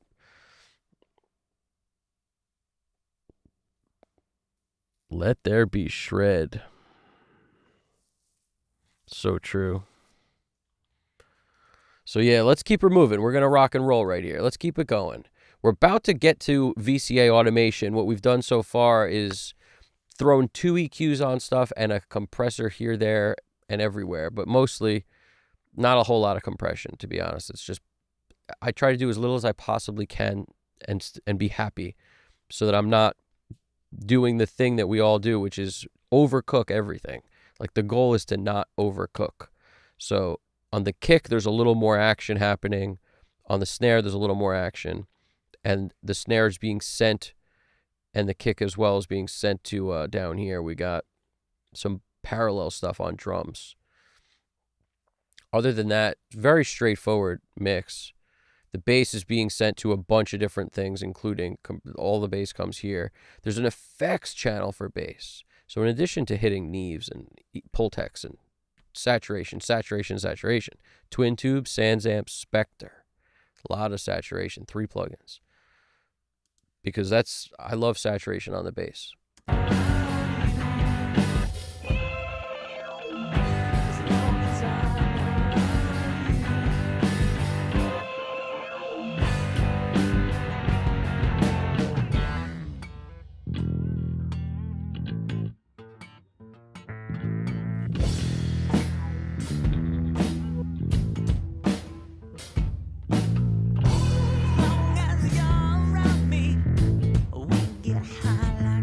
I just wanted to show you what I'm taking out of the bass.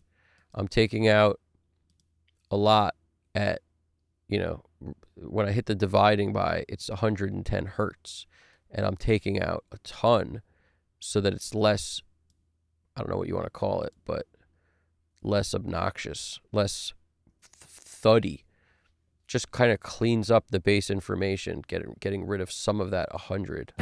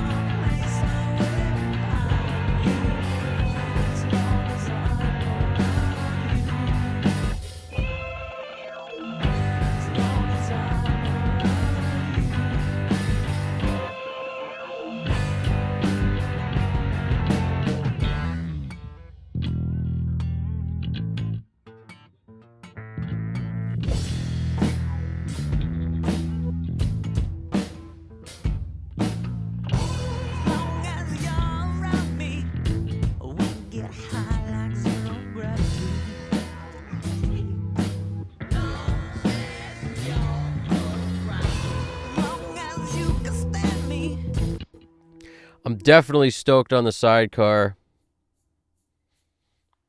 I think Pulsar makes that. Definitely.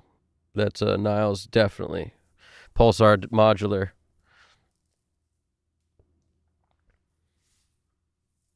Yeah, we got lucky on one of the streams. Like, it printed a minute of the final mix, I think, and the last one got cut or something, like the last 2 minutes, something like that. I remember being okay with it, but at the same time, we were like, oh, man, that's rough.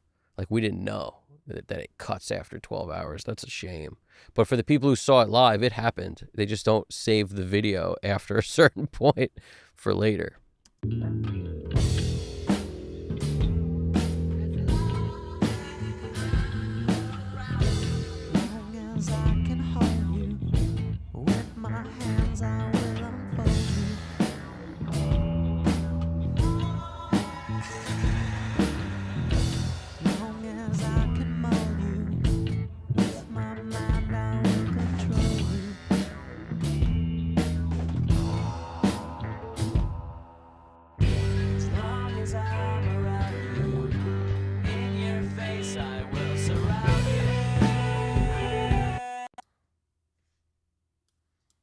Enough with this looping stuff.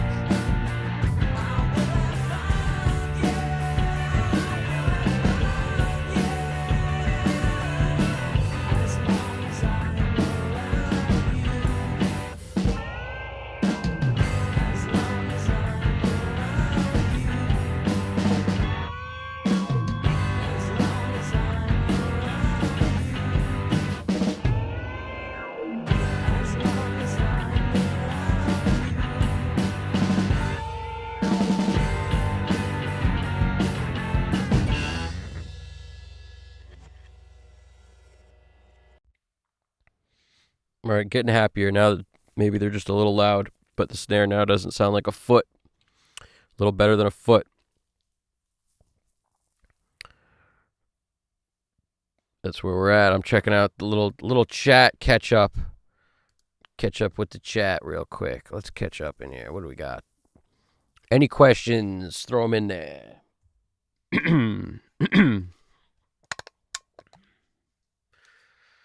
I'm definitely determined to get pimped by the sidecar. I would do it.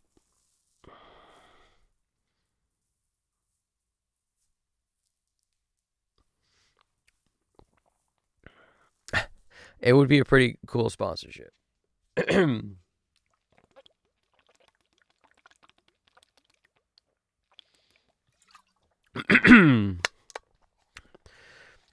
Get this foot going here. What do we got? Russ J. Eventually they will make their way into the studio. It can create psychological impact with production. I've seen people set up with them and it looks cool. What are you talking? Oh, colorful LEDs?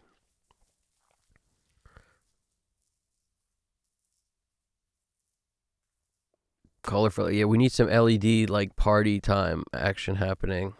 To be honest with you, in my last studio I put up LEDs and it was like cool for a month, and then I remember feeling like LEDs are kind of like I'm not going to do that in here. It kind of cheeses the place up a little bit. But I think everybody goes through a period of like putting up a bunch of freaking LED strips and behind the panels and stuff, and then it looked cool for a little while, and then I got kind of sick of it.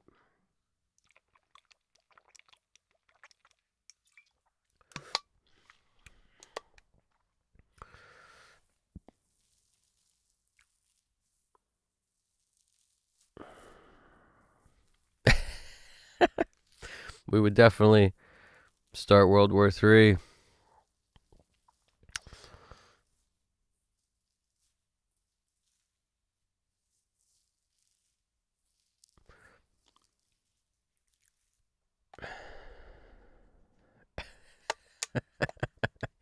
Oh, man. Skynet.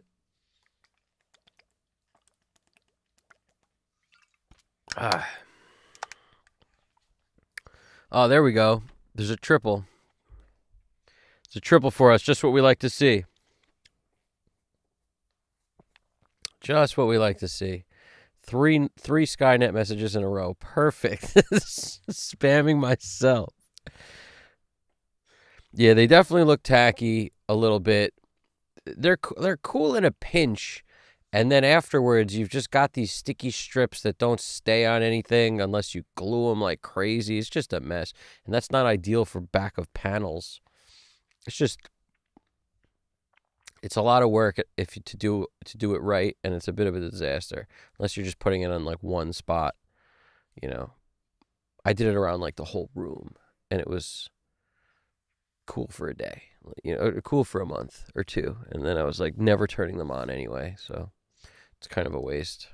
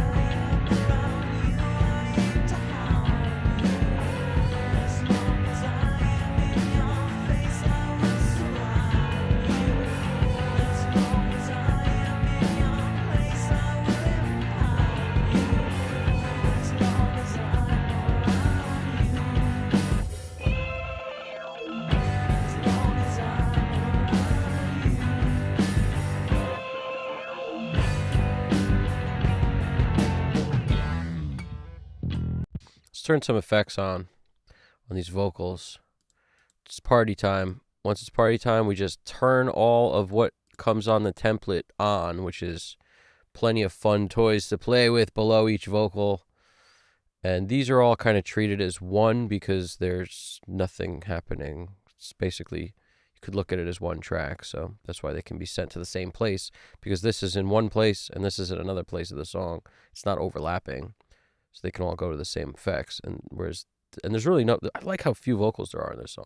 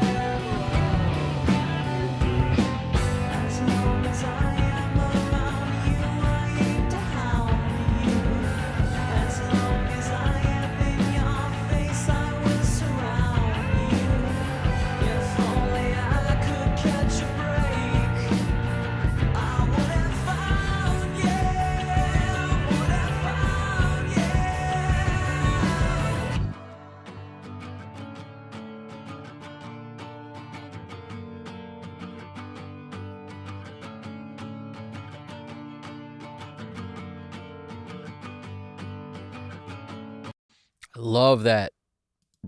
I love what's being played there. That drone throughout, and such a freaking clean acoustic.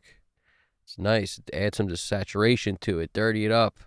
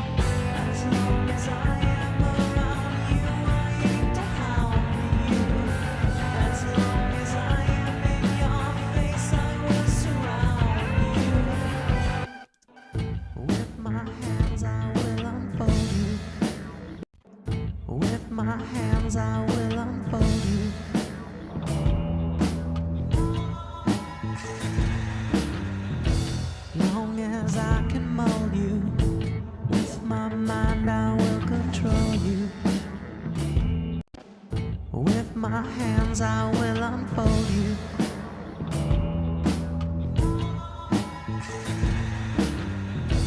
Long as I can mold you, with my mind I will control you.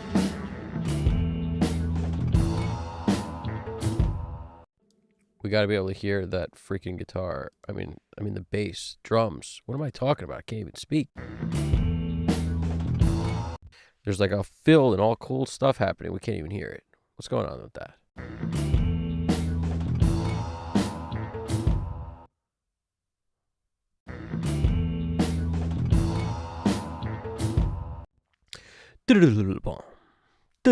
Bomb. Let's just try to bring all the dry drums up a bit.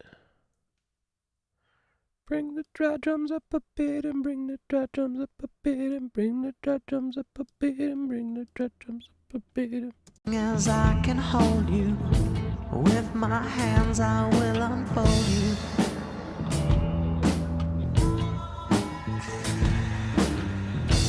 Long as I can mold you, with my mind I will control you.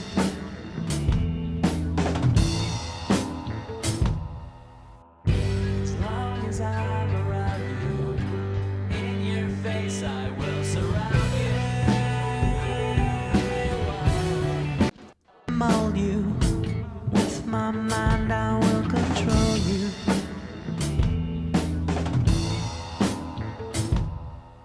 As long as I'm around you, in your face I will surround you. Mold you, with my mind I will control you.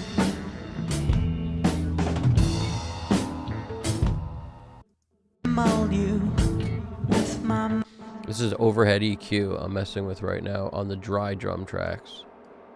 mold you, with my mind I will control you.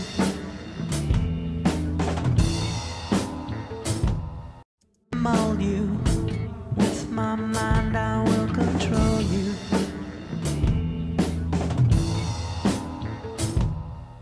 As long as I'm around you, in your face I will surround you.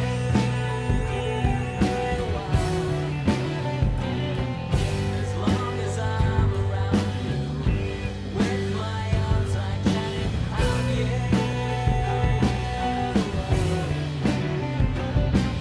As long as I am around you, I aim to mold you. In your face I will surround you.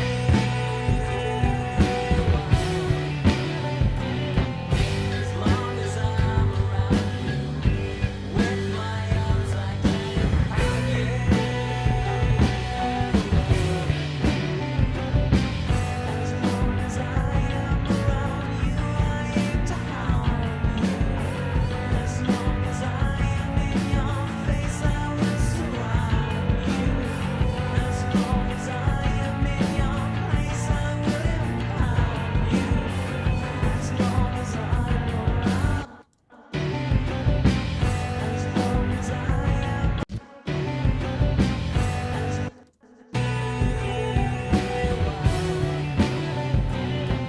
as long as I'm around you, with my arms I can empower you. As long as I am around you, I aim to harm you. As long as I am in your face, I will surround you. As long as I am in your place, I will empower you. As long as I'm around you. As long as I'm around you.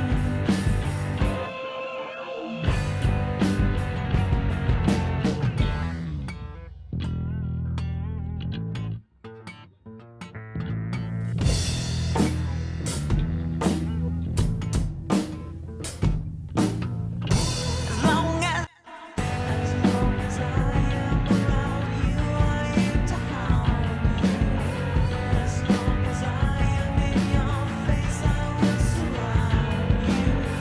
As long as I am in your place, I will empower you. As long as I'm around you. As long as I'm around you.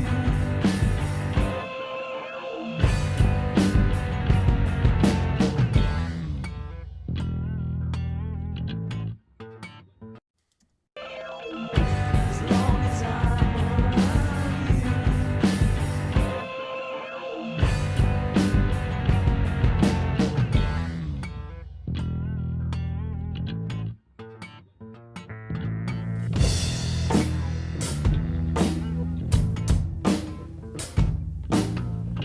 As long as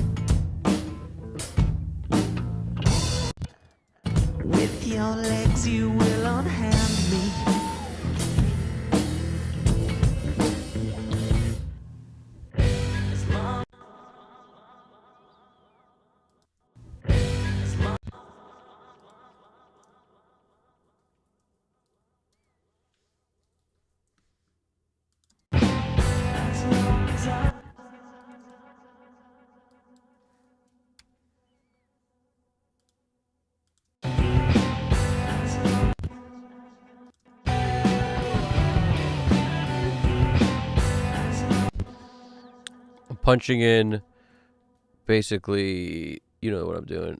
I'm punching in markers so that I have an idea of where I need to automate the drums up and down on a broad scope level, because I can't seem to just set a level that works through the whole thing. So got to adjust separately.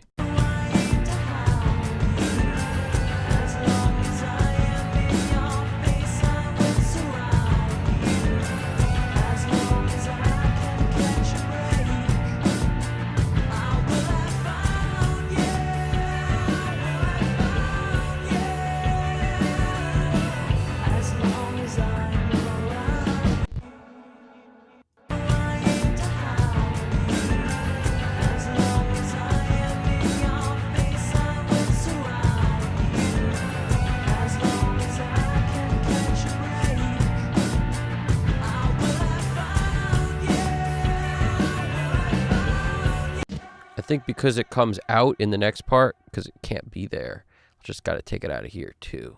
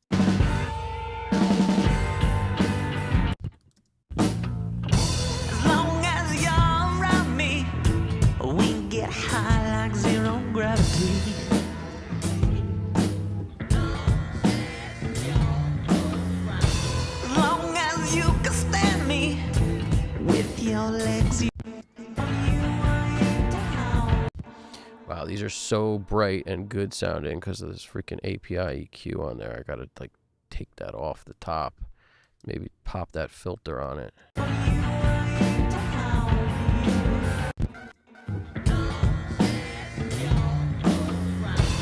long as you can stand me, with your legs you will unhand me.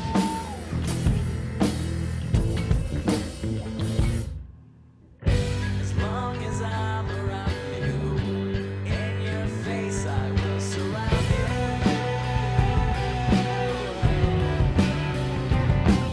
As long as I'm around you, with my arms I can empower you.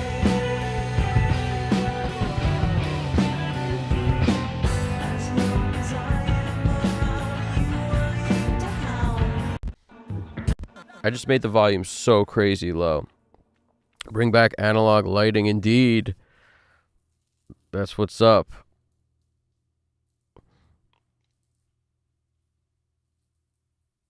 The lights that you use in broadcasting, I wonder what they are. I wonder what you're using over there. As long as I'm around you, with my arms I can empower you.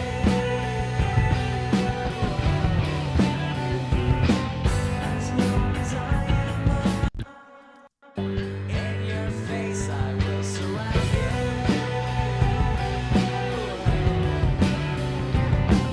As long as I'm around you,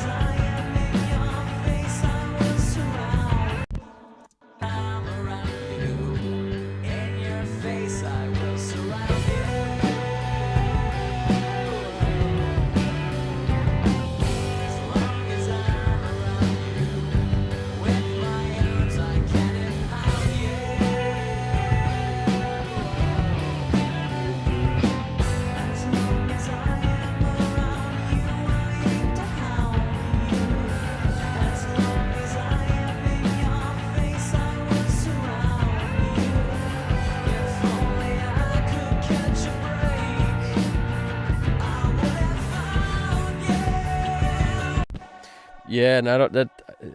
Questions are definitely always welcome, Russ. I don't. Three-way monitors. The best three-way active monitors. That's a good question. I don't think there's any best when it comes to monitors, man. It's all budget. It's all budget. Because the higher the budget goes, the better the monitors are. It's one of those, it's truly a get what you pay for type of scenario. There are no great cheap monitors. There are plenty that are fine. It's sort of like you taste the fruit of the forbidden tree, the more money you throw into them.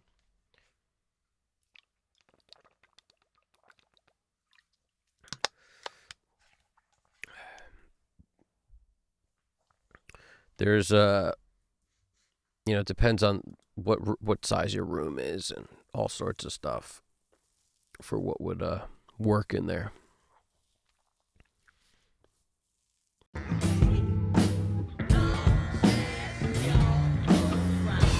long as you can stand me, with your legs you will unhand me. How'd that vocal get so loud? As long as you can stand me, with your legs you will. As long as you can stand me, with your legs you will unhand me.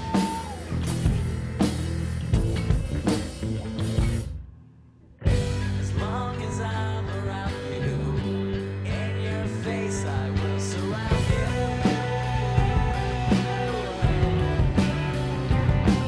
As long as I'm around you, with my arms I can empower you.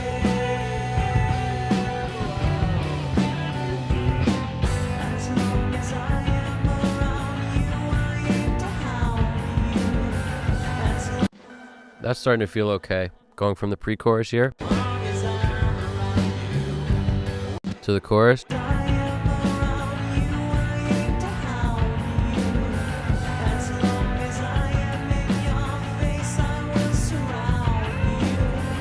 If only I could catch a break, I would have found you, would have found you. As long as I am around you, I aim to hound you. As long as I am in your face, I will surround you. I am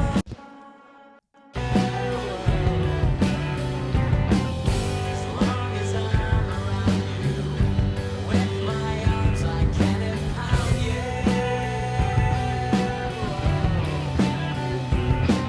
As long as I am around you, I aim to hound you. As long as I am in your face, I will surround you. If only I could catch a break, I would have found you, would have found you. As long as I am around you, I aim to hound you. As long as I am in your face, I will surround you.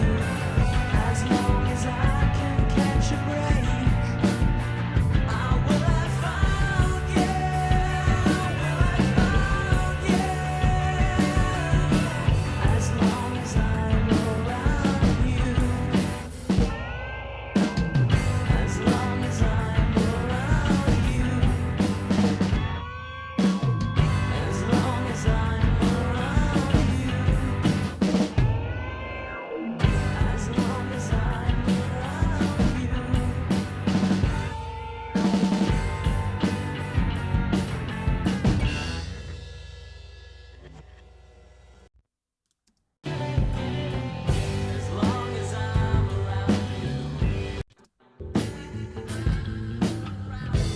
Long as I can hold you, with my hands I will unfold you.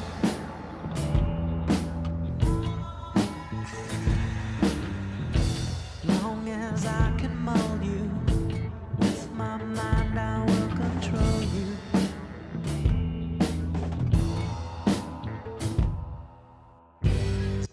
You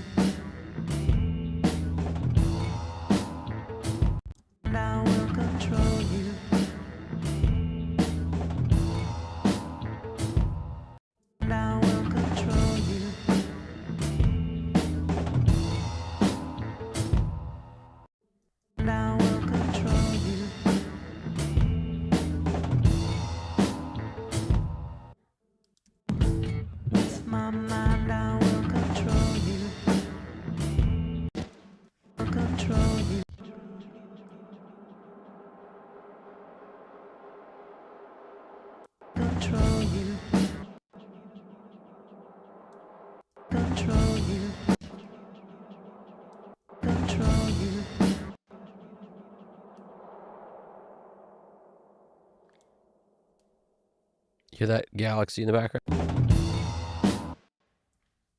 I will control you.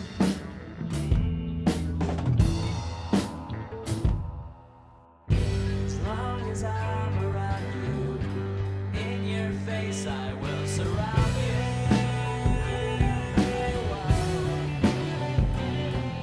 As long as I'm around you, with my arms I can. Let's automate this galaxy part of this as well. As long as you're around me, we get. As long as you're around me, we get high like zero gravity.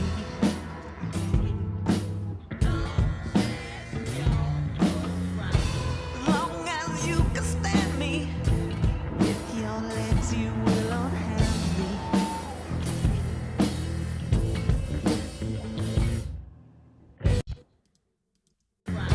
As long as you can stand me, with your legs you will unhand me.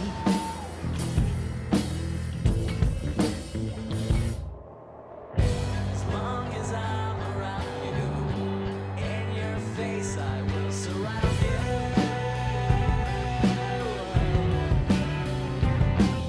As long as I'm around you, with my arms I can empower you. As long as I am around you, I aim to harm you. As long as I am in your face, I will surround you. If only I could. As long as you can stand me, with your legs you will unhand me.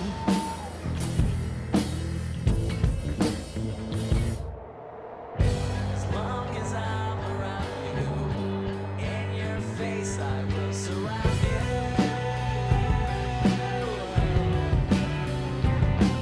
As long as I'm around you, with my arms I can empower you. Thanks, GDP. That's just me playing the Galaxy Echo, man. That's my favorite thing to do. You wonder why? That's why, man. It's just something I've always loved, playing the tape echoes. So that's what we're doing, just playing them. What else we got? Let's go to... You could do this on any instrument, by the way. Like, I could do this on guitar, too. Like, what is this track? It's 103, 104. We could send a guitar to it for, you know... We could send this organ thing nobody likes to it. At least that's the thing I don't like, so I'm calling it the thing nobody likes. But we could send anything to it. Anything. Let's see how it works with a guitar set, like one of these riffing guitars.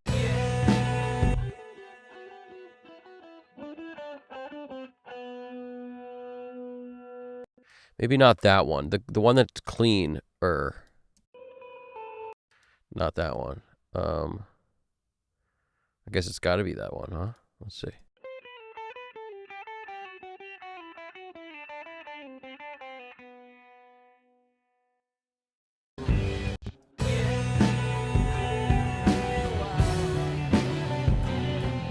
As long as I'm around you, with my arms I can empower you.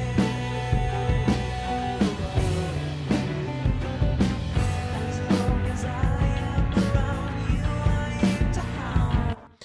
Let's just, for argument's sake, send the back mic, which is a little darker, to 103, 104. And now, in this part of the song, let's hear what happens. I will surround you.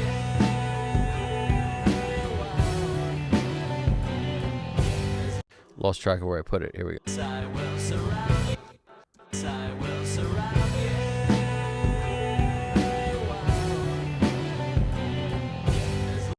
Hold on. It's not good yet. I will surround you.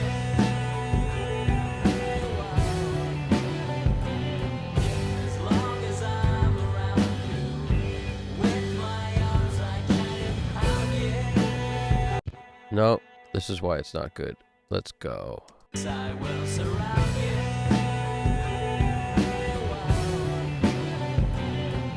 As long That ain't why it's not good. It's other reasons. Okay, let's not send that guitar there. Bad guitar. Bad. Let us send something else there. Let us send. Let us send. Let us send. Let us send. Let us send. Let us send. Let us send. Yeah. Let's send the acoustic to it. One of the acoustics. Let's find out. Let's find out. Maybe both of the acoustics. Let's hear that. Let's hear how that goes. I will surround you.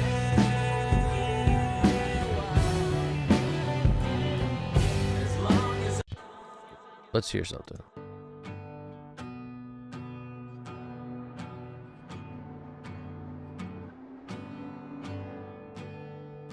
It's just going to give us a crazy Cloverfield in the background. So I don't know if it's necessarily helping.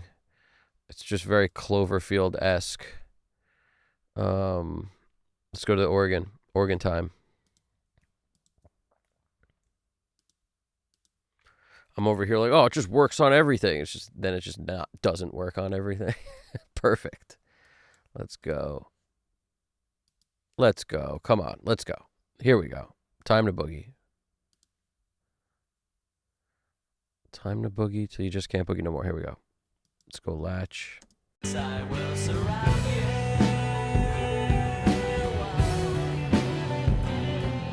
As long as I'm around you, with my arms I can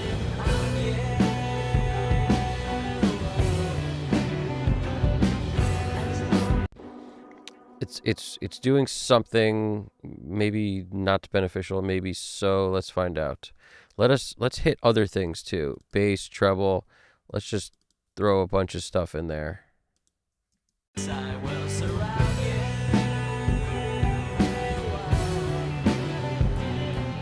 As long as I'm around you, with my arms I can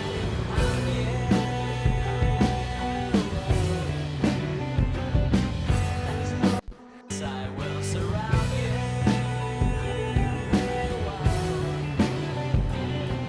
As long as I'm around you, with my arms A little too aggressive with that one. Maybe a little undo is in order. I will surround you.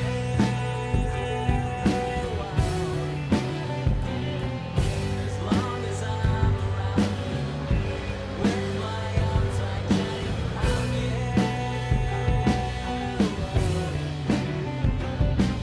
As long as I am around you, I aim to harm you. As long as I am in your face, I will surround you. As long as I am in your That's some Cloverfield happening now. As long as I'm around you. As long as I'm around you.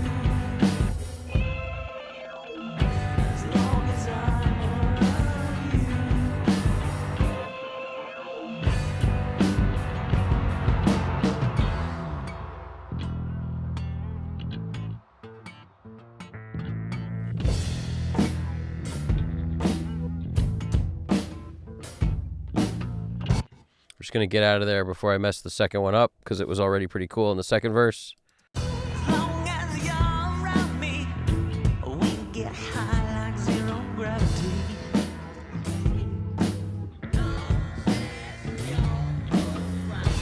As long as you can stand me, with your legs you will unhand me.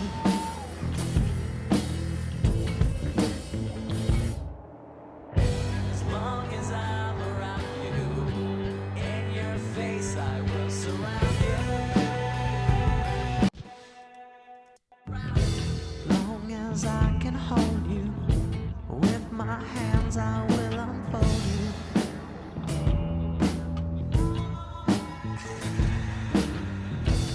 Long as I can mold you, with my mind I will control you.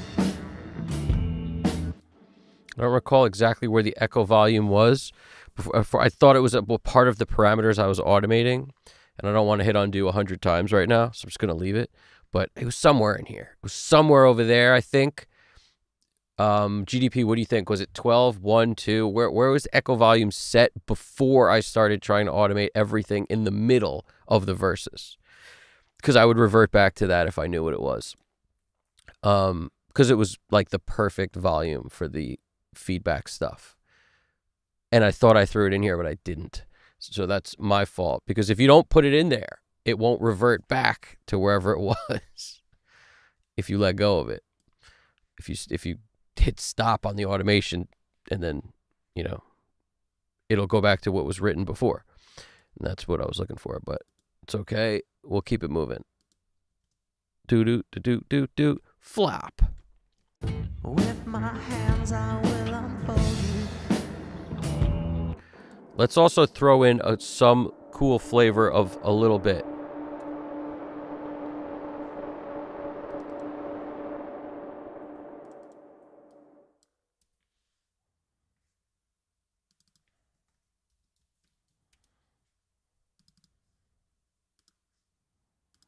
As long as you're around me, I can hold you. With my hands I will unfold you.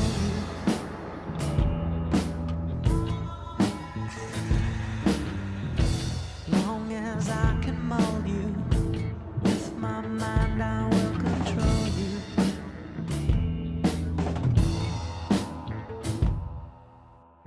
As long as I'm around you, in your face I will surround you.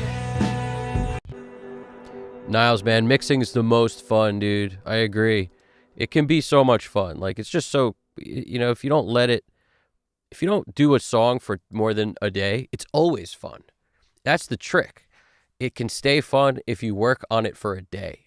And at most, the next morning, too. That's it. Like, call it, man. It's done. It's done.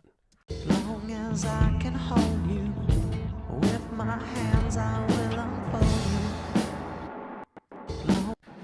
All right, I'm just going to grab some of this goodness, like somewhere like on maybe the U.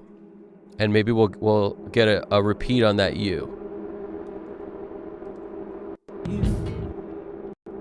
Don't mind the clover fields in the background. That's just part of the fun. Keep your hands and legs inside the vehicle at all times, and watch out for the clover fields.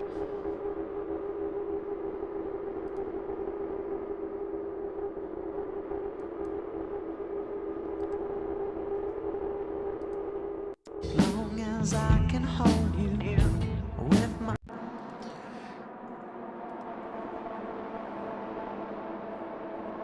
I love that clover.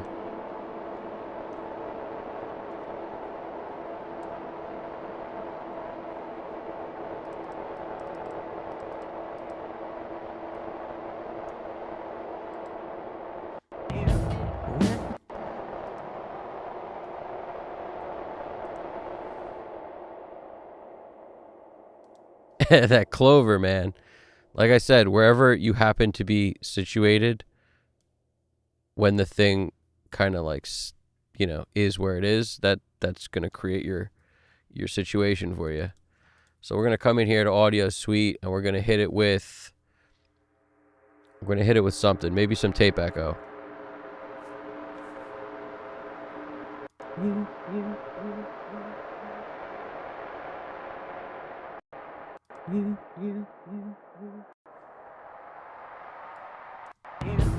With my hands I will unfold you.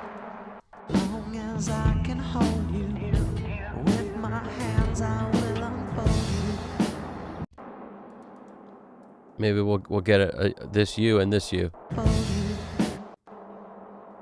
Maybe we'll get a fold U here. And we won't go with the same 500. We're going to go with half that. And maybe not right on the dot, but like that.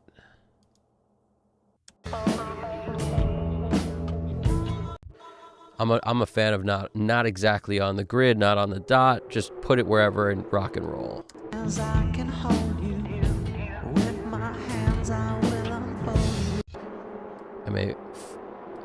Sometimes I'll edit the repeat itself. Like if the first one is too loud for me, I'll either fade it in or I'll just lower the first one.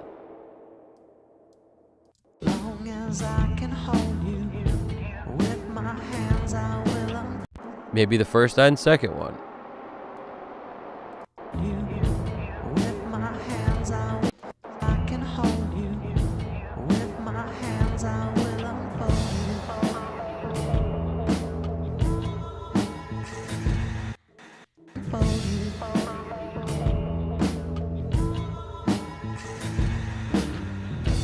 Long as You notice how I just put it randomly. I'm not actually, like, if I go to the grid, I'm not on any particular, like, I don't really think about where I drop it. Like, clearly it looks like it's on this grid, maybe whatever that is, but I just throw it down. I just see where it is, and then I slide it. It's so much fun. will unfold you.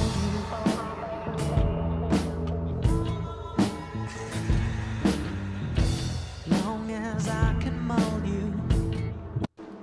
And now maybe we'll go back to that same kind of U we did before, potentially on the 500, because that was kind of cool. Maybe I'll dial that back. Close as I can get to it without breaking a sweat. We'll go there. With my mind, I will hold you. With my mind, I will control That feels rushed to me, the timing of it. So we're gonna get closer, a little above it. you.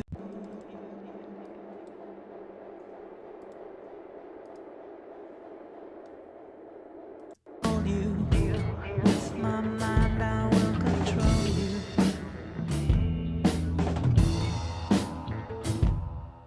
As long as I'm around you, in your face I will control you. Control you. Ooh, I like to troll you. Just troll you instead of control you. Control you. Control you. Because the con in control is gonna cause havoc on this delay. I could tell you that right now. And maybe we won't go with 250. We'll just do a different multiple of it. We'll go with 750.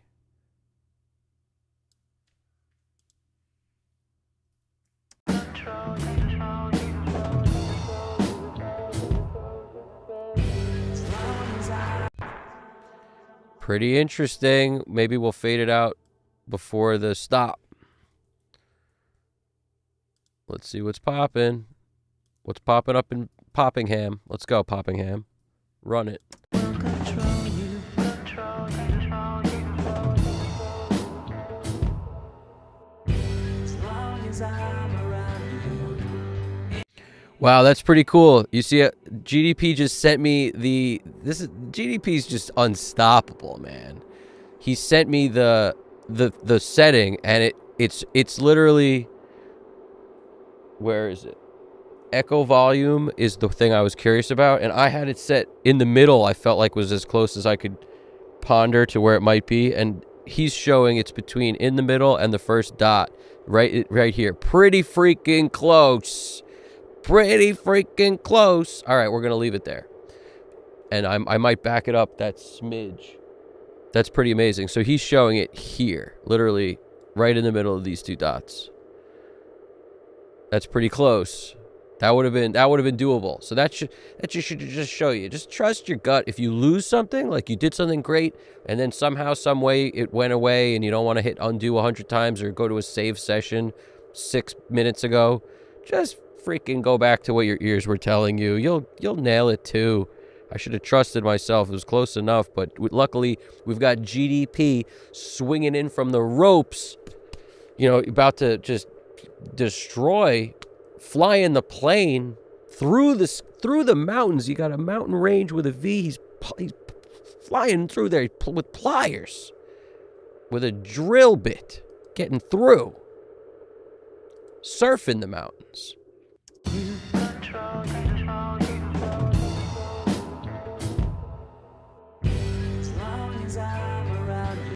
We're gonna make sure we're out prior to that stop gap.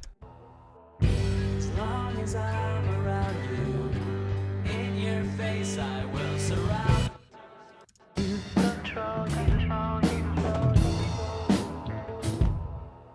As long as I'm around you, in your face I will surround you.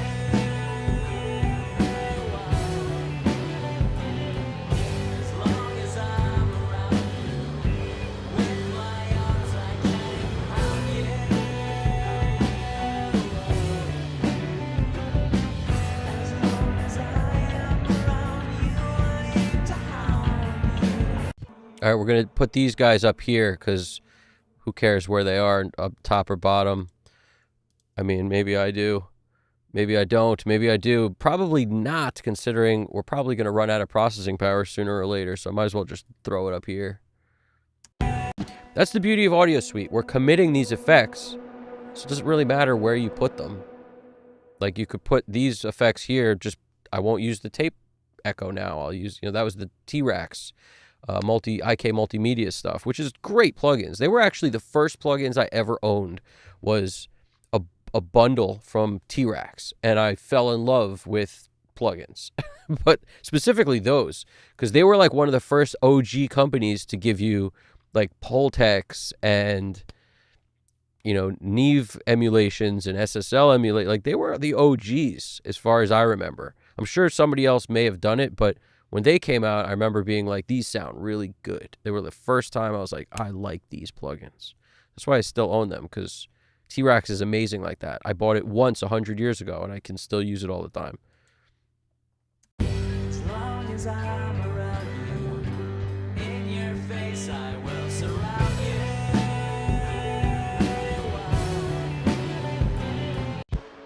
I like the weird whoa at the end of it. Whoa. Sounds Bowie. Whoa. As long as I'm around you, in your face I will surround you.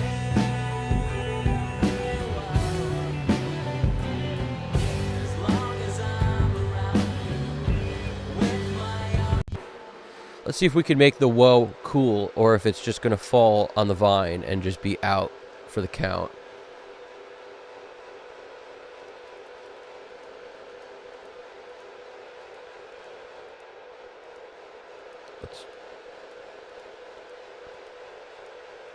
Sounds like a Zamboni, guys.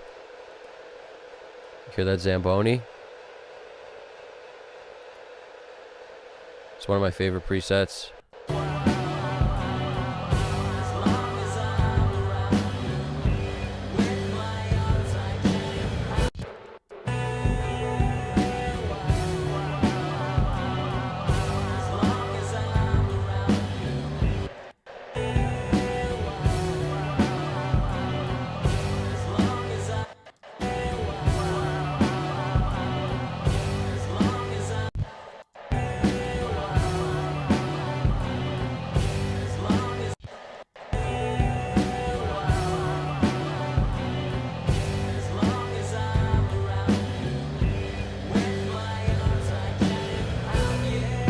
You, pound you, pound you. I think we want some pound yous. That's what she said. All right, pound you time. Let's run it. Give me a bunch of the pound yous. Pound you.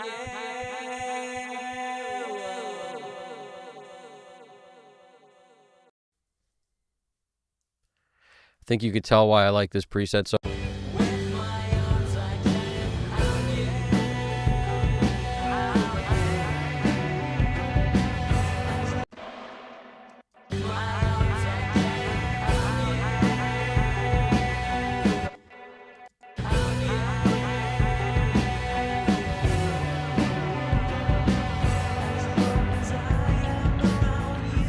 I don't think it quite accomplished what I was looking for.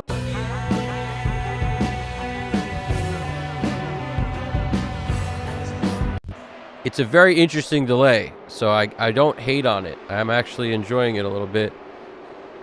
I'll create one additional track. No, I won't.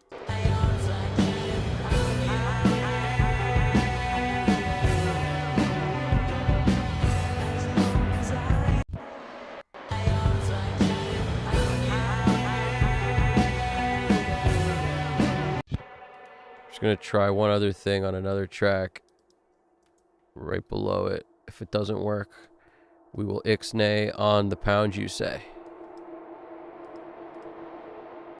Pound you.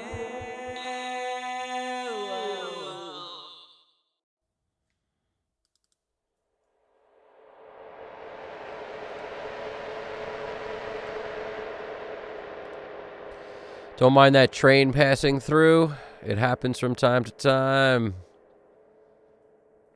We got our train that comes by every morning at 7 p.m. and wakes up Vinny.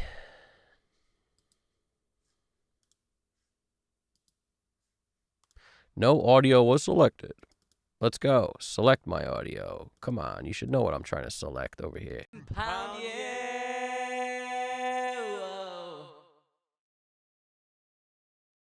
Pound you.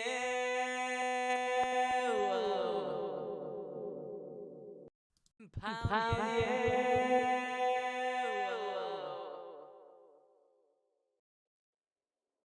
Pound you.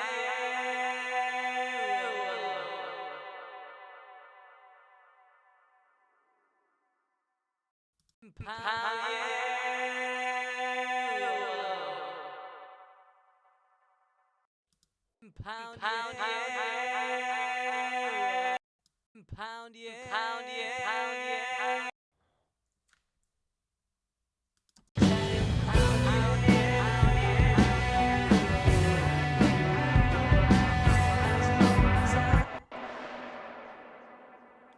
We're getting closer. We don't need the whoa part.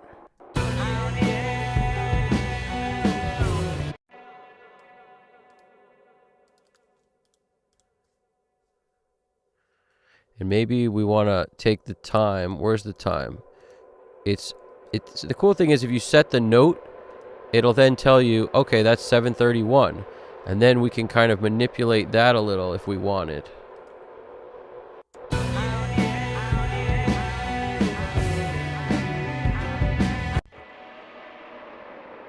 It's certainly interesting.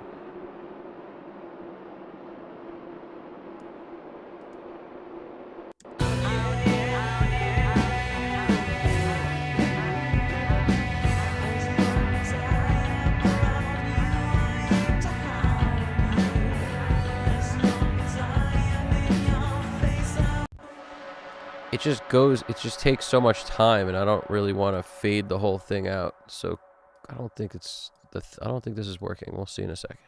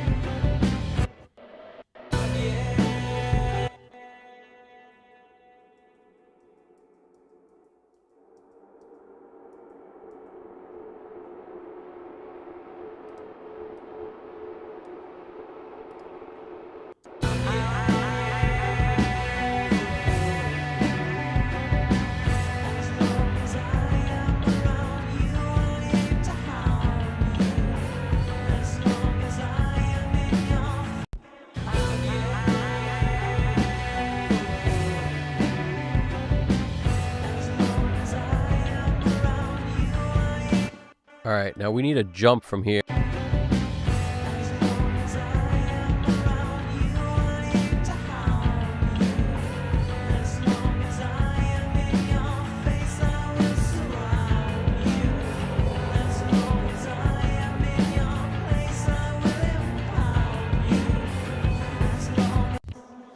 What I'm going to do there is just automate the guitars to come up like I would typically do. As soon as we get to the VCAs, that's what we're doing. It's mentally noted.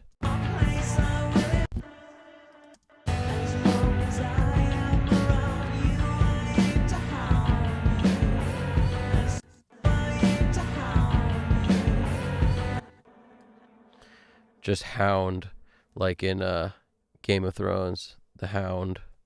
Hound.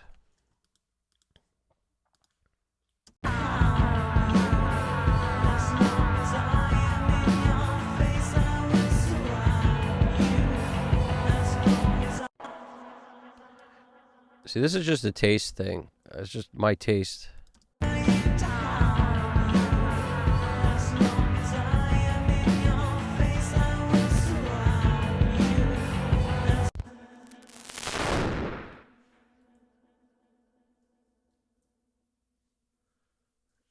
Did you guys hear that? What was that? Are we good? Are we still good? We still good? Checking 2, 3, 4. Niles is asking, what kind of monitors do I currently use?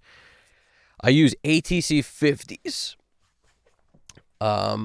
Best monitors I've ever used in my entire life. And prior to that, I used Barefoot 01s. Boy, do I have disdain for those monitors. Prior to that, I used NS10s, and a large part of when I used the Barefoots, I used NS10s also. Now, I really only use the 50s and a Bluetooth speaker to also check, but in addition to the headphones, of course. And I got 2 sets of headphones on the desk, but the Focals I know better, so I use those more often, but I have the Odyssey MM500s on here too. The Manny Marroquin MM500s.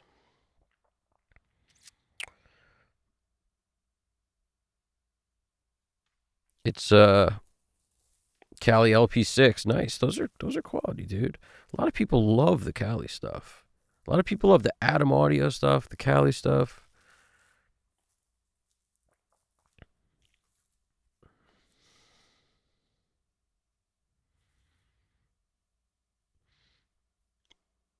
What did I miss about the UK stuff?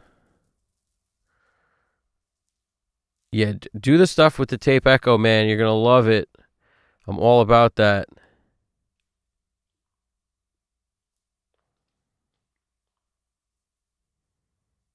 I'm all about that tape echo stuff, man.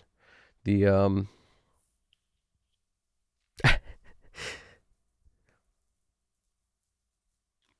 Where's he from?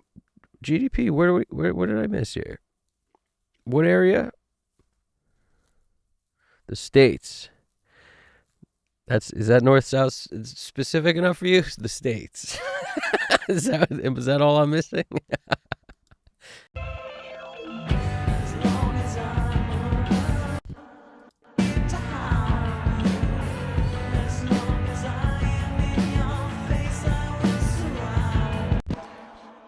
Russ, if you got any urge to check out McDSP stuff, check it out before the sale's over, because there's like it's the biggest sale I think of their year. With that, I got an email that I'm pretty sure said 70-something% off. That's a crazy sale. So if you're considering any McDSP stuff, now's the time to do it. Bottom line.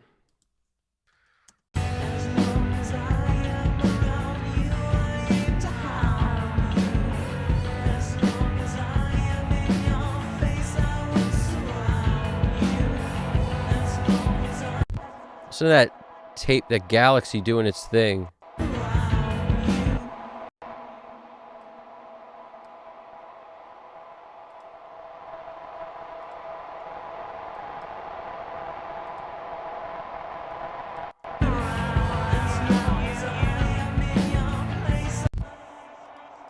It's kind of questionable, but we'll hit it with both.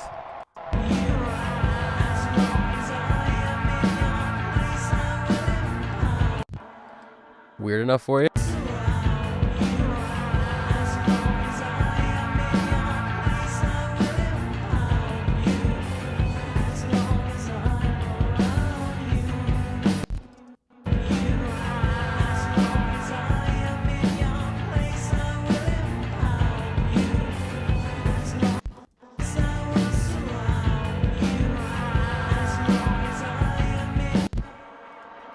I just want to surround you. That's all I want, is a little of that.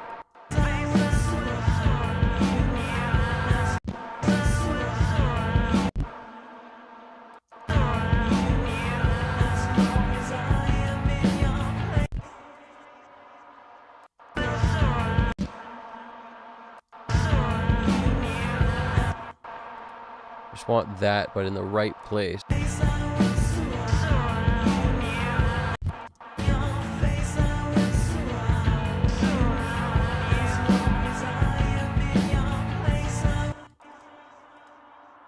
And sometimes you want to just push it in the background.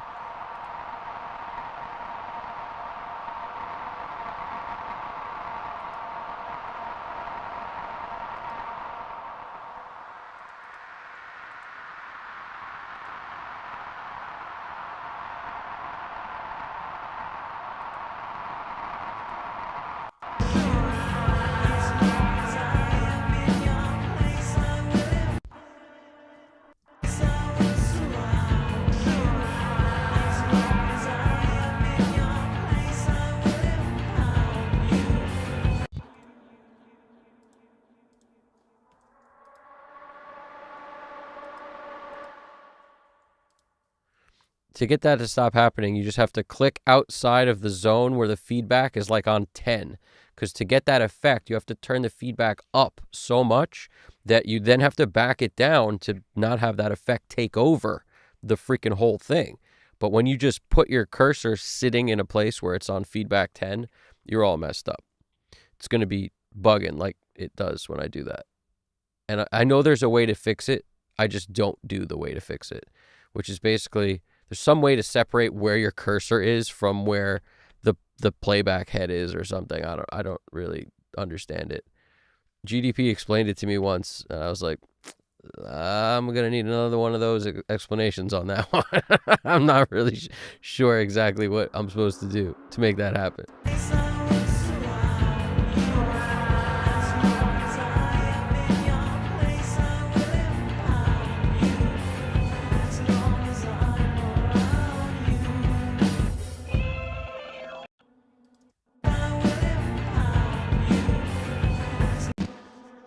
I just want the impound without the U. Impound. Another pound you. What do you know? What's the name of that song you're working on? Oh, it's just called Pound You. That's just a song called Pound You.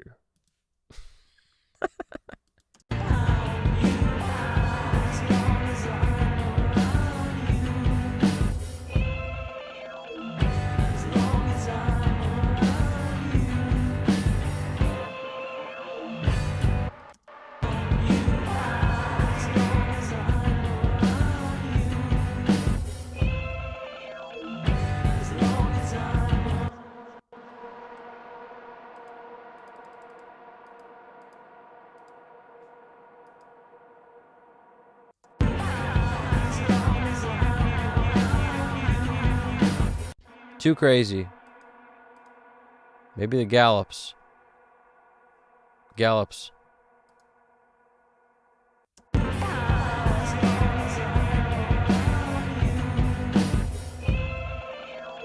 Still a bit too crazy. That's the thing with this H3000.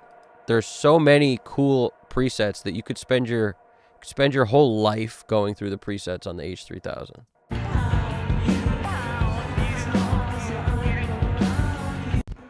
And a lot of them are kind of not what I'm looking for, but like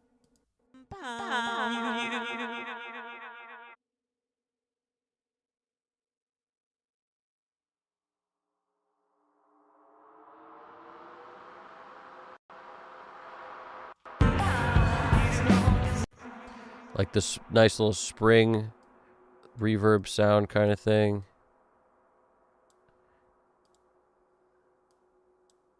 See what we can make out of this thing.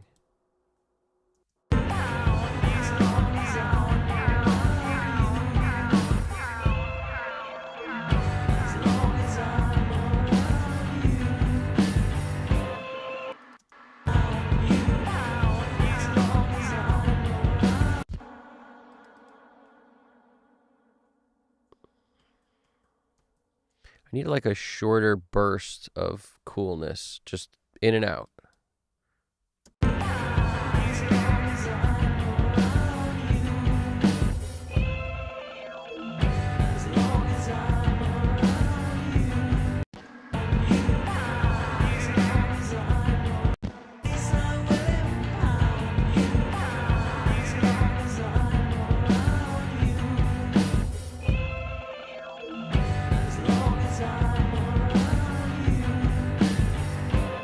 I'm putting it over where the word is and then hitting it with some reverb to soften it. Too much reverb, it got too swampy in there. So let's go with the shortest time on the little plate available with the about middle of the road on the mix. It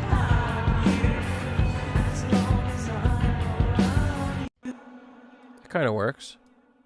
I'll settle for that.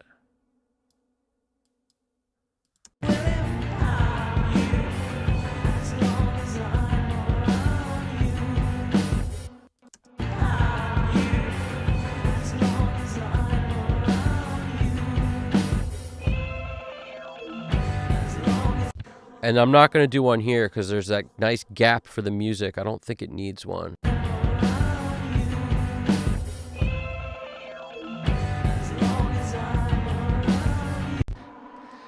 Maybe some, I don't know. Let's just investigate one try of something.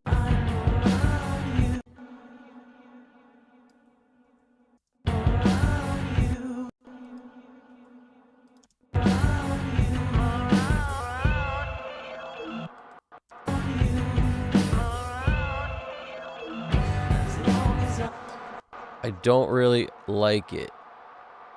Unless something crazy happens here, I'm probably going to just remove it from the equation in that spot.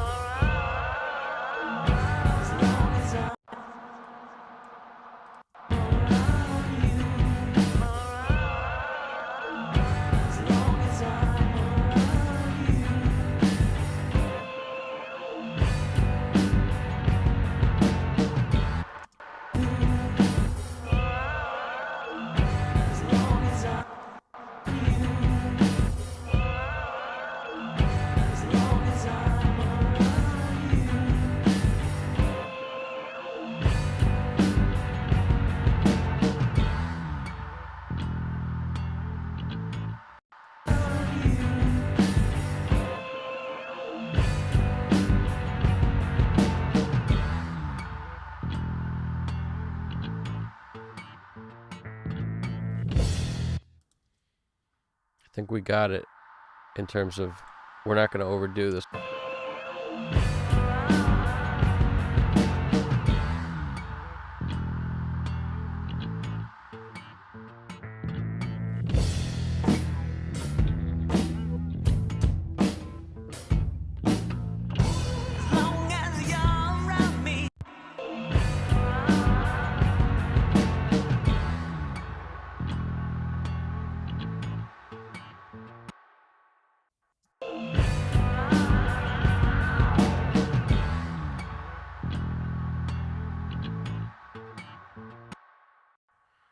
Feeling that.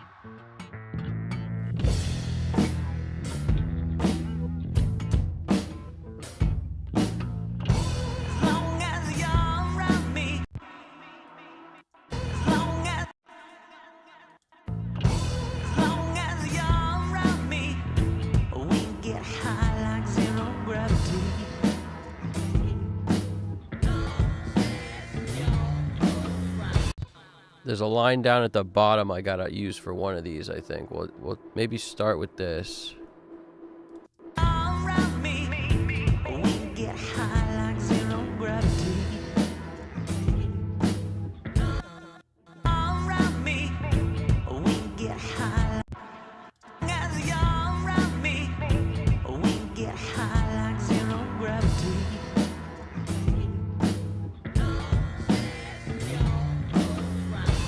Long as you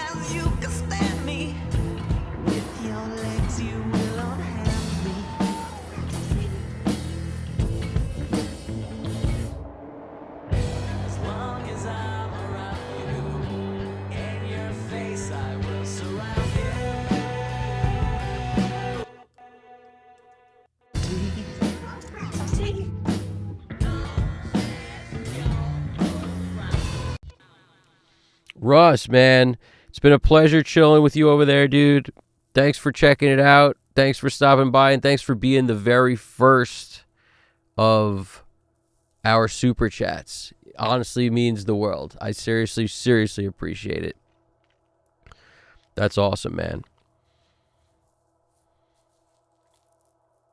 And I'm just going to read a couple of the last things you wrote here because I was just super focused on trying to get done with these flavors, which I'm about to be done with those, so that's good. So we're cooking along here.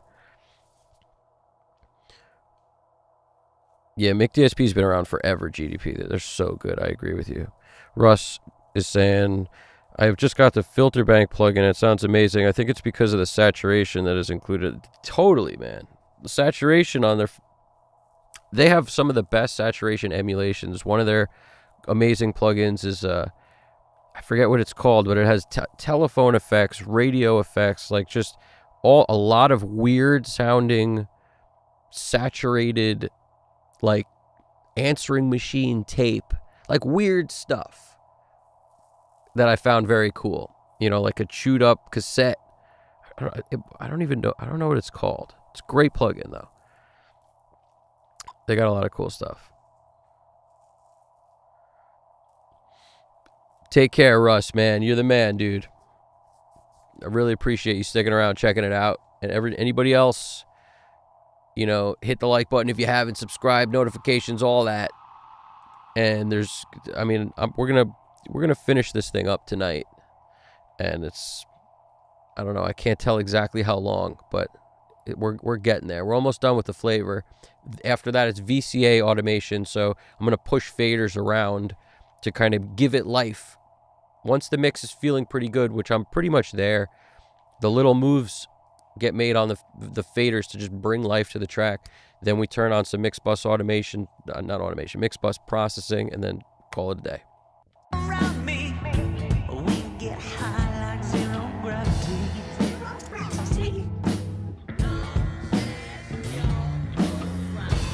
Long as you can stand me, with your legs you will unhand me. There's 2 zero gravities on here. Let's hear the first one with some processing love on it. Let's use some of these crazy ones.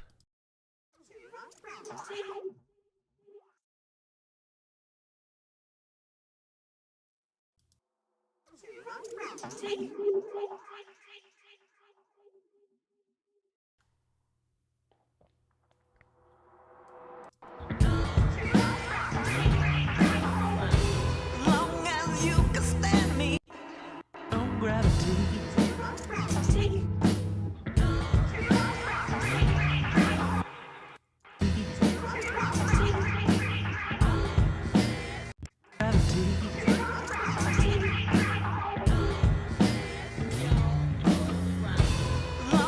This might be a good one to actually switch to grid mode, which I never do.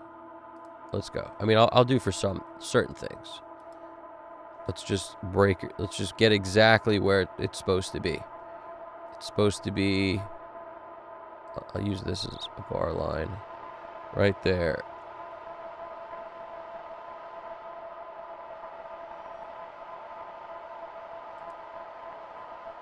I like zero gravity. I like zero gravity.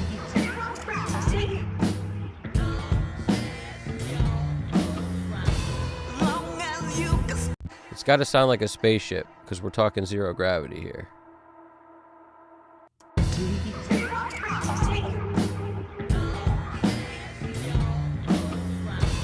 Long as you can stand me, with your legs you will unhand me.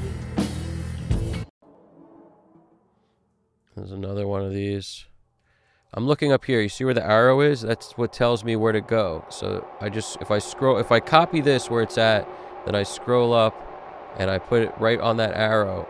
That's exactly where it was down below. Legs you will unhand me. As long as I'm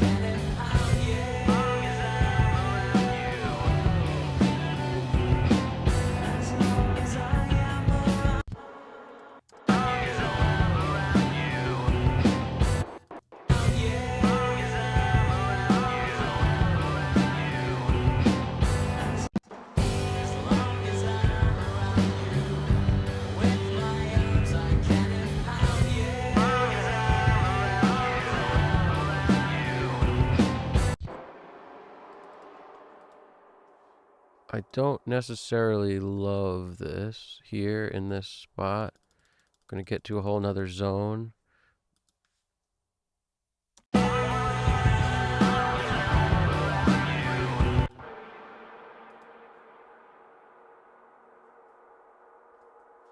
Maybe this one we change up.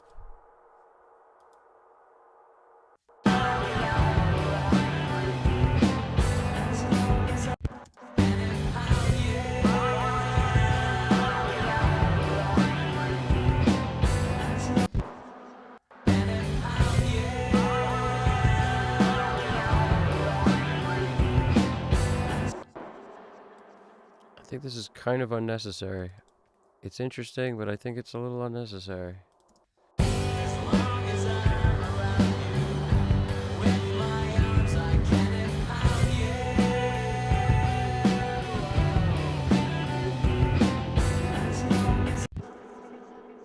So funny how easily I get hooked on something that I'd like just made up.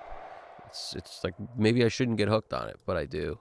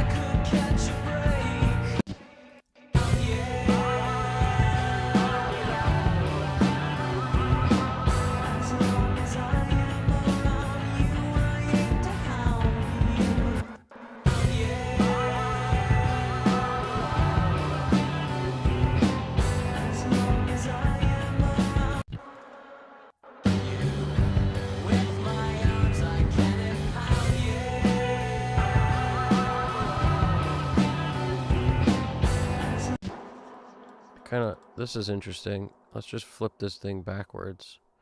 Something else I always do. Love some reverse action.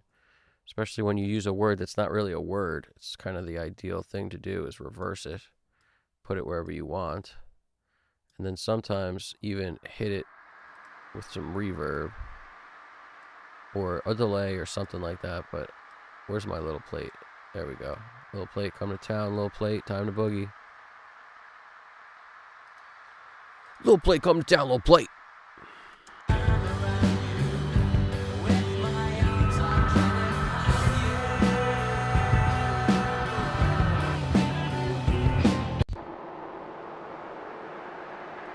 Nothing special here.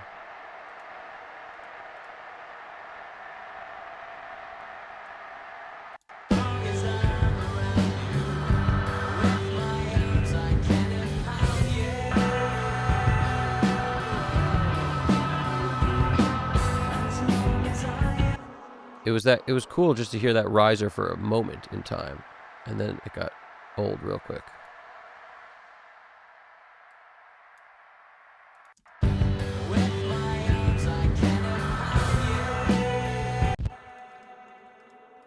Let's just hit that with some plate.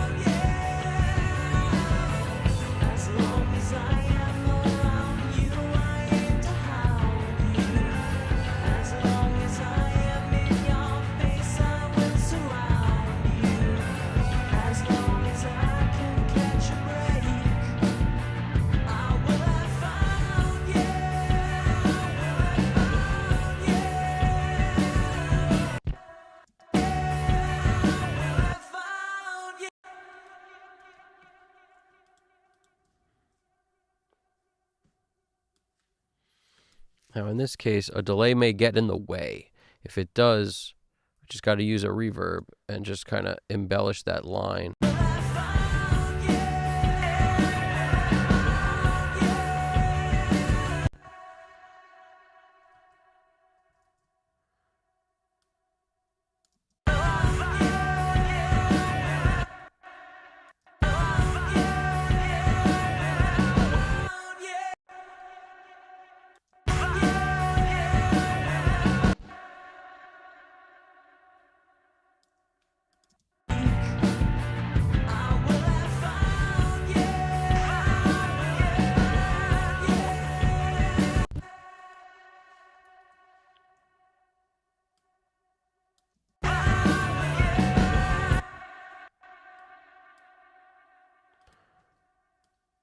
Got to make that closer to that other word.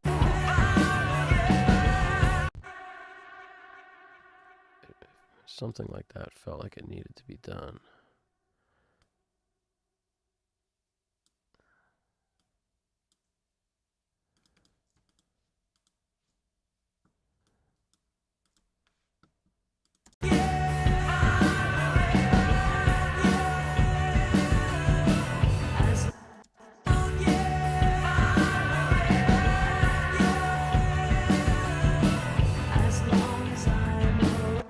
Actually, that doesn't help. It's getting in the way of the line.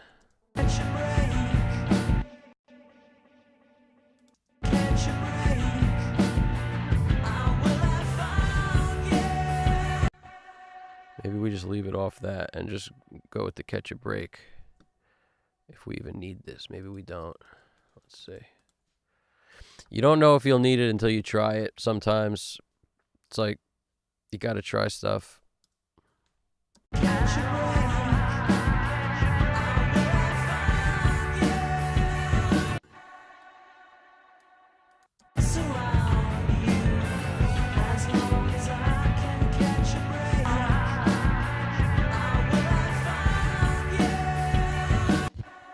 Just on the word break, perhaps, just the end of this phrase, I'll just slide that into position.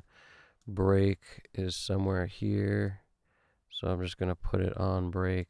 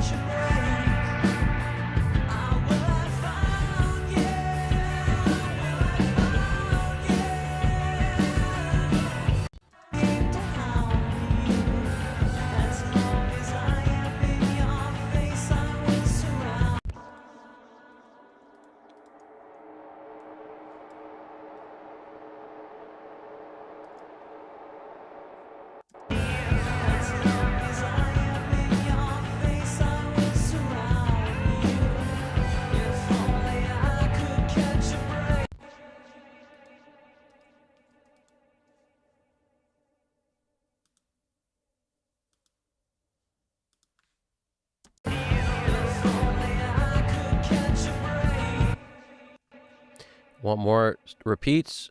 Hit up the feedback. Want it to be mixed a little bit more? Instead of the dry, hit up the mix.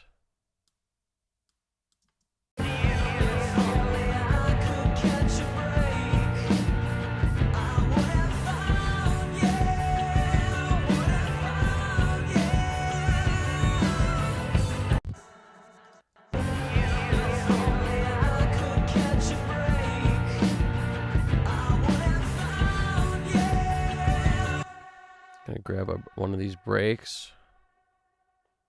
And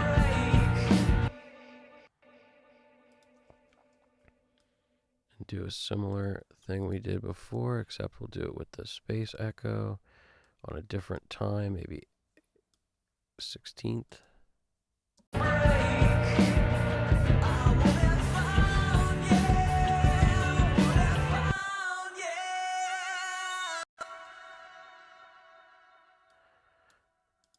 be cool if the music just cut out there and all we heard was what we just heard. Stelios, how you doing over there, man? What is poppin', Stelios? Glad to see ya over in Greece. Yo, we had our first super chat tonight, man. We are ecstatic over here. We are ecstatic. And our first super chat came from Russ J5273. And we're nearly at our VCA automation stage, which is the last step before mix post processing.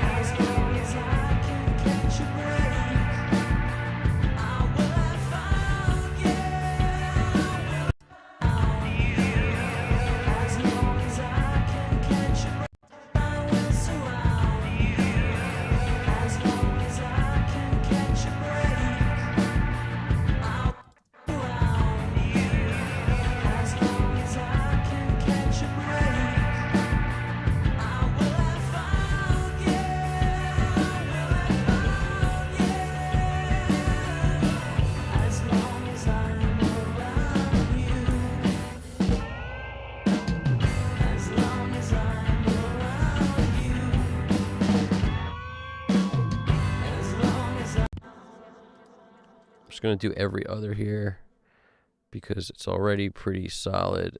I don't need to put one of these on every word.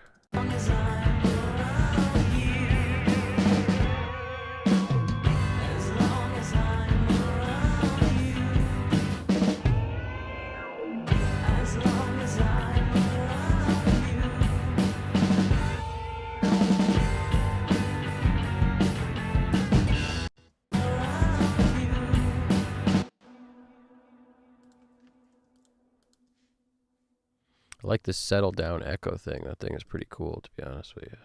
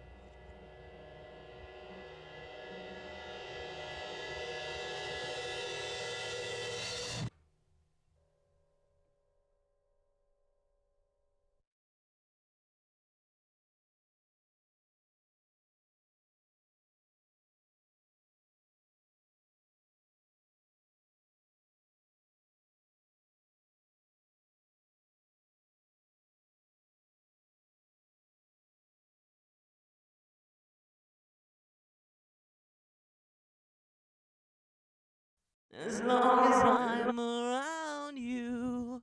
You, you, you, you, you.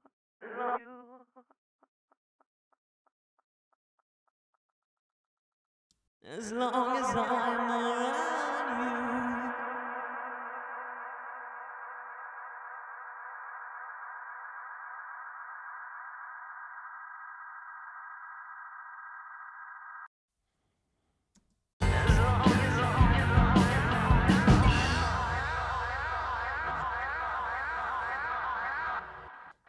Maybe, maybe not.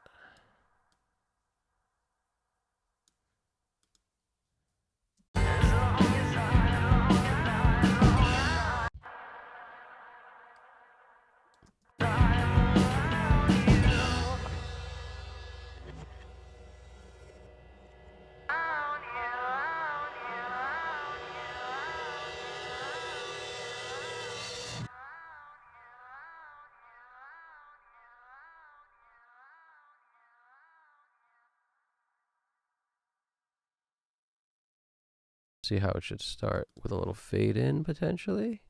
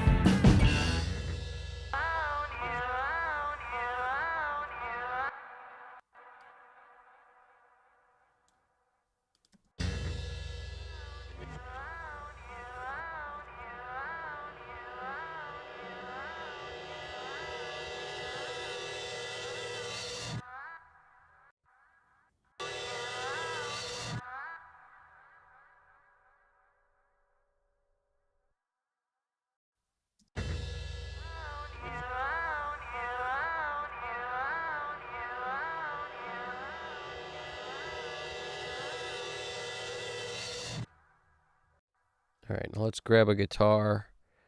I think it needs a little, maybe some of this guitar thing. Let's get to it.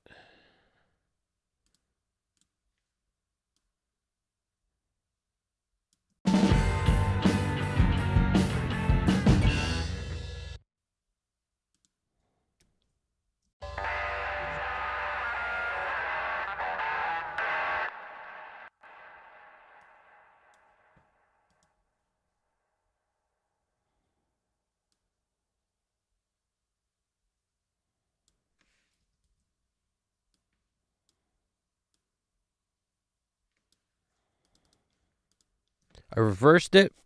I'm going to hit it with a little plate with the deep cavern setting, which is just a dark, long reverb. Now I'm going to reverse it back the other way. And this should just take us to the ending. So that's like a riser, but made from a guitar.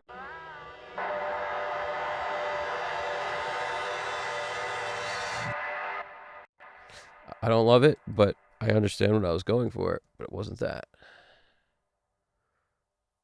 Let's find that guitar again. Drums or a different guitar, some something or other.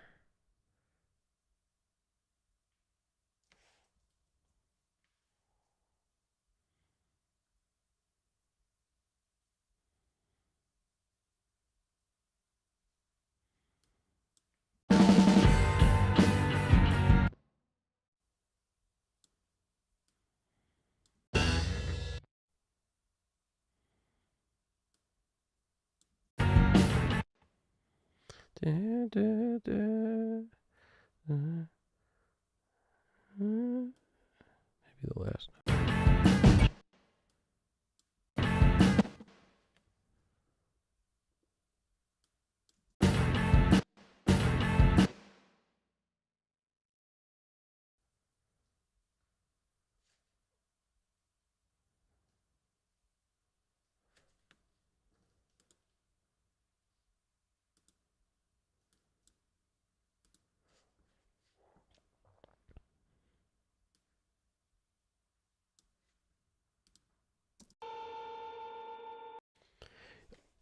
Yo. What's going on, Alex? What's going on, Alex Christoph? Backstretch. I appreciate the shout out. Backstretch. I do most of the mix on the edge of my seat over here. I don't lean back. Lean back. I don't do it.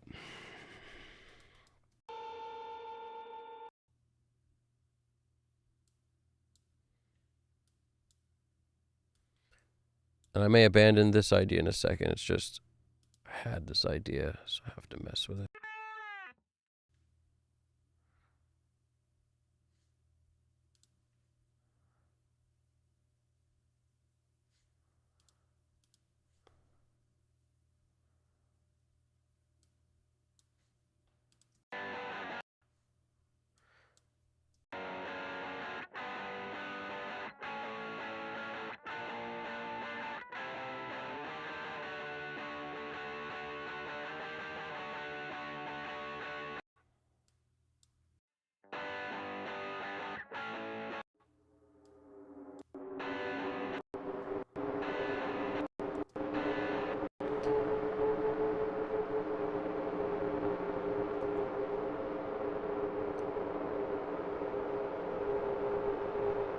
Galaxy Tape Echo in the house.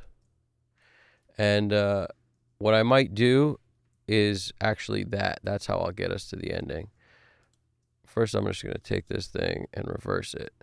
Then I'm going to hit it with some verb. A lot of verb. Then I'm going to reverse it again. Then I'm going to go up on the ramp. What is soloed? Here we go.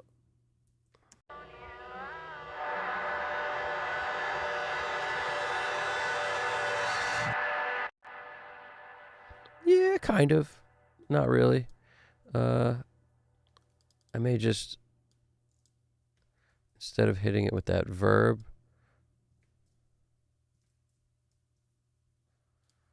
let's just hit it with a freaking something like this.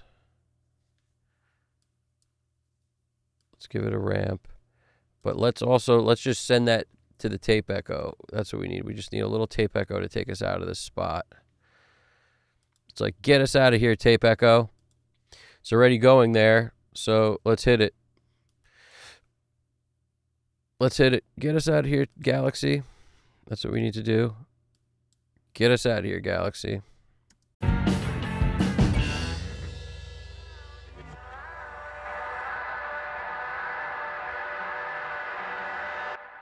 Hold on. We need more of it. We got to get the latch going here. Latch.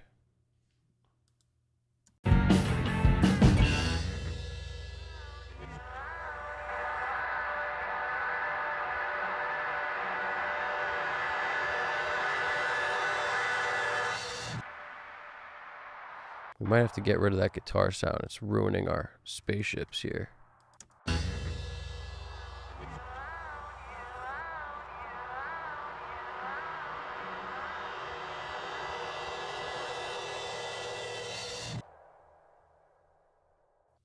Something to that effect.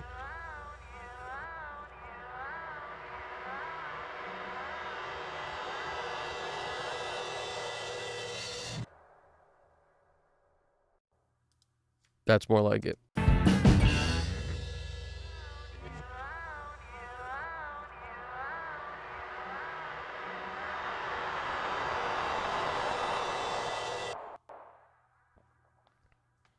We got to close some stuff. It's getting herky-jerky up here in this galaxy, I'll tell you that. Closing some stuff up before it's too late. Let's go. I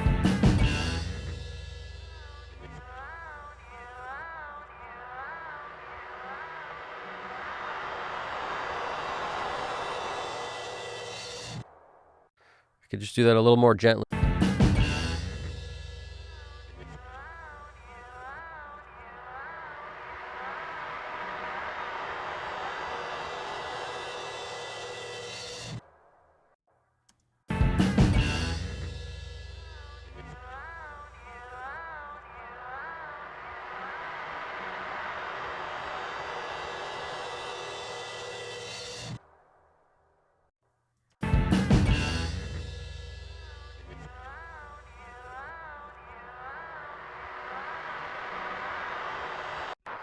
One large verb, extra decay, and a Diet Coke. I dig it.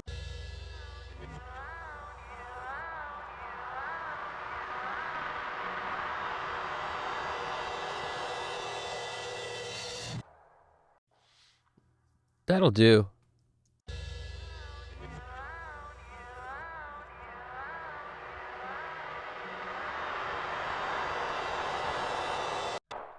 Some real Cloverfields for the ending for us.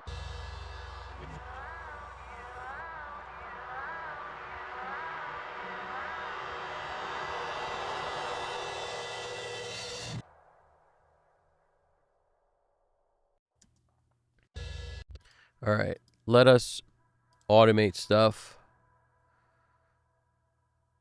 Automate stuff. Kicks. Kicks. Kick VCA. Uh-oh. I just realized I don't think I could do it this way. I've got to basically take all the freaking stuff. So I'm going to just take off the group so nothing goes crazy on me accidentally. But like you see this kick VCA, I got to actually put kicks from every group that has kicks in it. So that means we're basically going to come in here, delete this group, or I could add stuff to it also, but I just delete because it's easier. So kick, kick trigger, then I'm going to come in down here and go find the other kicks. So this is a kick on the other drum tracks of like different performance, and this is the kick for the dry stuff. So this is that affected pre-chorus sound. It sounds like a bunch of people clanking on railroads. That's that, and that's that. So there's kicks all over the place, and it's basically triple track drums here, but it's only two playing at once ever. But we're dealing with double track drums. So let's keep it moving. So all this stuff is kick, no other kicks in town. So kick VCA. Same thing for snare. Snare, snare, snare, and the trigger snare. Did I select? I don't even remember if I did. Did I make a... Did I put the kick trigger in it? I can't remember, but I'll just do it again to make sure. Kick, kick, kick VCA.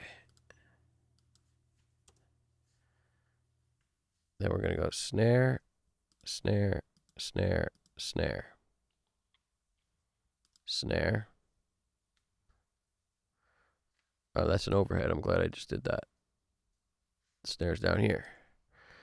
They should be in the same place. That's my own fault. Snare VCA. Because I sort of built the drums to work together. So if I automate, I need them all to move together is how I'm thinking about it. I don't want to get into a weird position where they're not all moving together. So I'm going to take this and put it in the right position so they don't get confused. And now all the rest of the drums, which would be rack, rack trigger. It looks like the floor trigger's not on. Let's see if it should be. As long as I'm around you. As long as I'm around you.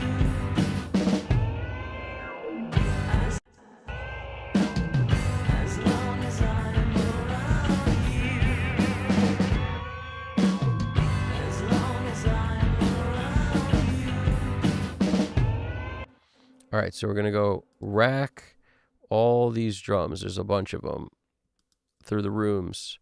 And then we're also going to go overhead left, overhead right, because that's anything but kick and snare. That's the reasoning behind why I'm grouping, so that I can have one fader that does everything except kick and snare on the drums.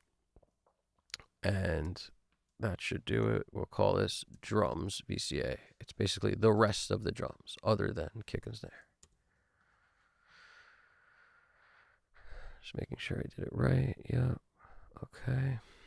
All right. Now we're going down to bass. For bass, we're just taking these buses. It looks like I only have one bass bus on at the moment instead of these other ones with it, but that may be fine. I'll just take them all just in case.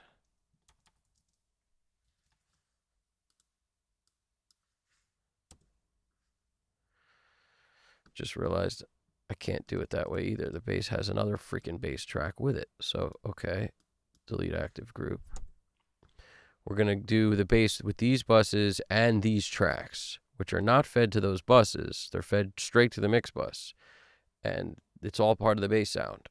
These buses are handling these bass tracks, and these bass effects are on a separate track. So I got to take them all together. Bass, VCA. Okay.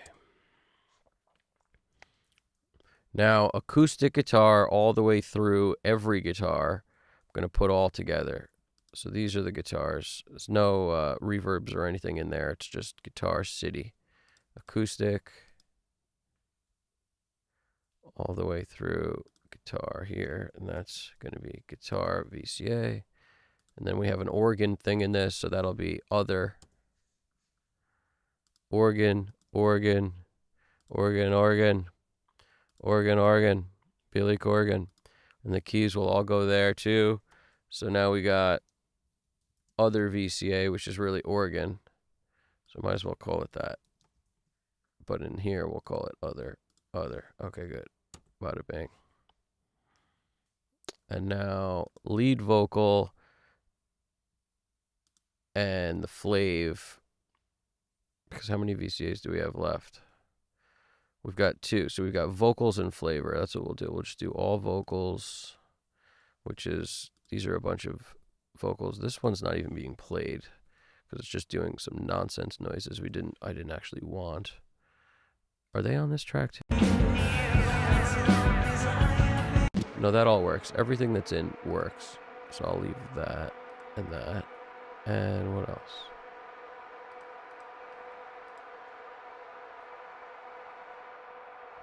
Vocal, vocal, vocal. Voc VCA. And now we'll put the flavor tracks on their own tracks. There's only 2 of them this time, so that's pretty cool. 2 flavors.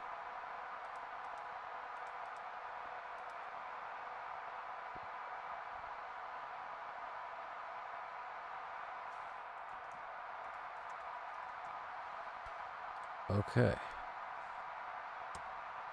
We are set up for VCAs, and you know it because everything is here. And if you're ever not sure about something, like, did I put these vocals into the vocal bus, or did I forget about these 2? Well, all you have to do is now lower that vocal thing, and we should see this move. So that means if I jump in here to the SSL jam, skip to the end, because that's where my VCAs are. They're always at the end.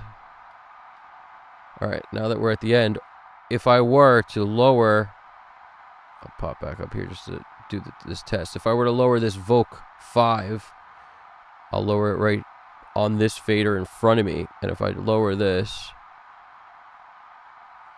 see how that moved? So we know, because these all moved, that they're all connected to it.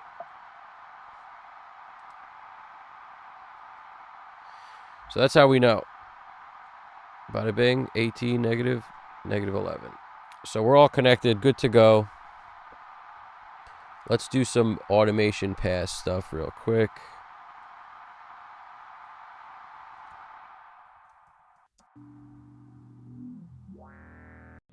The Piano Seeker, how's it going, man? How's it going? Good to see you, man. Nice joining up. And any questions, throw it in there. I appreciate it. You know, this is, we're getting done with another one. This is number 13 on the scope of mixes we've done so far, start to finish, in this live stream setting. And we've got spaceships going all over the place like crazy. If you haven't heard already, it's a little bit out there. It's pretty cool. We dig. So let's keep her moving. Let's run it. Now, I turn all these things to touch so that we can basically try to get as much of a pass done as possible on every time we do automation. On everything at once. which you really just can't do with a mouse. It's impossible. You got to have your hands out. I got 8 possibilities to move stuff because the thumb doesn't really work for it.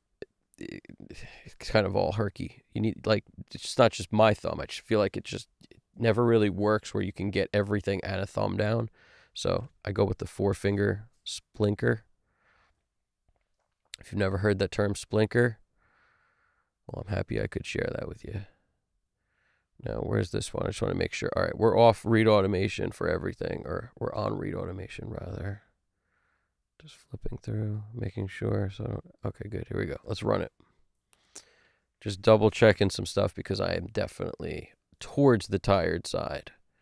But we are still wide awake and fully optimistic that we can fly this plane into the landing. And there's nothing on the mix bus at all in terms of processing. And there's not going to be a whole lot by the time we get done. So let's keep it moving. There's going to be a couple things.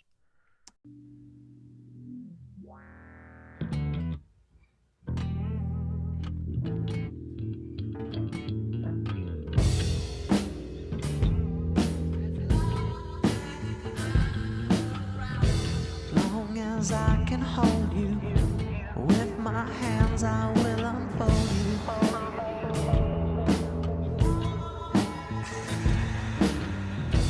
Long as I can mold you, with my mind I will control you.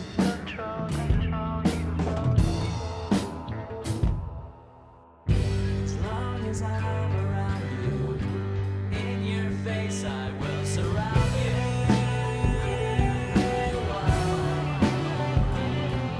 As long as I'm around you, with my arms I can impound you. One thing I noticed already is I want to bring the flavor tracks down a bunch, and I don't want to hold my hand on it or put it on latch. So at the moment, I'm just going to bring it down about 4 dB. And that maybe will get us more in the ballpark because I just noticed how loud it is. And at first I was like, I could deal with it, but I can't deal with it.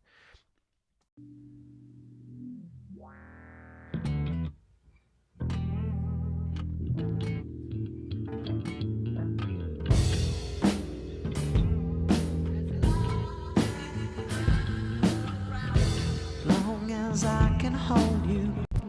We need a little more guitar.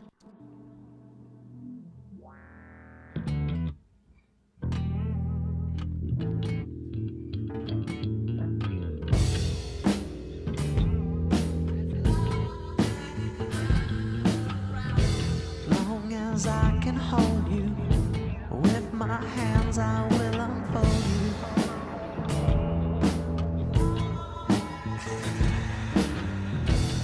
Long as I can mold.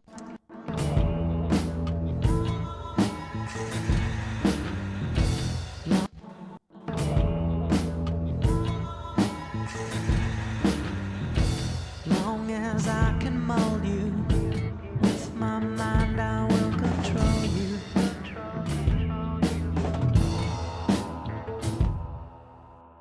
As long as I'm around you, in your face I will surround you.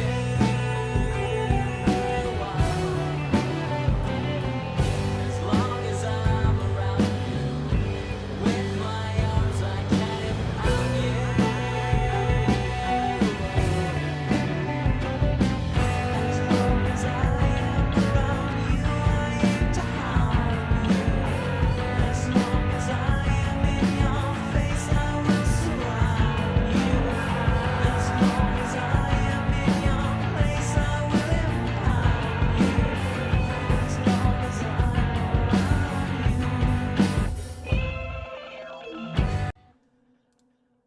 As long as I'm around you, in your face I will surround you.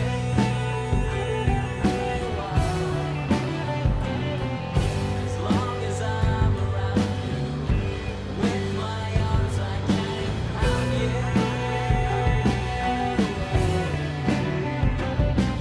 As long as I am around you.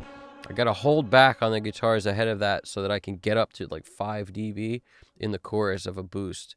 But I think in the pre-chorus, I'm feeling like I may have pushed it too much. I love that acoustic. We need more of that thing there.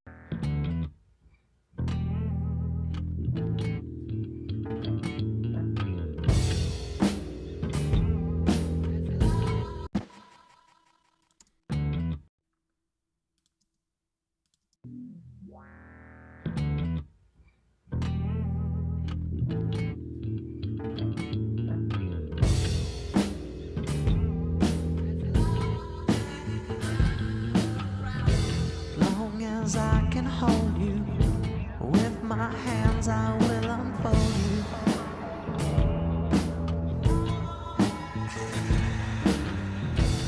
Long as I can mold you, with my mind I will control you.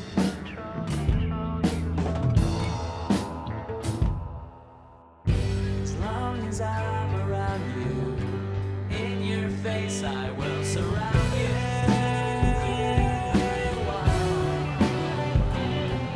As long as I'm around you, with my arms I can impound you.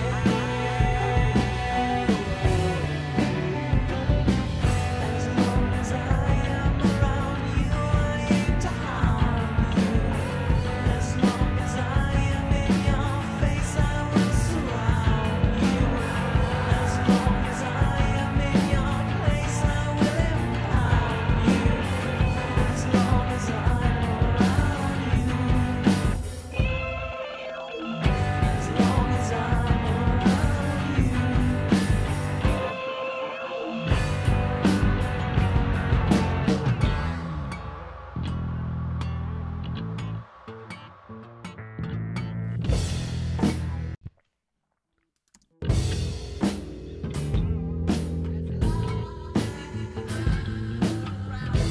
Long as I can hold you, with my hands I will unfold you.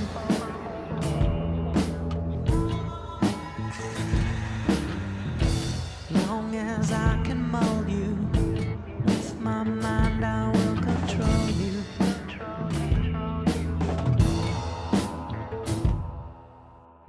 As long as you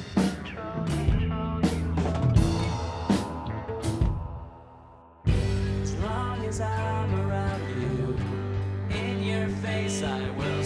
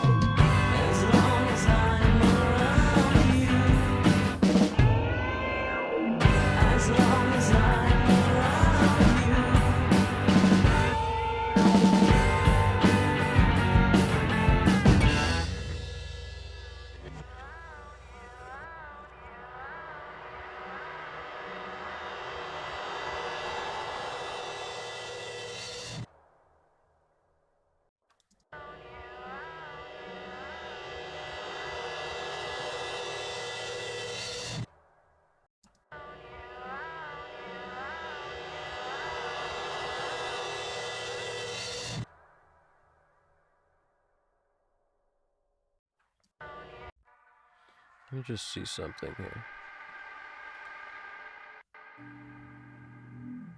Where did I dropped the overheads here. As I am around you, I aim to hound you. As long as I am in your face, I will surround you. If only I could catch a break, I would have found you. Would have found you. As long as I am around you, I aim to hound you. As long as I am in your face, I will surround you. As long as I am in your face, I will. As long as I, as long as I am around you, I aim to hound. As long as I am around you, I aim to hound you.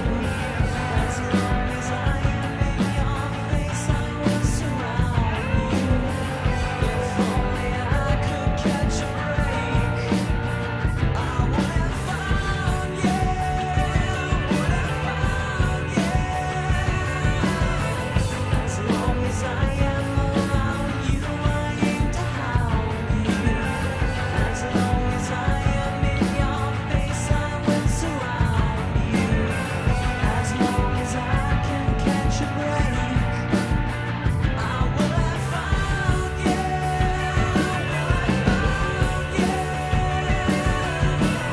As long as I'm around you. As long as I'm around you. As long as I'm. As long as I'm around you. As long as I'm around you. As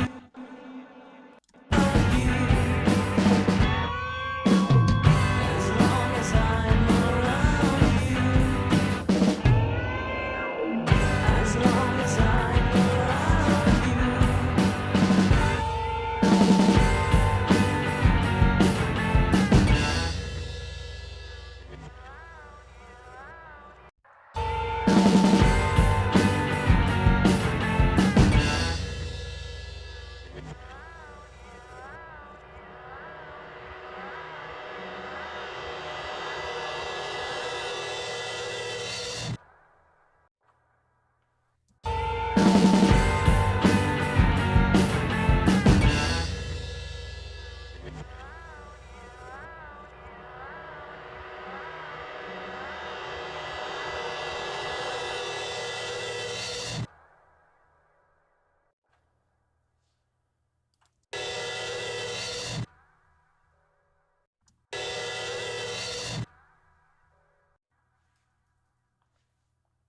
I am in your place, I will empower you.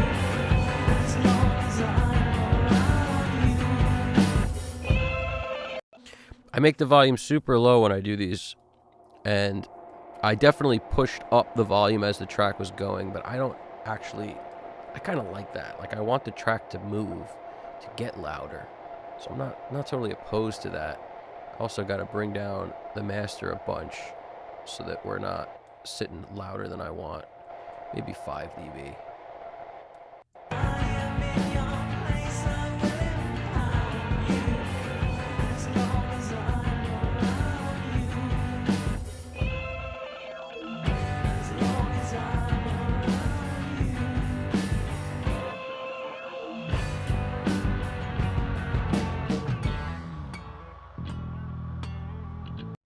I might want a little more bass in this freaking song. Let's see.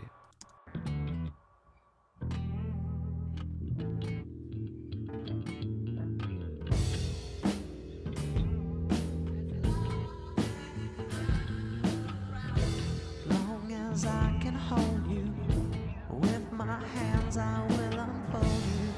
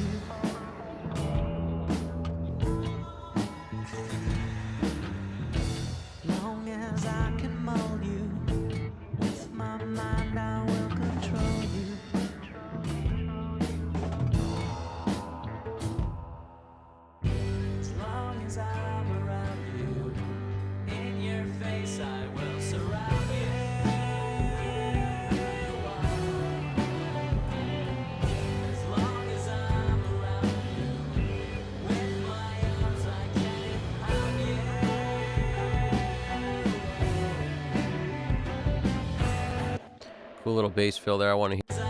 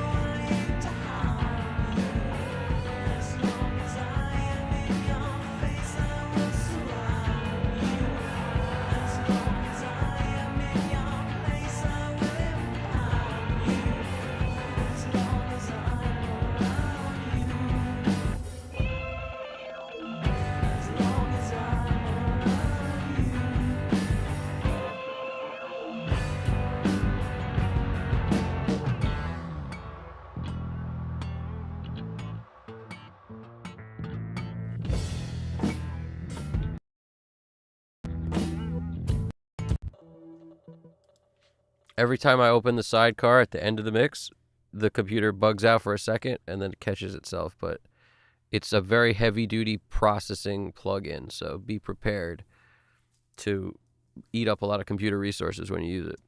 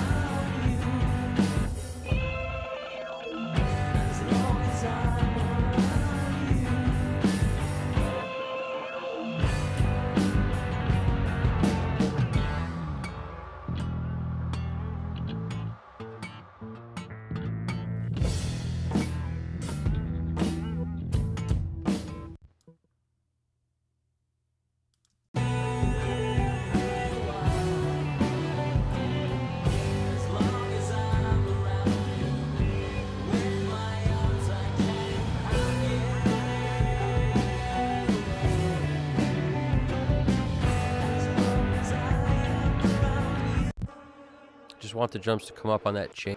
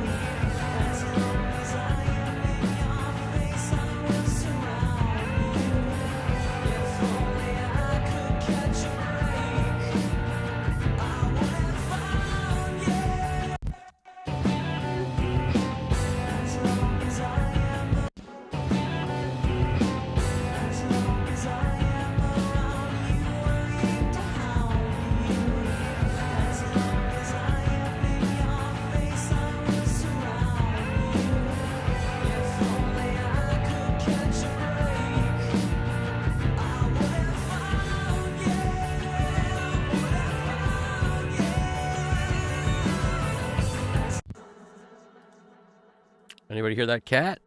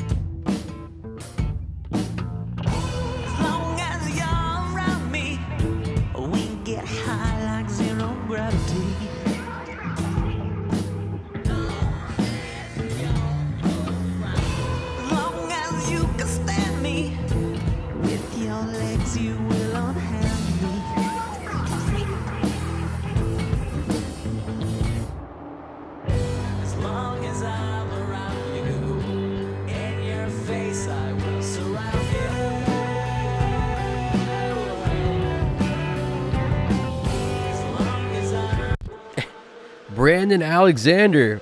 I really appreciate that, man. Brandon Alexander, 1292. Or maybe it's not. Where did I get this Brandon from? What is wrong with my eyes? Brianna. Nope. Brian Alexander. I was right the first time. My bad. It's one of those things, right, where I've been up for a long time at this point. I appreciate that it sounds amazing. The only reason I'm able to do it is because the music stays low most of the mix. So this many hours ain't no thing because of that. That's literally the reason. And that crazy sound is the Galaxy Tape Echo, which sometimes I just let party because I feel like it helps the mixes when you play that Galaxy Tape Echo, and it creates that crazy ambiance and stuff happening. And as a result, every once in a while, when you click someplace where the thing is bugging out, it's just let it bug out. Like it's stretching its legs, so to speak. So I'm okay with it. But in the mix, it stays together. It holds firm. And what I'm doing at the moment is experimenting with the stereo imager on choruses mainly. Like when it goes from this part where it's super tightened up.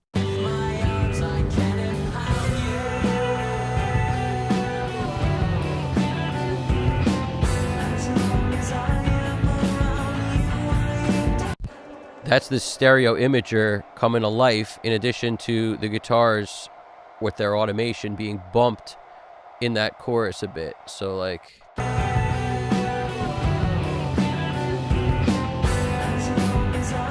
and I could even bump it maybe a little more.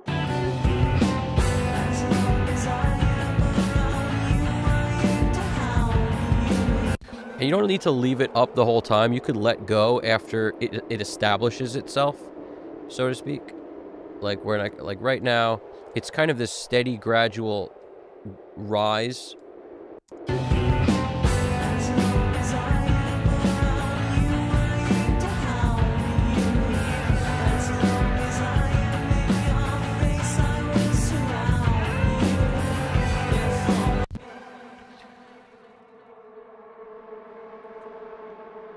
I really appreciate that.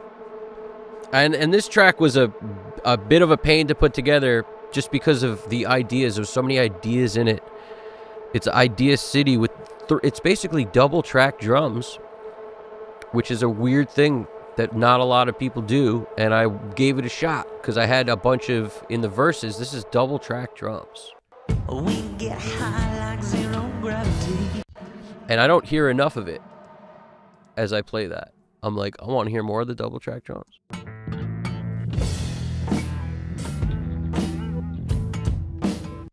I love that acoustic, though. I want that acoustic super loud, but I also just want a touch more of the drums.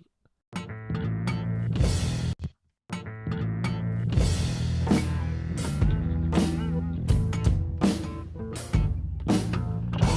long as you're around me, we get high like zero gravity.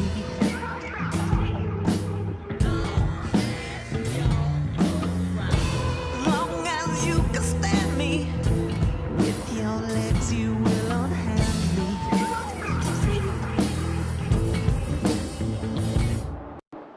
I'm gonna pull it down. I'm just gonna ease it down right before that because I want the pre-chorus to bring the energy down. With your legs you will unhand me.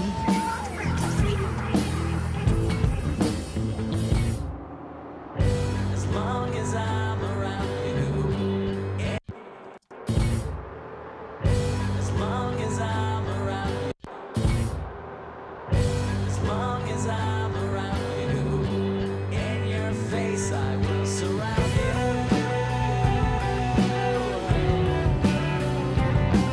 As long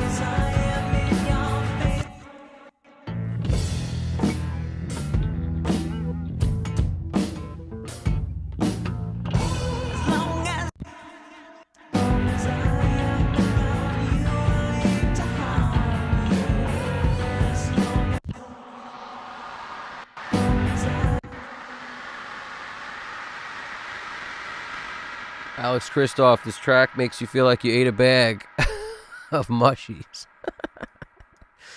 I understand that feeling, and it's a pretty good feeling to have, especially if you have not eaten a bag of mushies. It's kind of like you're getting the juice without needing the squeeze. You know, it's pretty solid. Juice without the squeeze. As long as I'm around you, in your face I will surround you.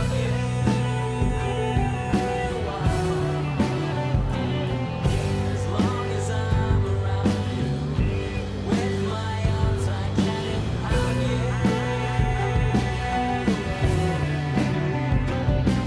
As long as I am around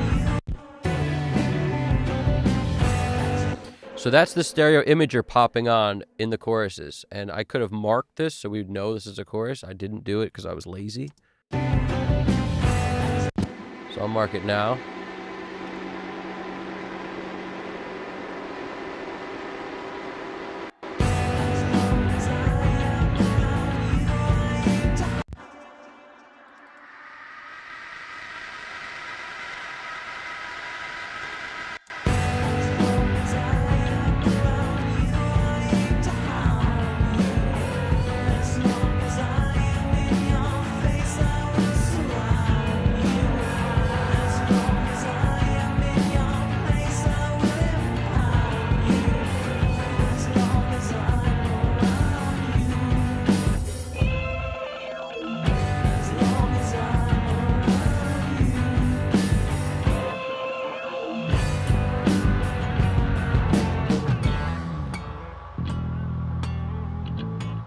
Just gonna automate that snare fill.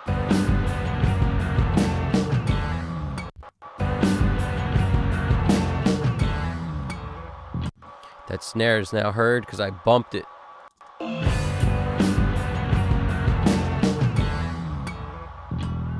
And then the crash of the cymbal I'll raise from the drum over the drum other, everything other than kick and snare fader.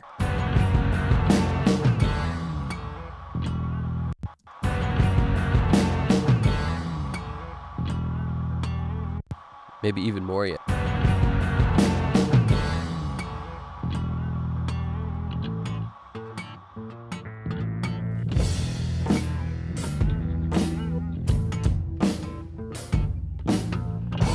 long as you're around me, we get high like zero gravity.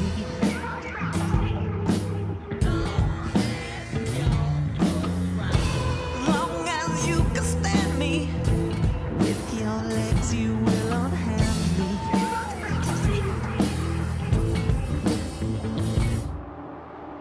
As long as I'm around you. As long as you can stand me, with your legs you will unhand me. Want to hear that line? As you can stand me, with your legs you will unhand me. It's just the unhand me gets lost. That's what I need more of. As long as you can stand me, with your legs you will unhand me. As long as you can stand me, with your legs you will unhand me.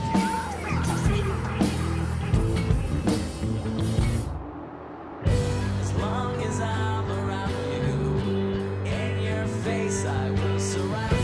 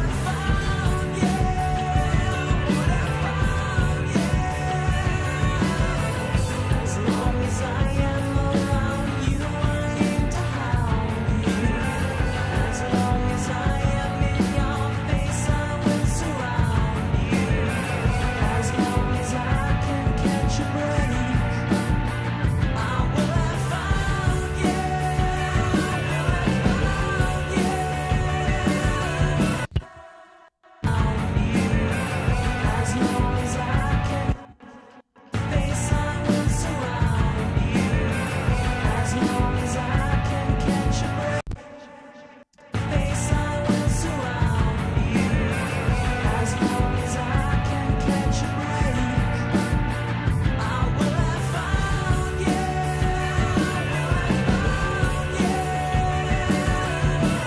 As long as I'm around you. All right, we're doing well. We are doing well. We are doing well. I appreciate that, Brian Alexander. I appreciate that. Anybody who's digging it, hit the like button, subscribe, comment, come through. We got more of these, plenty more coming, and we are nearing the end of this mix. So brace yourselves for the final print coming soon. And if you've got questions or comments or anything that you want to add, share, do whatever, throw it in there. And yeah, this is good stuff. Everybody's welcome to come through, watch the mixing stuff, ask questions, add to the conversation in any way, shape, or form, music related at all. We dig it. And we're getting really, I'm getting pretty satisfied. I wait till I'm satisfied in order to call it done, and pretty close to being done right now, because I'm liking where I'm at. I'm just playing with the flavor track and getting that to sit right. It goes between like hearing the effects too much on the flavors and then not hearing them enough for me. So I gotta find that. It's a critical balance, but it's not a whole lot of movement going on, pretty much. Brace for impact indeed, GDP. Brace for impact. GDP is the pilot, and I am the one that does the hand signals for the passengers. So when it comes down to it, we're just flying the plane through the sky, and then when we see clear landing anywhere, it could be on an island, we land it. As long as I am in your face, I will surround you. As long as I can catch a break, I will have found you.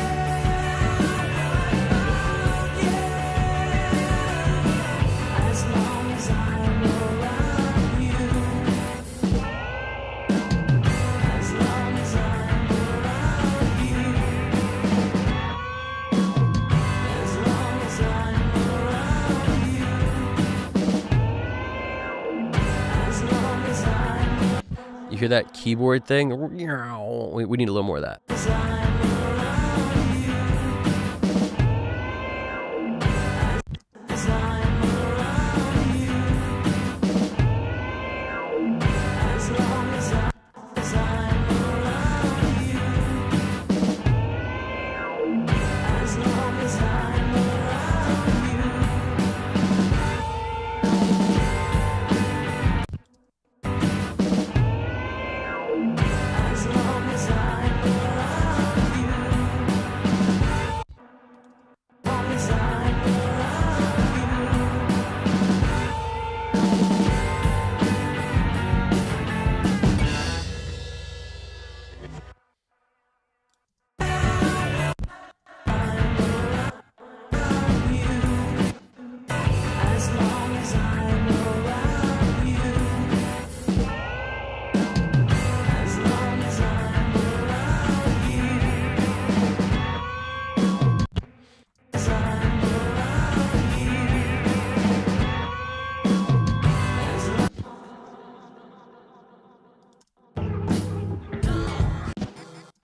As long As long as you're around me, we get high like zero gravity.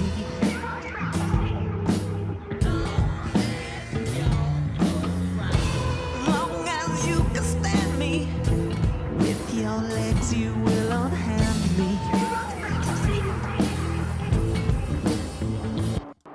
I'm not sure we need 2 zero gravities. Legs you will unhand me.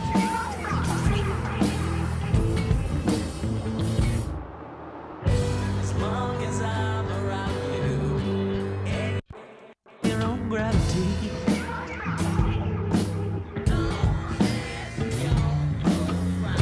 As long as you can stand me, with your legs you will unhand me.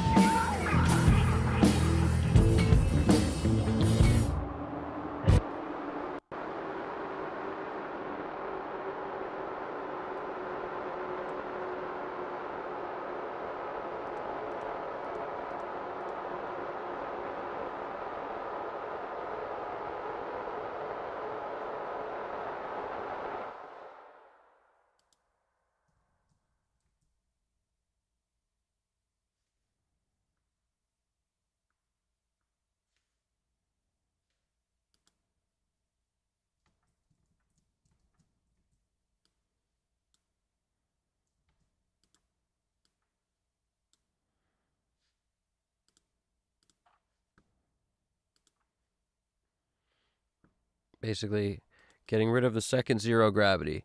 I'm going to come into town with the unhand me, and let's get a little repeat on the unhand me. You will unhand me. A little repeat of unhand me. It's a cool line, in my opinion. With your legs, you will unhand me. I love that line.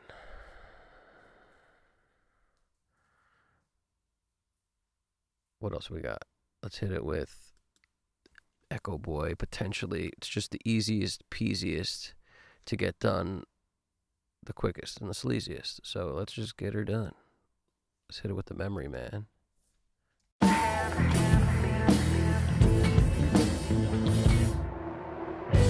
long as I'm around you, in your face I will surround you. I think now we're grooving. With your legs you will unhand me.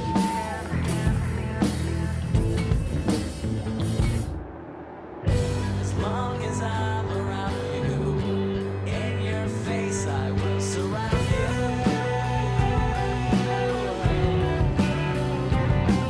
As long as I'm around you, with my arms I can empower you. As long as I am around you, I aim to hound you. As long as I am in your face, I will aim to hound you. As long as I am in your face, I will surround you.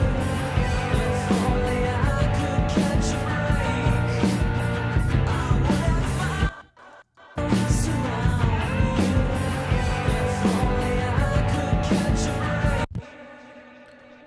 There's so much attention spent on automation. I can't stress enough how important it is.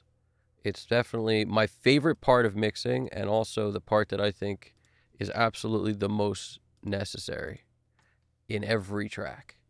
You know, it's just, I don't ever find myself being like, this track is fine with every volume fader just staying the same level the whole time. I just never feel that way.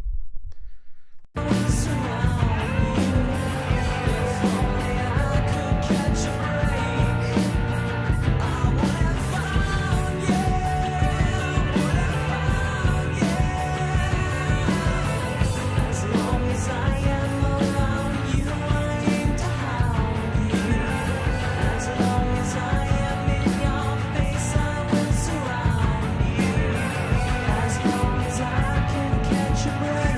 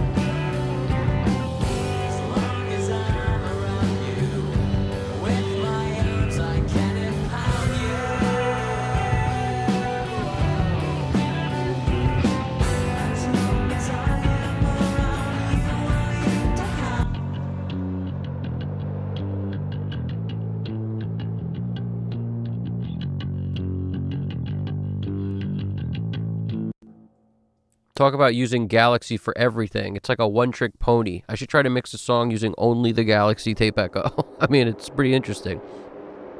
It's giving me this reverb for the bass. It says drum parallel, but don't be fooled. It's actually the bass parallel. And these are all essentially... This isn't the bass parallel. This is where all the bass goes. This is the parallel of that. And then this is a different parallel. So I'm just not using this one at the moment. But I'm using this one. The Decapitator and the Galaxy. The other one's muted.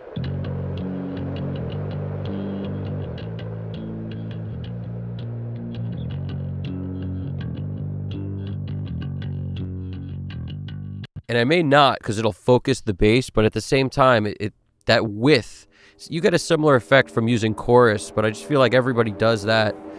It sounds great. I love the Andy Wallace trick, and sometimes I was just searching for other things to do, and I came up with, you know, a little bit of an echo or a little bit of a Galaxy is a kind of a reverb sometimes. Reverb on bass sounds crazy, but some of it is awesome, man. Sometimes just choruses, I'll automate that on, and then we'll see how that plays out. With my mind, I will control you.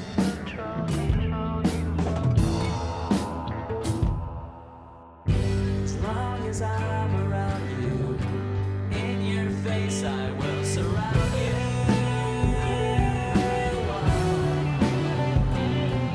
As long as I'm around you, with my arms I can impound you.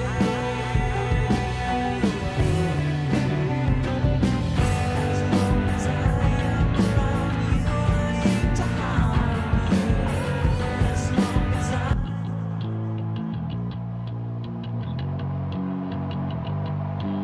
I am in your place, I will impound you. As long as I'm around you. As long as I'm around you.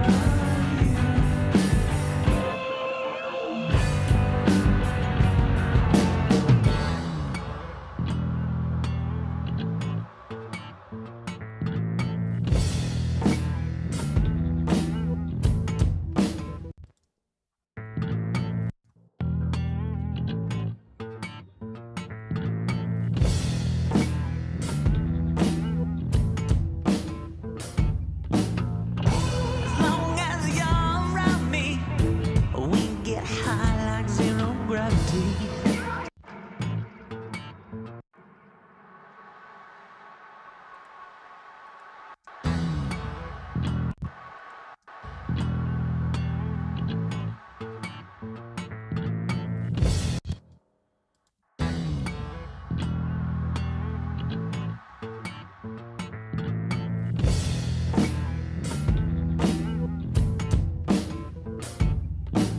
As long as you're around me, we get high like zero gravity.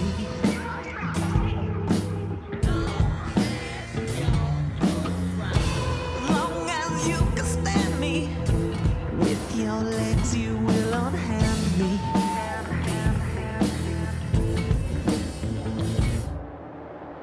As long as I'm around you, in your face I will surround you.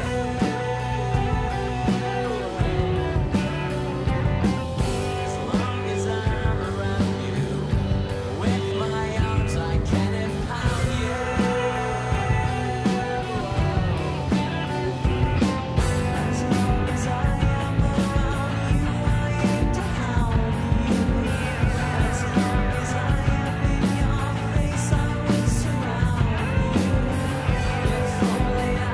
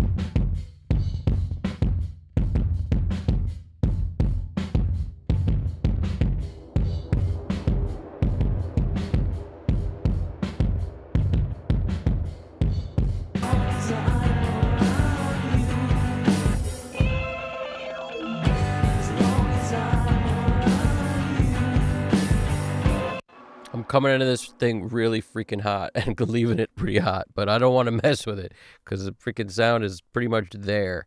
In your face, I will surround you.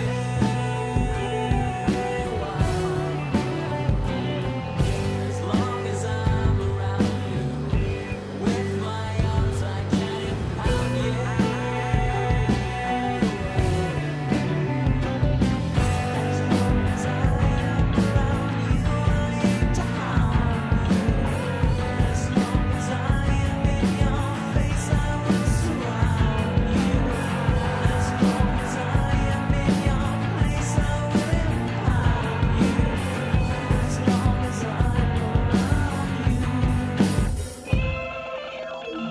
As long as I'm around you.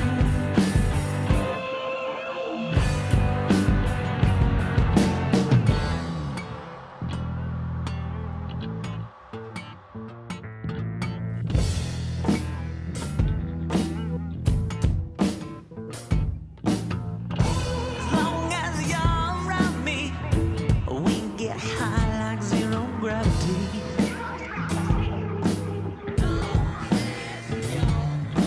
As long as you can stand me, with your legs you will unhand me.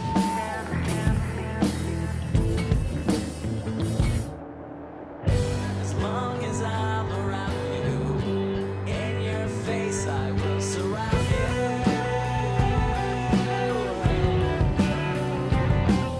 As long as I'm around you, with my arms I can impound you. As long as I am around you, I aim to hound you. As long as I am in your face, I will surround you. If only I could catch a break.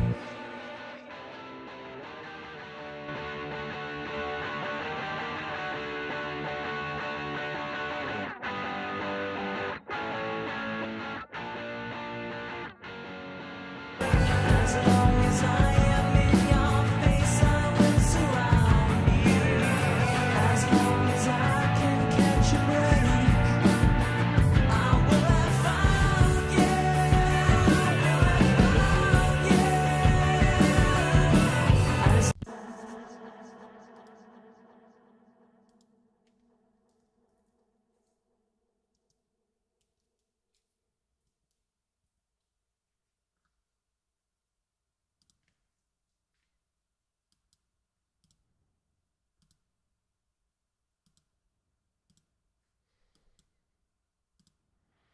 Getting rid of some stuff that's getting in the way of me enjoying this in headphones. These are effects, and there's just no reason to have all that muddy low end on them. Even this, we don't need any of that. We don't need any of that.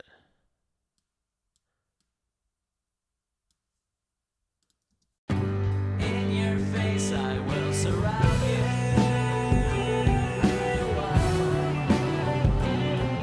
As long as I'm around you, with my arms I can impound you.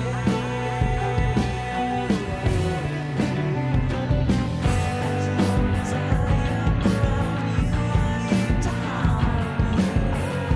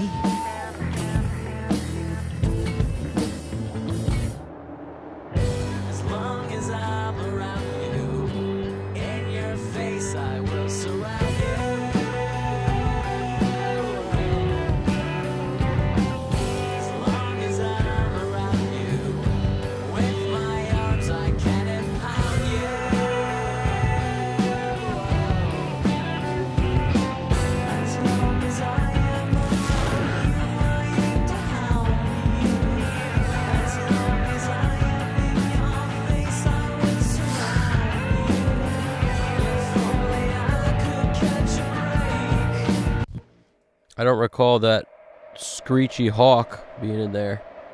What's up, the Screechy Hawk? As long as I am around you, I aim to harm you. As long as I am in your face, I will surround you. If only I could catch a break, I would have found you. Would have found you. As long as I am around you, I aim to harm you. As long as I am in your face, I will surround you. As long as I can catch a break, I will have found you.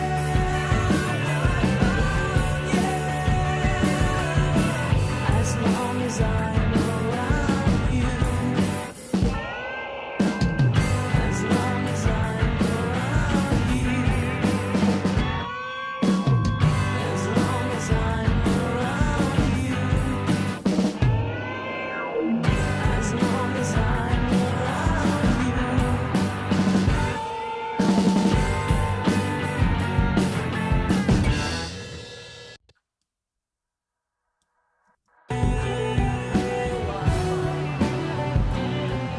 As long as I'm around you, with my arms I climb out you. As long as I am around you, I aim to harm you. As long as I am in your face, I will surround you. As long as I am in your place, I will empower you. As long as I'm around you. As long as I'm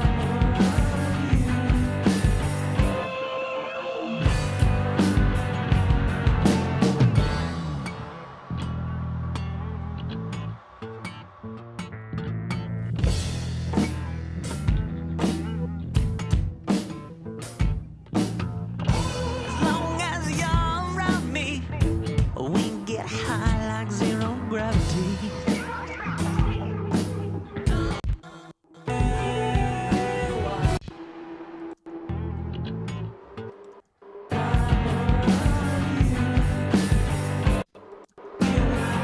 As long as I am in your place, I climb out you.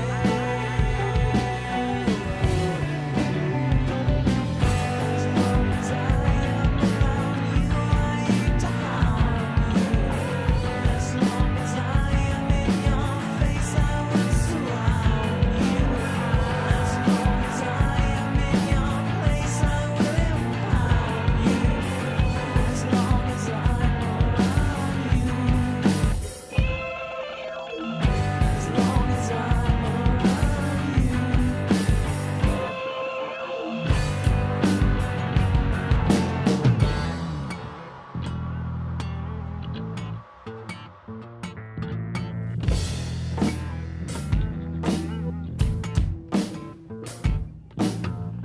As long as you're around me, we get high like zero gravity.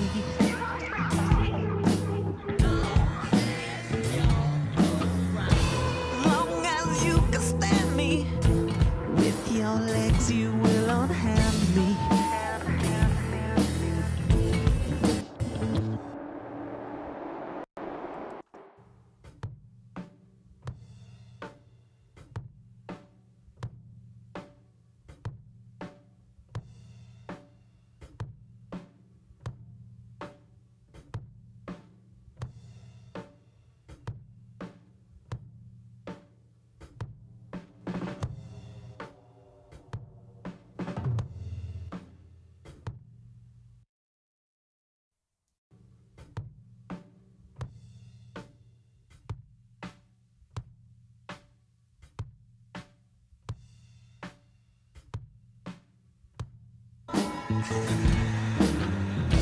Long as I can mold you, with my mind I will control you.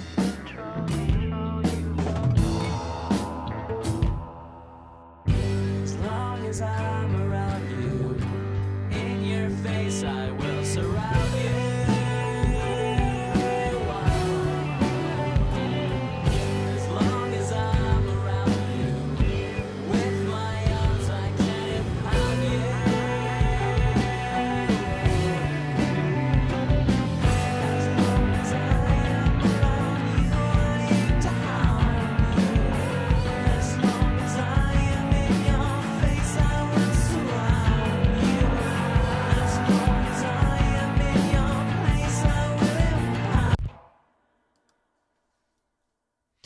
This is the track that needs the Pro Q3. This space flav that we've basically put into the song, we've injected this crazy sound, but it needs a little bit of cutting out the problems. It couldn't hurt.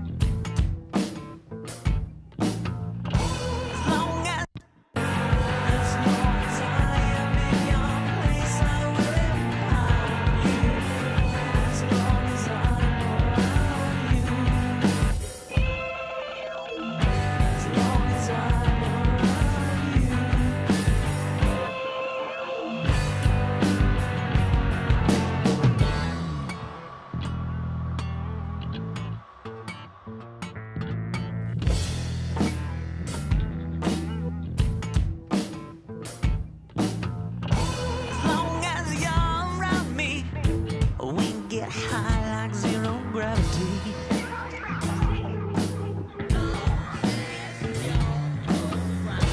As long as you can stand me, with your legs you will unhand me.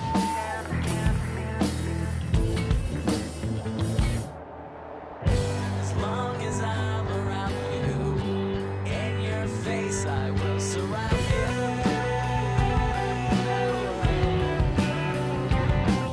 As long as I'm around you, with my arms I can impound you.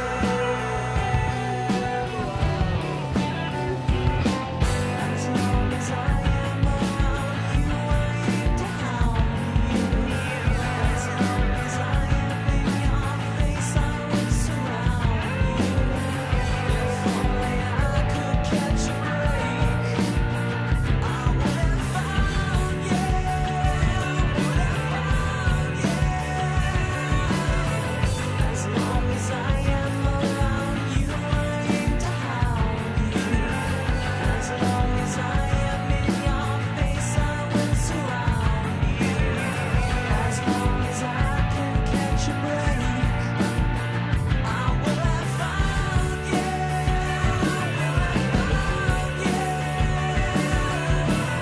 As long as I'm around you. As long as I'm around you. As long as I'm around you. As long as I'm around you.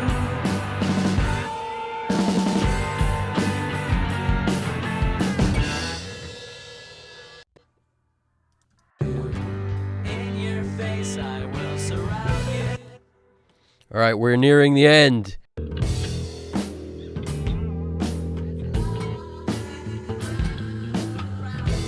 Long as I can hold you, with my hands I will unfold you.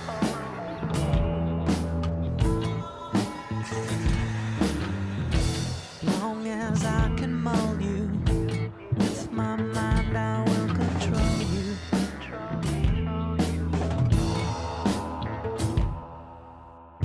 As long as I'm around you, in your face I will surround you.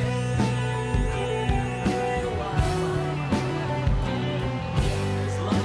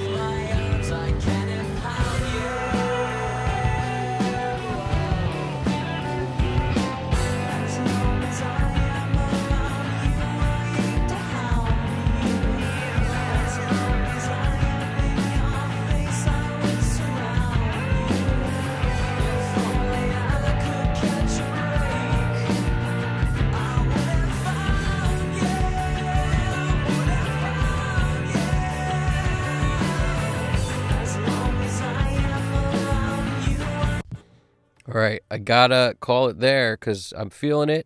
And if I keep pushing too long, I'm definitely going to go into no man's land of making things worse. So, what I like to stress is the next day in the morning or 2 days later, 3. When you're clear of it, come back, listen once, make any tweaks based on that first listen. Don't listen 3 times. Don't make a version and then make 6 more. Make 1, you know? If I have to, I'll make 2 and then pick 1. But like, I won't listen more than once to make all the decisions. And then I might just audition 2 different options back and forth. I'm an auditioner.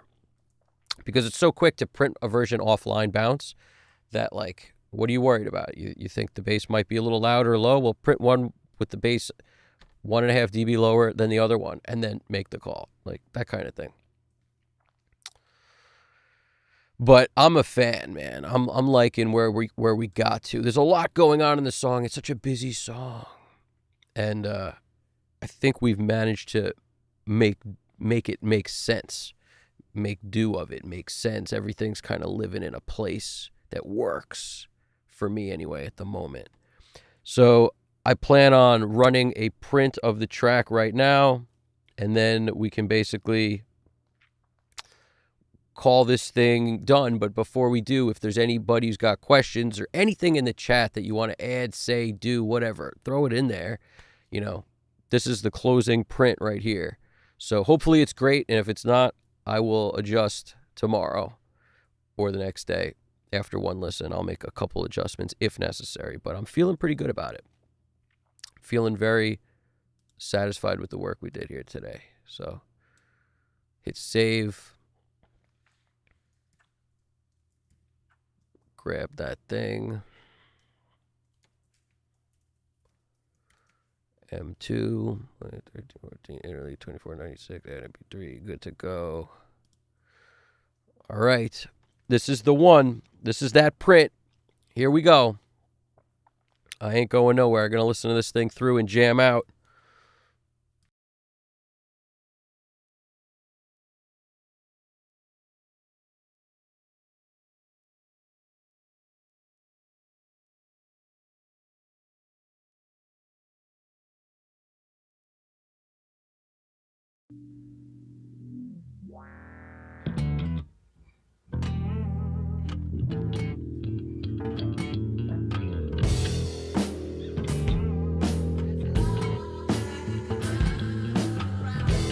Long as I can hold you, with my hands I will unfold you.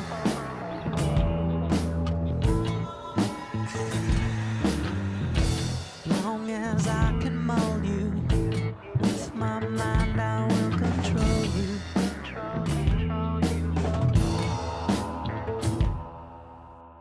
As long as I'm around you, in your face I will surround you.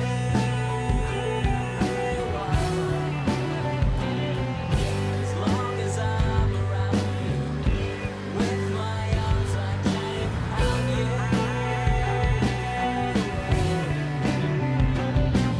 As long as I am around you, I aim to harm you. As long as I am in your face, I will surround you. As long as I am in your place, I will empower you. As long as I'm around you. As long as I'm around you.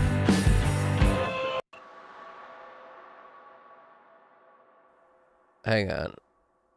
I knew I shouldn't have jinxed myself like that, but there was a part of this that I just remembered as I'm hearing it. I'm like, that first freaking these things are too loud. This is where my meticulous nature comes in a little bit, but this part, where's the first flick?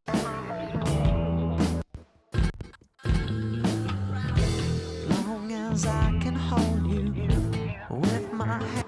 Those U's are just bugging at me. Long as I can hold you with my hands, I will unfold you. Long as I can hold you with my hands,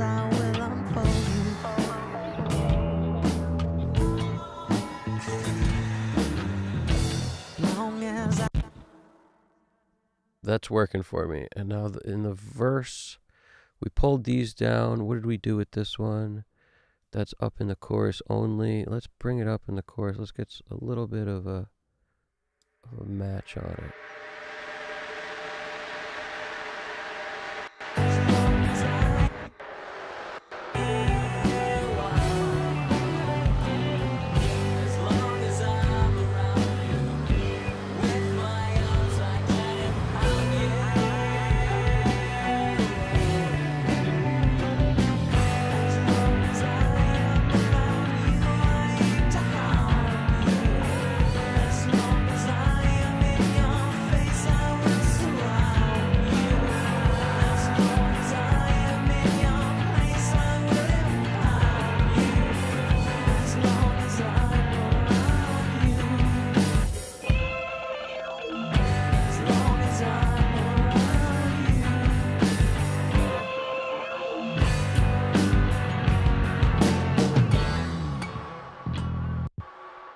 Just a touch up on the vocal when that part gets loud.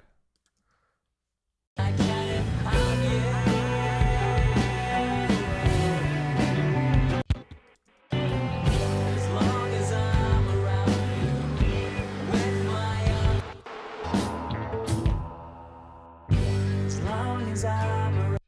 little too much. As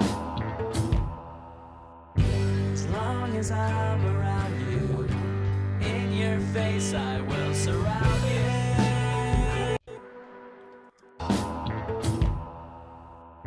As long as I'm around you, in your face I will surround you.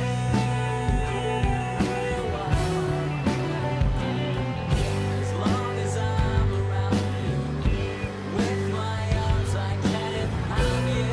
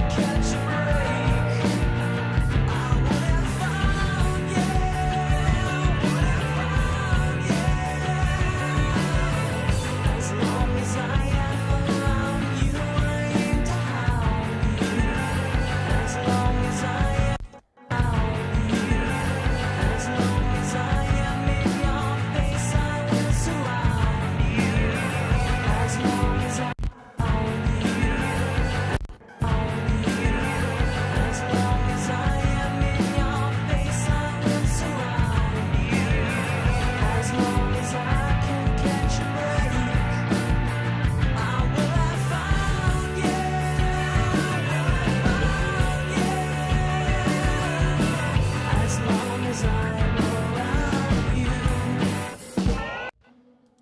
as long as I'm around, as long as I'm around you, as long as I'm around you,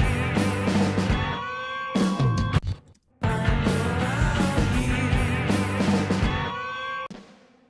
I'm around you, I'm around you, as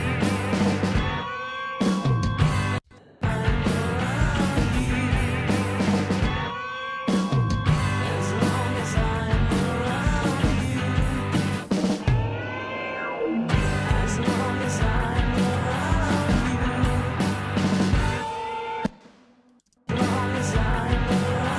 you.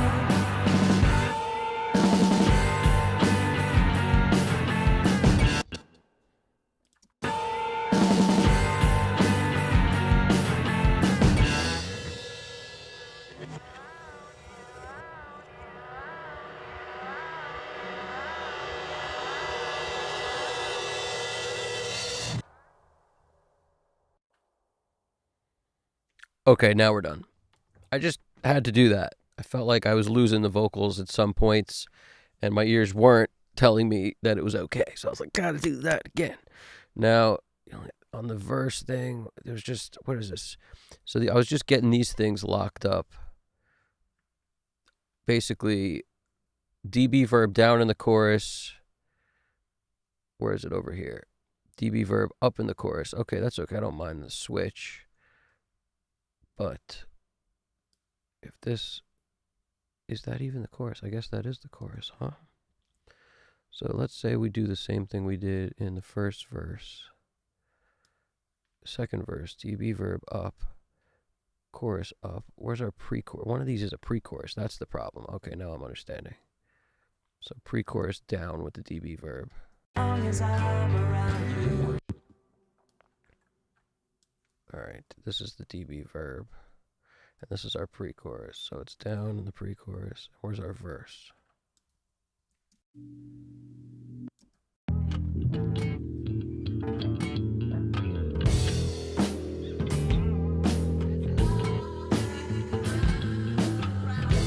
long as I can hold you, long as I can hold you, with my hands I will unfold you.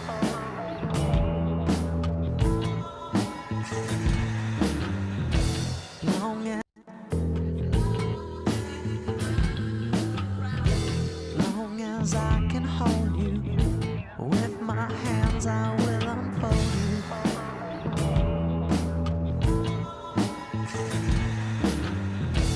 Long as I can mold you, with my mind I will control you.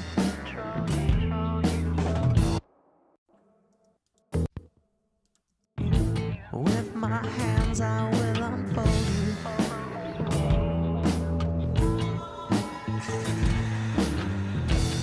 Long as I can mold you, with my mind I will control you.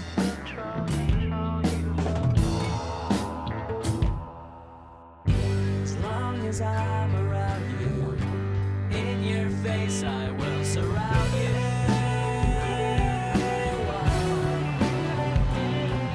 As long as I'm around you, with my arms I can impound you.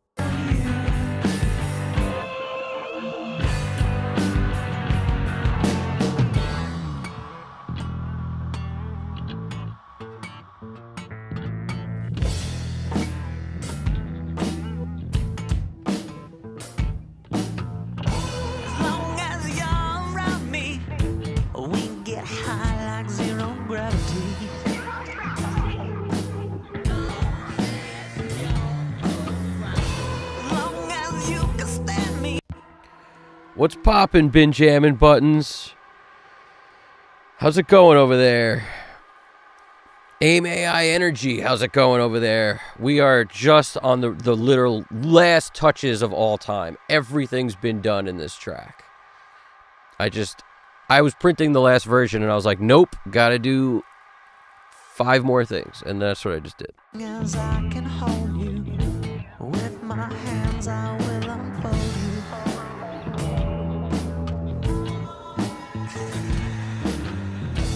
Long as I can mold you, with my mind I will control you.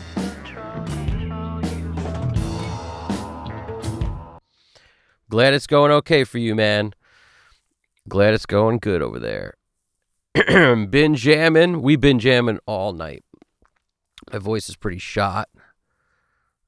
Sometimes the voice goes. I don't know why that is.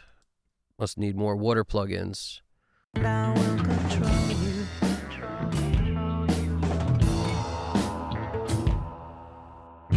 As long as I'm around you, I will control you.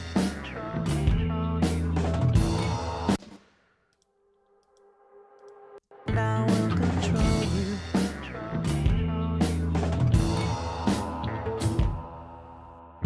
I will control you. I will control you.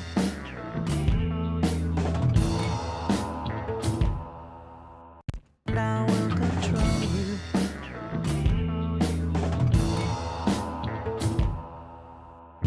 As long I'll take it. I will control you. I will control you. I will control you.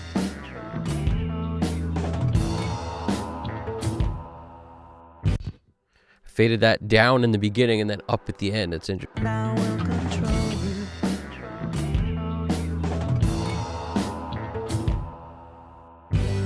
It's like as it fades, it comes up a little. All right, I'll take it. We're going for it. Bada bing. Because now I'm in a little bit of the weeds. As long as I am in your face, I will surround you. As long as I can catch a break, I will have found you.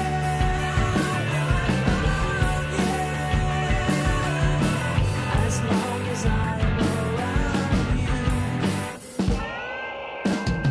As long as I'm around you.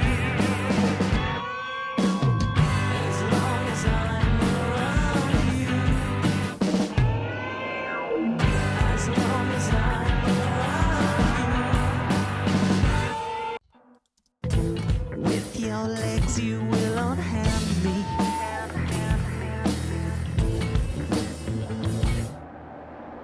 As long as I'm around you, in your face I will surround you.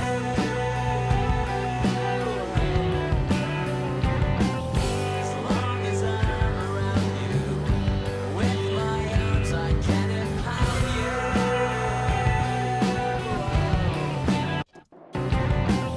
As long as I'm around you, with my arms I can empower you.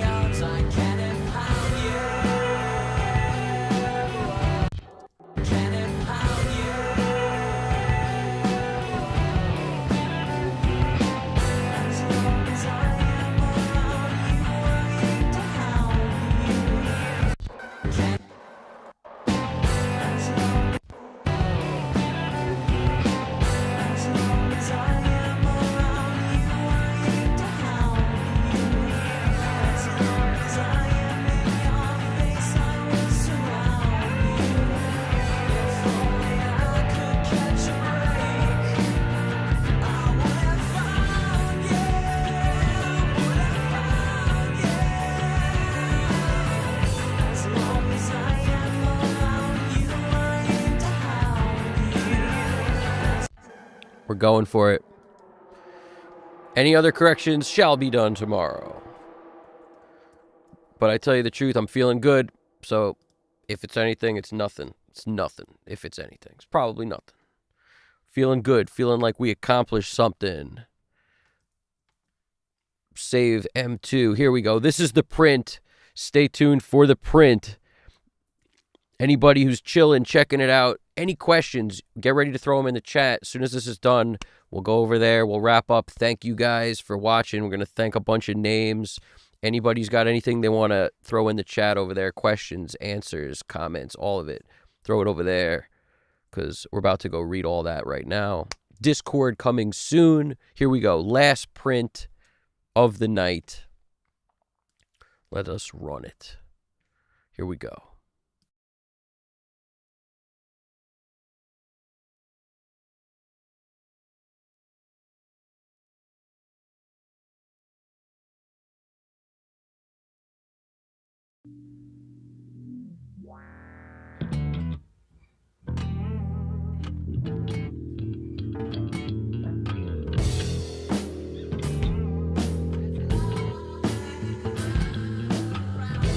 Long as I can hold you, with my hands I will unfold you.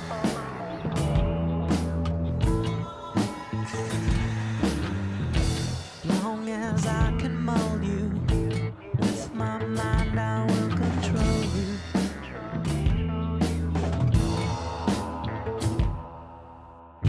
As long as I'm around you, in your face I will surround you.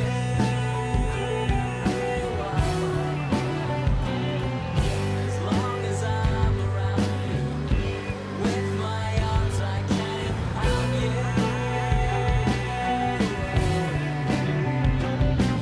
As long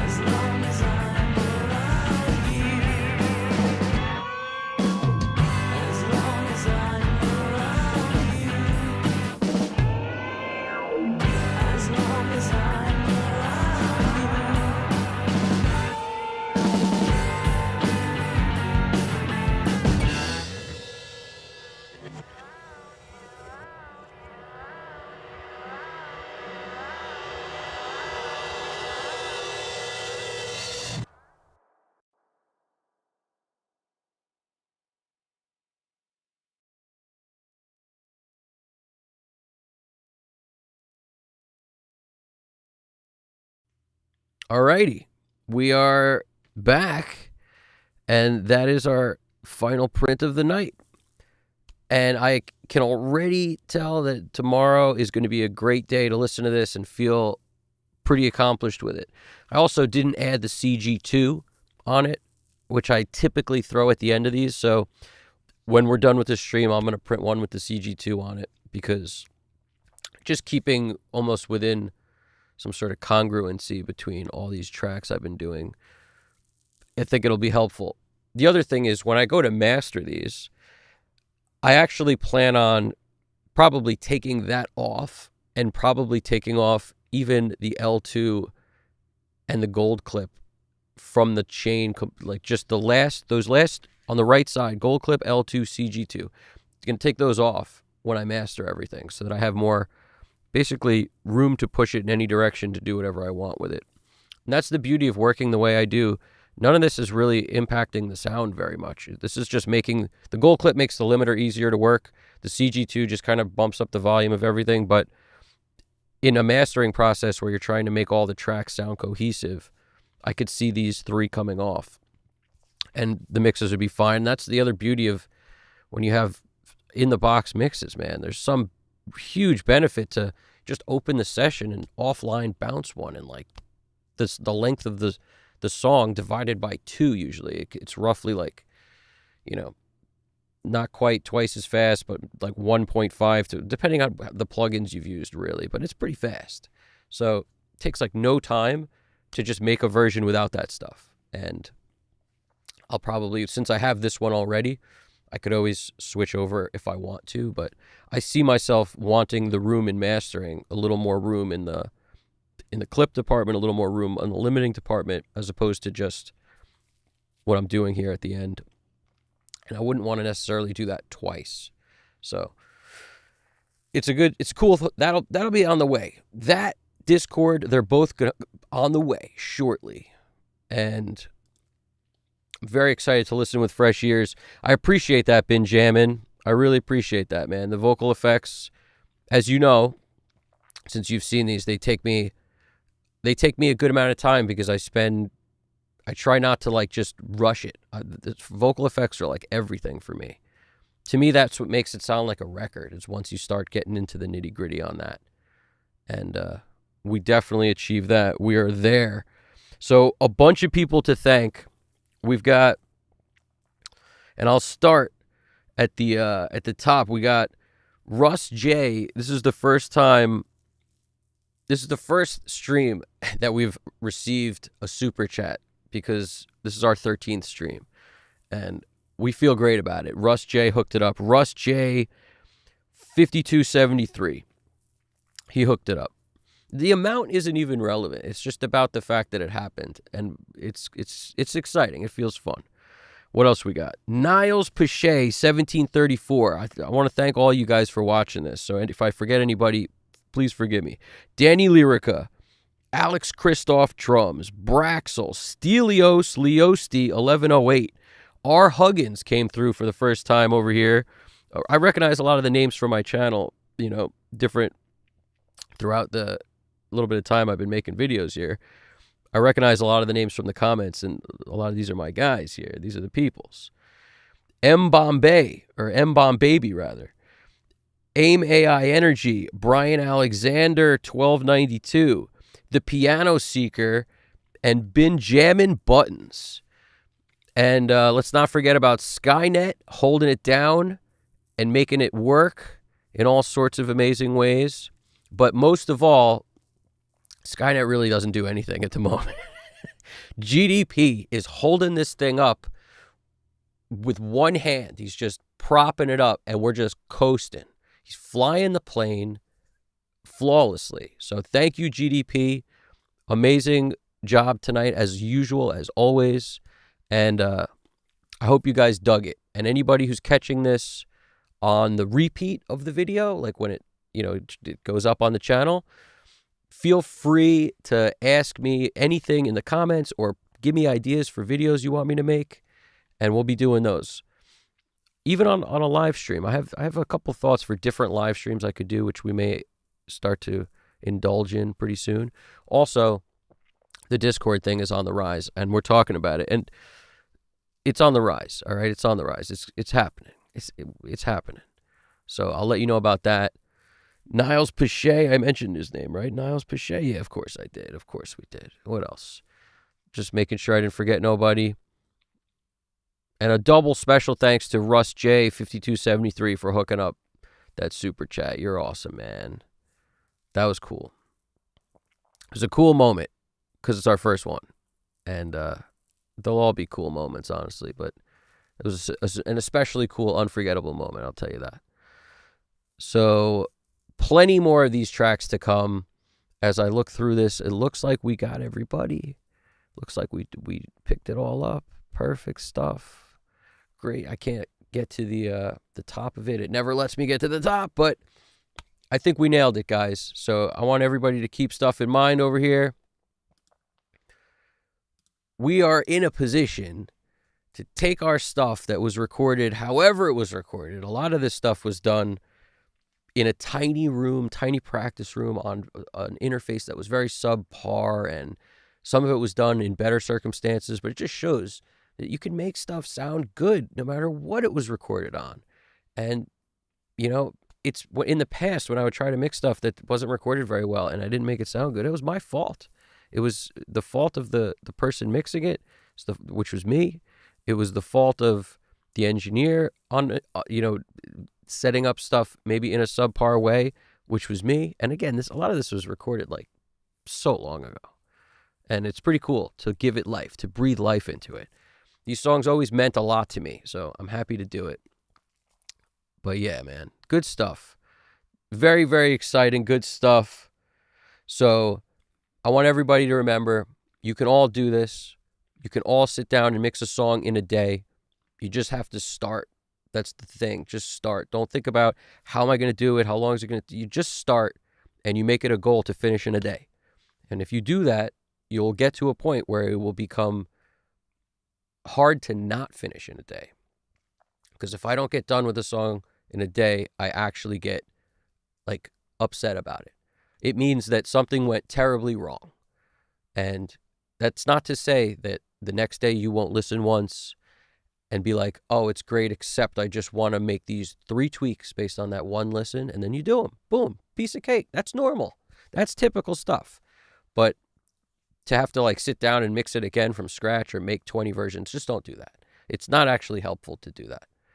And it's hard to understand that when you're going in and you think, well, it's just however long it takes. It's like, not really.